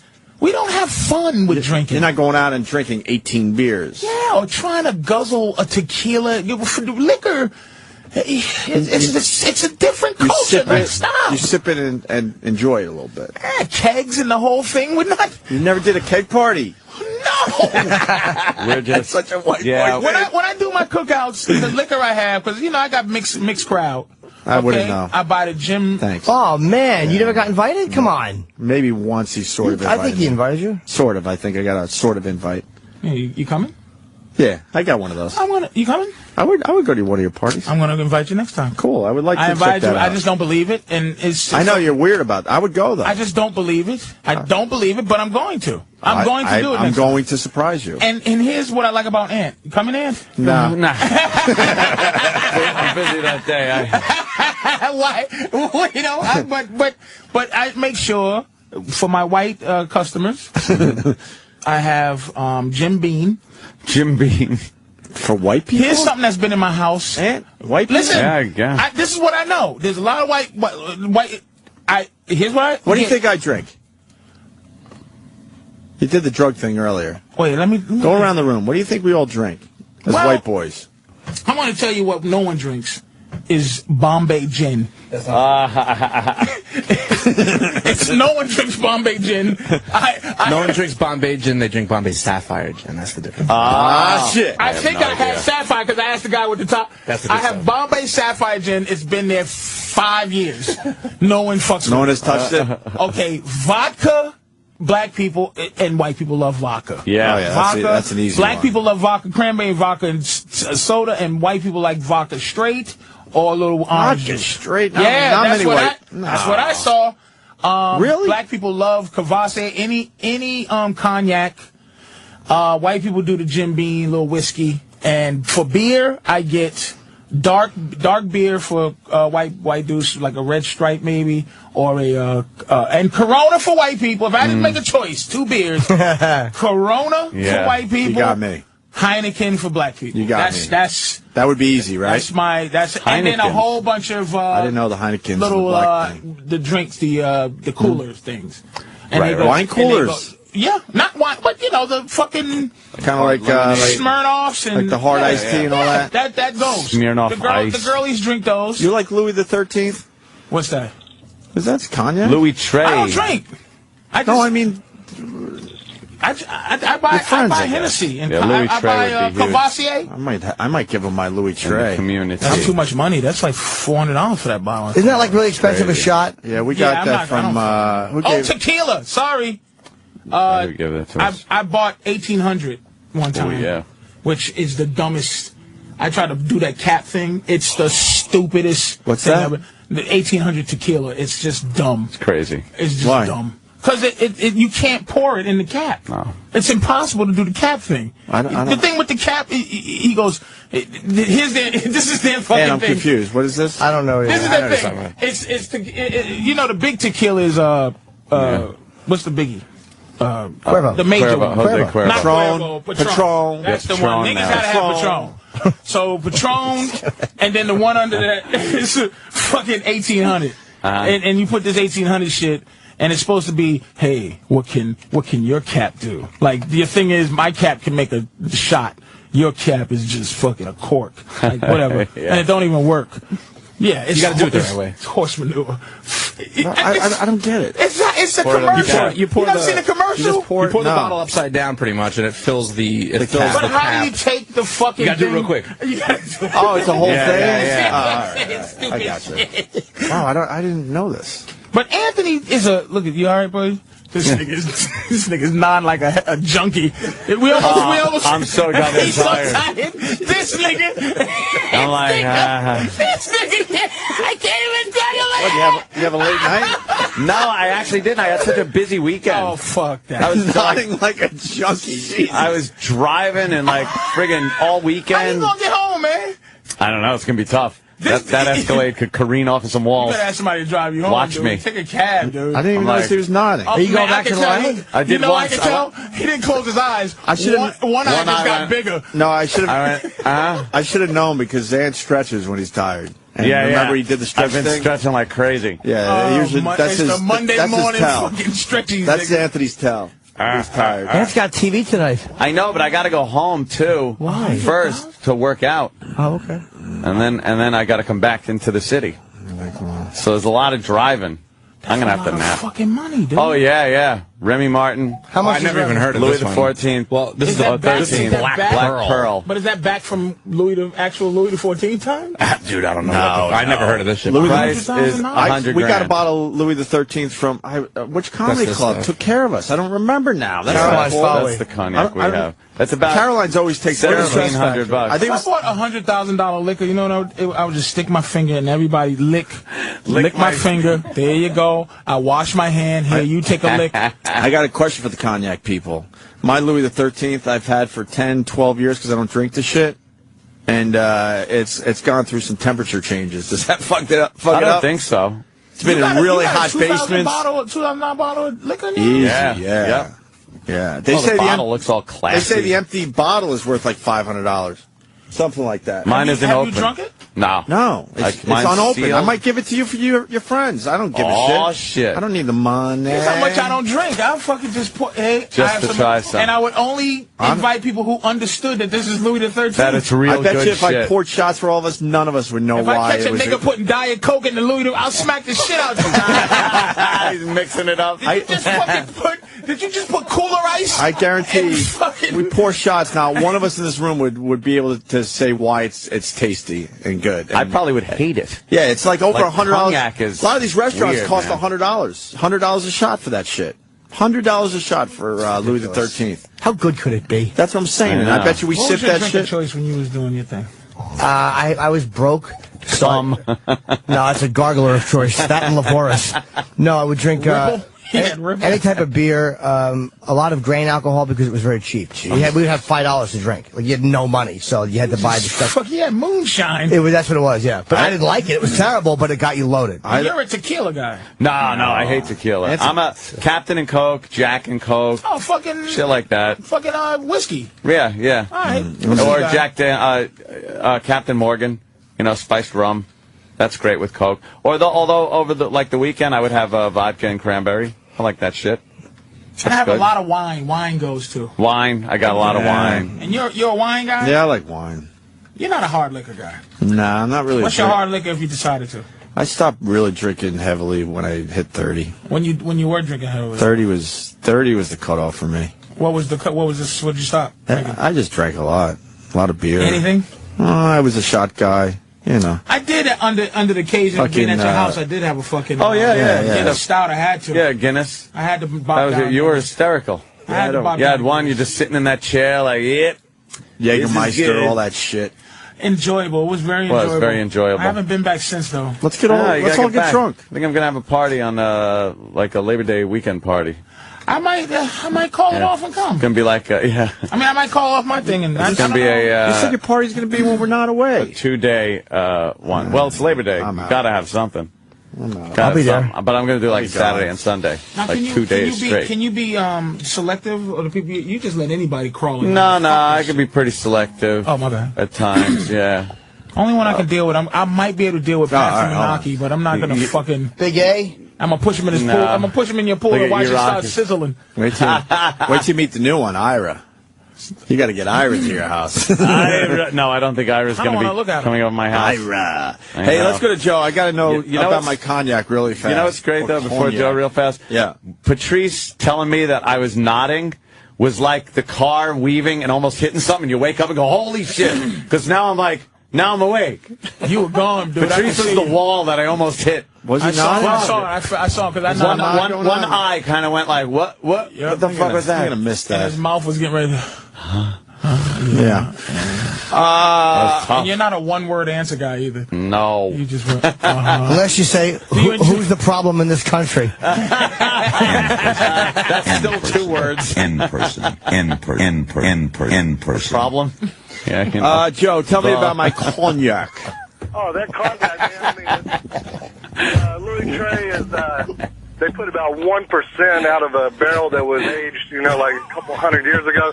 The rest of it's like 10, 20, 30 years after that, and then it's in a Waterford crystal container. Now, I've worked in strip clubs and fine restaurants all over the country, and the common rule amongst everybody, if you buy the last shot, you get the bottle. You take it home. So if you see something that's down to fucking last drop, say, I'll take that last drop, but, give me the bottle. And they should do it if they're a quality place, but, Well, I've seen it $100, $110 a shot. Is it worth it? I don't know. No way. I literally, honestly, yeah. You know what? I'm right with you, Ann, because I've sold bottles of wine for $45,000. Wow. And is it fucking worth it? Yeah, it is. If you're making $1 billion a year, if you just, if you're the owner of Walmart and you just made $200,000 by the time you finish dinner, it's all relevant. I had two $2,000 bottles of wine. I obviously didn't buy them. I'll beat you to the punch. It was a guy that owned an island off Cape Cod, and he was breaking out this. I told the story a few times, where the cork is basically falling out of the bottle. It was like 1967 or something like that. The label, it's not even that old. The label's like falling off this damn thing, and man, was it good? Abso-fucking-lutely. Was it $2,000 good? I don't know. Right. You know what I mean? I don't know. I knew I was drinking some good shit, though. Absolutely. Because I drank enough wine to know, but, Wine's, as long as they take care of wine is living. Now, when you're talking about the Louis Trey being hot, don't worry about it. It's distilled. Any distilled product, it can go up and down in temperature. It doesn't matter. It's not. I might give it to Patrice for your friends. Yeah, Patrice says he has a. If you're pouring cognac, then you take this bottle off my hands. I don't know what to do with it.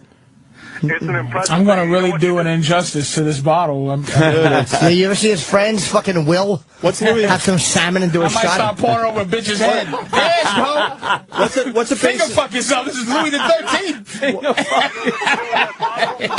When that motherfucker's empty, fucking refill it with Hennessy VS. And no one will know, right? And nobody will know. That's what I'm thinking. Maybe you could do that too. I'm filling it with fruit punch. It's raining, bitch. Iced tea. Pour it all over your body and then see what everybody fucking says. God damn, that motherfucker's pouring. Danny, what's Louis the 13th going? All right, enough. All right, sir. Thank you. Obsessed. Thank you. You fucking alky. What's the basic bottle of Louis the 13th going for right now? Average price is looking like $1,700. No, really? Then the price has gone way the fuck up since we got our bottle in. Yeah.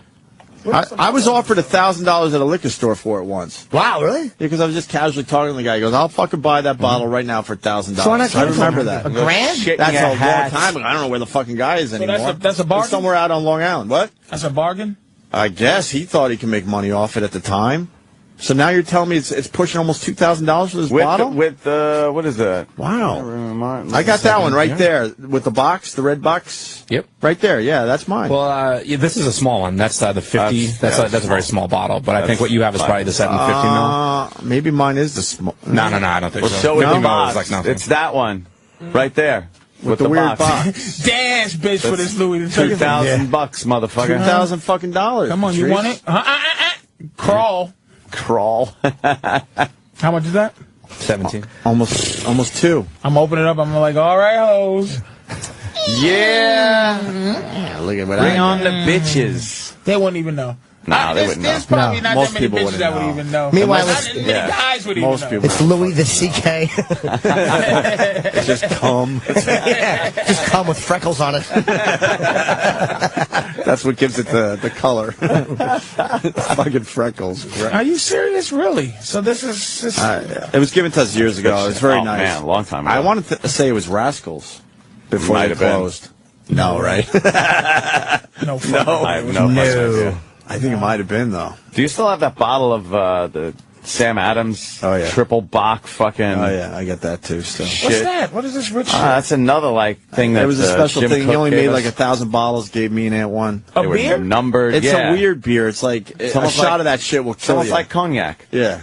It's like a fucking. How big's the bottle? Heavy duty. It's like a. It's illegal to sell in a lot of states because it's just too much alcohol in it. That's right. I forgot all about this. Might be Utopia. Is that No, if I saw the bottle, I would know. It didn't look Limited like edition. And how much is it?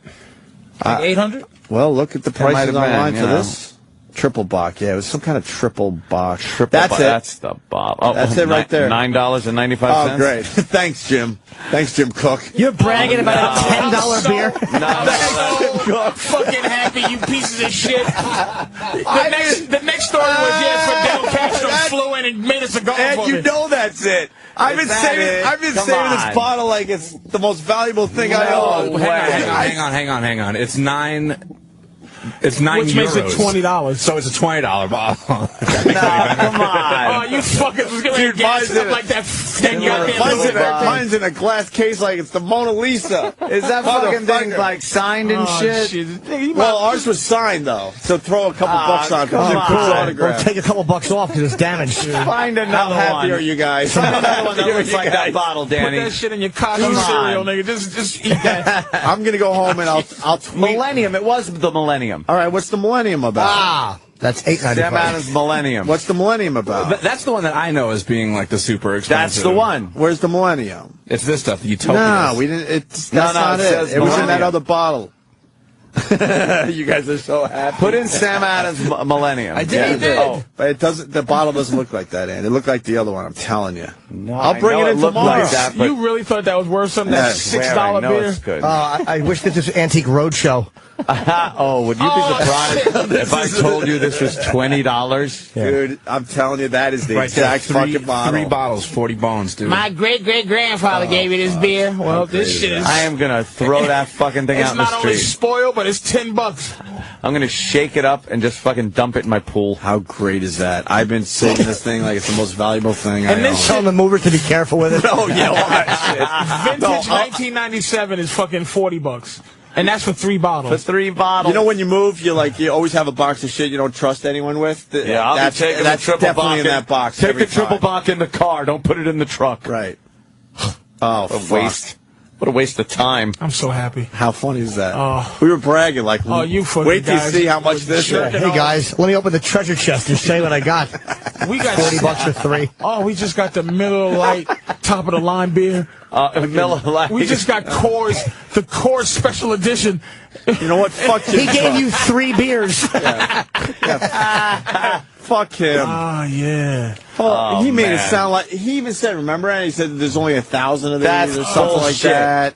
What a motherfucker. Oh, that's classic. Fuck. And we got the Budweiser And he- Conan the Barbarian edition. Where it's comes with a sword. It's worth zillions. I was scared to bring it over fucking state lines because he said the beer's illegal in, I don't know, what, 10 states or something. Because it's overproofed. Yeah. Sam Adam lied like the real Sam Adam. I'm bringing that shit in tomorrow. That guy's a liar. I'll bring that shit in tomorrow. What's some of the other beers we got? And I'm not giving you my Louis the 13th because you're not getting treated properly. People are gonna I'm drink taking it. my gift back. People are gonna drink it. They're gonna drink it? I'm gonna let people drink it. Yeah. Special occasions, though. Really special. All right.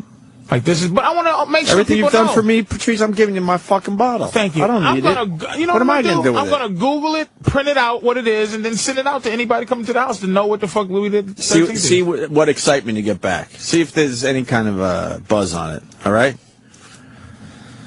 I am so angry. Was it Utopia?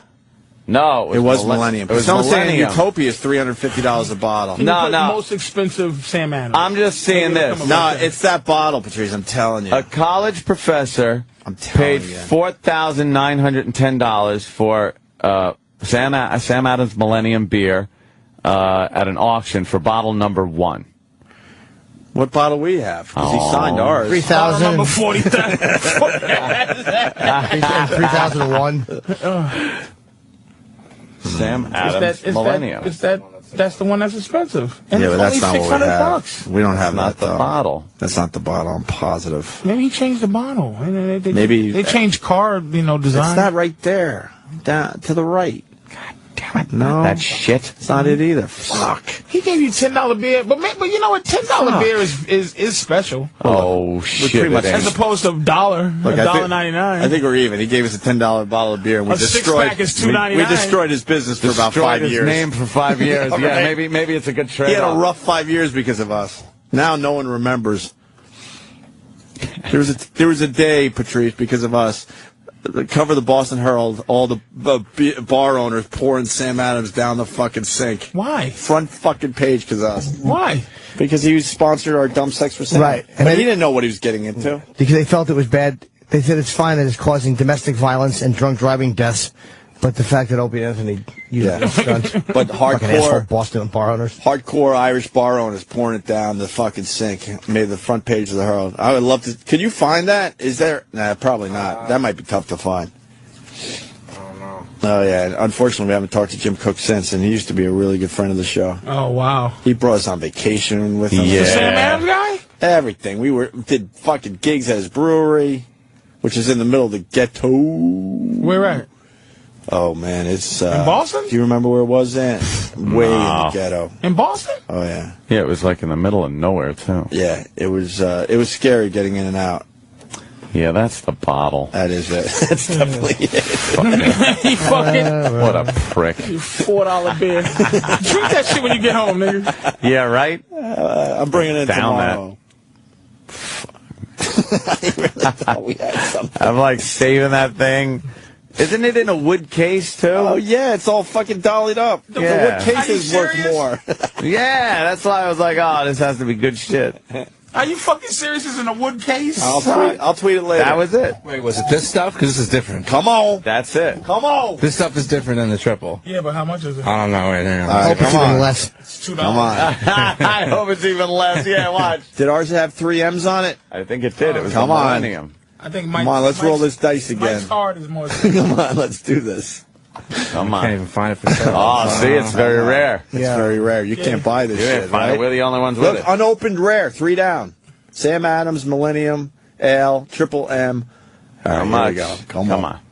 Come on, bitch. How much? There's the case. Come on. Sold for. There's the case. $14. Case. Shut Wood up, case. That's the start. That's the wood case. Very rare, hand signed. This is probably the one you guys have. All right, hand signed. That's what we got. Come on. Says that I see $4,910 for $4,900. Take that! Other limited edition Take bottles that! go for more than 1,000 in online auctions. Take that. All right. I would have laughed so hard if you broke it and then realized that was the one you had. I'm glad you found a way to have some self-esteem behind this stupid beer that you know is $9. But we're gonna. I You know, have a believe wooden me. box too. Look, I'll make a video. I'm gonna make a video. I'm gonna And show somebody how tell you? expensive it is, and then I'm gonna take a hammer to mine. Oh, wow. Those type of videos do very well on And it's those. liquor or it's beer? It's like hardcore, over the top, 500 It's made proof like fucking- beer, but the process they do, they put it through so much that it becomes like liquor. Yeah. Becomes like cognac. It's 21%. Wow, is that a lot? As I say, wow, is that a lot? For beer, Of course it is. What is that the equivalent of? It's like a 21%. What is that? Vodka's what? 40. Vodka's 40? Yeah. Most spirits are 40. It's like a liqueur. Oh, okay. Liqueurs are usually around 20%. All right, so it's... Or lick him. It's like Jägermeister. Something like that. Yeah, that's it. So 2 shots equal 1 shot of Wood like a vodka or case. something. That's it right there. That's with, the shit. With the blue felt. Right. All right, where's the price? How was I rooting Well, against it's it? very difficult to find. I'm having trouble I love finding that you were rooting for sale against somewhere. them. I know. It makes me very happy. Jimmy you were. wants it to be worth nothing. Of course. Or break it when it's worth a lot. Yes. So what is it? $10 or $5,000? No. If it's- well, because that's the thing. There's 2 different ones. But knowing Jim Cook, he probably gave us the cheap one, thinking it was the and just put it in the nice box. Well, What if box? it says triple Bach on it, it's $10. If it has 3 M's on it, it's like $5 grand. I think it might be triple Bach because we've been saying triple Bach for years. No, but I think he gave us triple Bach once. Really? And then he gave us the Millennium, because I remember seeing the case says Millennium on it. I better find that fucking bottle, man. I gotta God look for that, damn it. huh? Now I got to find it. I might have ditched it thinking it was... Oh, in the move? I don't know. Now I'm a little scared. I'm going to take a look, yo. 5,000, though. 4,000 anyway, right? Yeah, but you said that they were signed and numbered and stuff, right? I don't know. Yeah. Was there a number on it? I don't remember. Yeah, I think every bottle was numbered. Well, because that's the good stuff. I mean, like, that triple box shit's not going to be signed. All marked, all membered? No, I'll put mine online for fucking sale, man. Yeah. Pay for my trip. Why not? Apparently this is very rare. Joke. There's only 3,000 bottles. Yes. Yeah, that's it. Only 3,000, and we have 2 of them. There you go. Nice. We're in. Ain't worth shit. I'm glad we got to the bottom of that. Yeah. I wouldn't even drink that shit. Huh? And I'll drink anything. Let me say hi to Bill. Hello. Hello, Bill. Hey, gentlemen, how are you? Yeah, that shit, it's nothing but triple bark in the fancy 750 milliliter bottle. Triple bark was only $7 a bottle in the store. It's just in a nice bottle with a nice case and stuff. It ain't worth shit. Yeah, no, I mean, it would be great for the show if we had the shitty one, but now we're starting to think that maybe we might have the good one. So blow me. Yeah. We should have stopped where we were and make everyone believe that we got fucked over. I really think we actually got one of those nice bottles. I'm gonna look. That's worth a few bucks. No, you do. It was one of the limited edition. I believe there was only 1,000. I used to work for a distributor at a liquor store. Said 3,000. What's the matter with you? You listen to the show? All right, Bill. Thanks. It's the Opie and Anthony Show's Best of O&A. Best of O&A. We'll be right back. Don't go anywhere. Hi, I'm Maria Bartiromo. Join me for a very special Success in Business Town Hall to launch SiriusXM's business radio powered by the Wharton School. I'm joined by Neil Blumenthal, CEO of Warby Parker, William Lauder from the S.A. Lauder Companies, Carl Ulrich, Vice Dean of Innovation at Wharton, and Pauline Brown, Chairman of LVMH North America. I did what every business student does who doesn't know what they want to do with the rest of their life. I went into consulting. The Success in Business Town Hall throughout the week on business radio powered by the Wharton School, SiriusXM 111, or listen on the SiriusXM app. Yeah, this is Jim Norton. Doodly. Most of the time, he doesn't give a shit about you and your stupid problems. Keep calling up paychecks. Most of the time. But for 1 hour every week, Jim Norton cares. I'm 15, and she's a virgin. Have you had sex before? Yeah. Hello? Oh, he got yelled at by his mom or something. Did you hear that? If you have problems in a phone, listen to the Jim Norton Show. Today at 3 p.m. on the East, noon on the West. On the Opie and Anthony Show. She'll take dick eventually. Now when you finger her ass, you don't want her to go, ha, ha, ha, ha, ha. When I heard I could get a free bottle of peak nitric oxide, I jumped at the offer. After all, I knew it had amazing benefits for your heart, blood pressure, and immune system. Who wouldn't want that? But I immediately noticed another surprising benefit. I felt like a 25-year-old again in the bedroom. Better than I was at 25. He's right. In a Nobel Prize-winning discovery, nitric oxide was found to boost your sexual performance, as well as your heart health, blood pressure, energy levels, immune system, even your memory and mood. That's why it's been described as the miracle molecule of the 21st century for both men and women. And right now, you can get a free bottle of peak nitric oxide by calling 1-800-551-1752. You'll not only begin feeling years younger, but we'll also send you free test strips to prove it works. Discover how to get your free bottle of peak nitric oxide and free test strips at 1-800-551-1752. That's 1-800-551-1752. These statements have not been evaluated by the FDA. This product is not intended to diagnose, treat, cure, or prevent any disease. If you're looking for ways to save time and fuel for your truck or small fleet, you found it with PrePass Plus. PrePass Plus enhances PrePass way station bypassing by enabling you to electronically prepay your bridge and toll road fees on more than 80 different turnpikes, toll roads, tunnels, and bridges in 16 states, all using a single transponder. Find out more about how PrePass can help your trucking business today at prepass.com or call 1-888-559-PASS. Professional drivers and small fleet owners need to be certain that personally identifiable data remains secure and confidential. Only PrePass guarantees that once your truck is electronically screened and authorized for bypass, your data remains confidential, providing the nation's safest, most secure, most reliable pre-clearance service. Contact PrePass to learn more about how we can keep your data secure and help your trucking business succeed at prepass.com or call 1-888-559-PASS. Dave Smith Motors has a fireworks show for you. Huge explosive savings can be found at Dave Smith in Kellogg, Idaho during our 4th of July Savings Explosion Sale. Get a super low price on over 2,500 new Dodge, Chryslers, Jeeps, Rams, Chevys, GMCs, Cadillacs, Buicks, and top quality pre-owned vehicles. The 4th of July Savings Explosion Sale is on now. Contact us today for explosive savings. Call 800-635-8000 or go online to davesmith.com. Disruptive may be just another overused buzzword, but disruptions in business like network downtime, data loss, social media abuse, and limited bandwidth are downright disruptive. For businesses large or small, Barracuda Networks offers powerful, affordable, yet easy to implement content security, application delivery, and data protection solutions, all designed to prevent disruptions and simplify IT. For an online demo or to try any of our security or storage solutions risk-free for 30 days, visit barracuda.com/disruptive. A public smoking announcement from new Zoom e-cigs. Are you living with carpoolus rejectus? Do you find yourself driving alone because you smoke? Are carpools, road trips, and even the simple, "Can I give you a ride?" met with damning no thank yous? Well, no longer will the carpool lane be forbidden to you. With Zoom e-cigs, there's no smoke, no smell, just flavor so bold you won't believe it's an e-cig. Now the company Carpool has a new captain. Flavor beats fire at zoomecigs.com.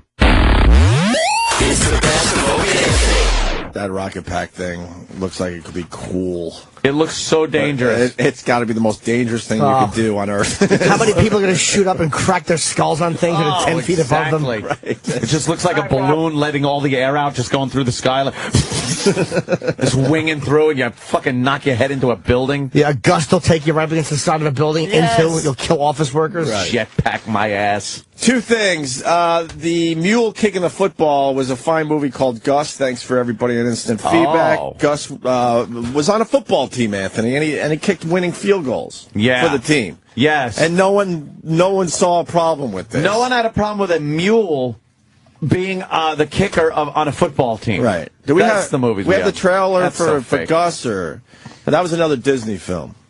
Yeah, another great Disney film of an animal doing so. How many fucking dumb movies did they make us sit through? Well, where animals were doing things. Everyone knows the movies, though. They were that popular. It's all we had. What crap they gave us. They really did give us They fed us just shit. Yeah, this new generation has fucking Avatar. We had a stupid mule kicking footballs. Oh my God! How do we even fucking relate to these people anymore?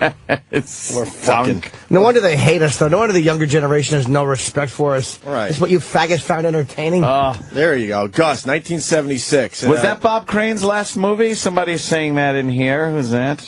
Bob Crane? Germ Freak? Really? Was Bob? Oh my God! Don Knotts was in Gus. Don Knotts was in it. How good? Why is there a helmet on the donkey with an atom on the side of it, like a nuclear little symbol? Well, that was the name of the group, the Atoms, the team, the Atoms. Oh, the Atoms. Yeah, well, they had to make it futuristic. They were like a nerdy team. And They got from the Walt Disney Don Knotts collection. He has a fucking football helmet on with a hole cut for his big dumb donkey ears. Who's going to tackle that fucking thing, braying and biting with its teeth? And why does it need a helmet? You ever hit a donkey in the head? And it's not getting hurt. And could it really kick accurately? Wouldn't it be just willy-nilly every time he tried kicking a football? Of course it would. He would just go and shit by the ball. It'd be like, time out, fucking asshole animal. He did it once.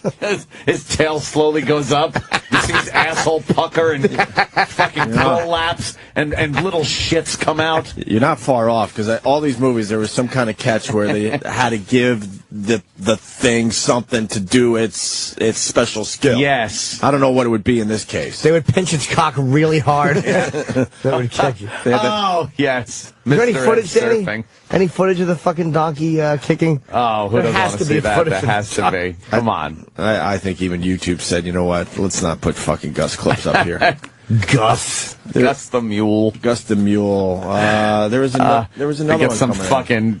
Some woman from Tijuana to suck its dick before it kicks. Shoots a big donkey load in her face. He's a bachelor party jerking off right in front of the football. Despise Gus. Gus stinks. His helmet really made me angry. Because his leg would break. If he got tackled, he's all clumsy. Oh, yeah, very clumsy. No Gus clips? Oh, how could there be a Gus clip? Probably pirated. No one cares. Well, no one cares. It's a mule kicking fucking footballs, man. No? That's not the and what was the movie? Broomsticks, something. And Bed Knobs and Broomsticks. Yeah, Broomsticks. Someone has reminded me that the bed in that movie flew. Really? They had a flying bed, so I thought it was about a girl's first foray into masturbation. And Uncle Bed Knobs and Broomsticks. Escape to Witch Mountain. That was another one. That had what? Something flying in it? Yeah, something's always flying back then. Everything was flying. The fuck was that about? Kevin in Connecticut, what's up, sir? Good morning, guys. Hey. Hello. Remember Don Knotts' finest acting was in as a fish? Yeah. Incredible Mr. Limpet.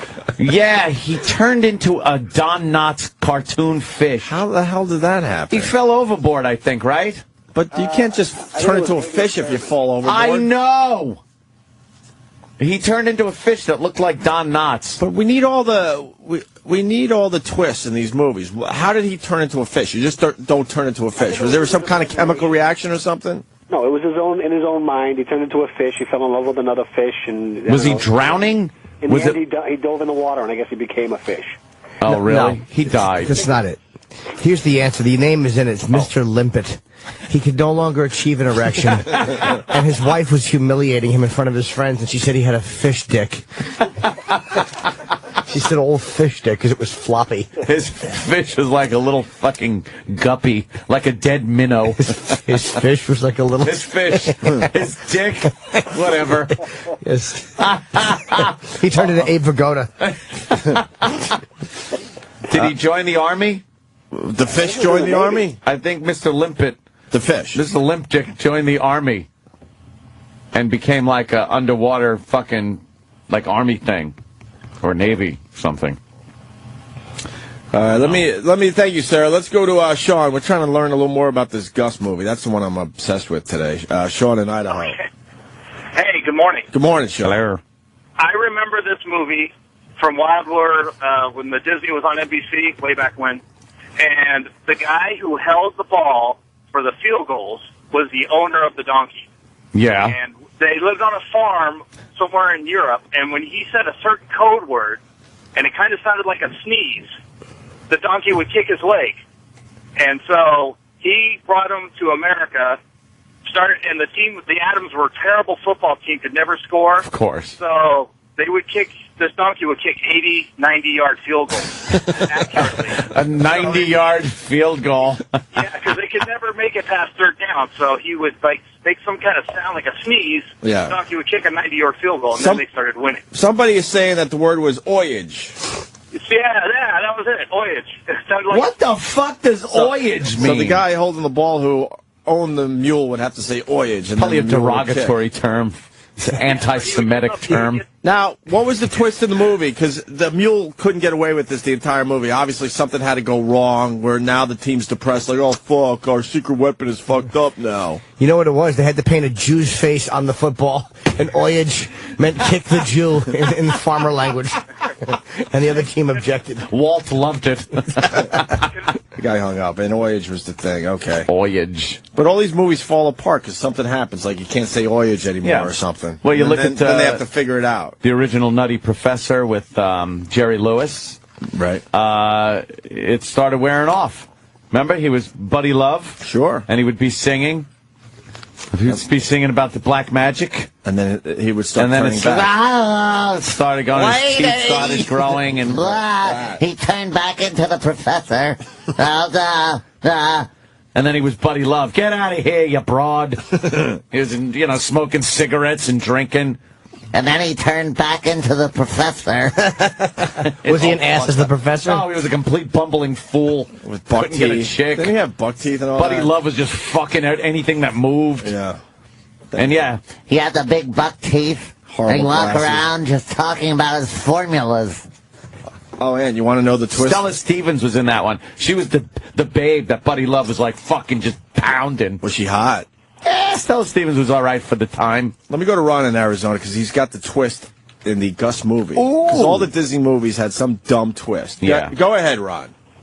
Yeah, Opie, the twist was simply that the guy that held the ball was a little guy, the one that hollered oyish, which meant kick. Well, the opposing team kidnapped him, and so the donkey wouldn't kick the ball without him saying oyish. And this girl that liked the little kicker guy, she got Gus to kick the ball, and the guy was all depressed because now he was of no use because Gus would kick for anybody now. Did he commit suicide at the end of the movie? Yeah. Is that Stella fucking topless? We gotta go, bro. Yeah. Oh my God! Look at those long, droopy, heavy tits. She went topless way too fucking late in her life. Those are so who is this? This is Stella? Stella Stevens. She's nice. Big areolas. She's sexy. Travis's screen is in the way. God damn it. I bet Can you move that picture over somehow? I bet if she laid down. Wow. If she laid down on her back, though, those things would totally be under her armpits. They're just out of range. They could be up a little higher. They're big and heavies, but they're just out of range. They're sagging just slightly too much. It looks like the aspect ratio is off on the picture. Looks like Stella liked to get naked, though, huh? Yeah, she must have been a Playboy girl. Clothes off. Stella Stevens. Stella Stevens. What does she look like now? Is there a God. You want to see the fucking curse of time? Why would we do this to ourselves? Just look at the curse of fucking time. Let's make sure she's still alive. Let's just make sure she's still alive? Oh, fuck. Yeah, all right, let's see what she looks like now. That's going to be a problem. Because the one picture that sort of looks hot, there was already problems setting in. Yeah. Oh, no, that's not her. That can't be. Oh, Christ. She looks like some old hippie bitch. Not bad, actually, for her age. How old is she? She's got to be 70-something. Oh, yeah, she's all right.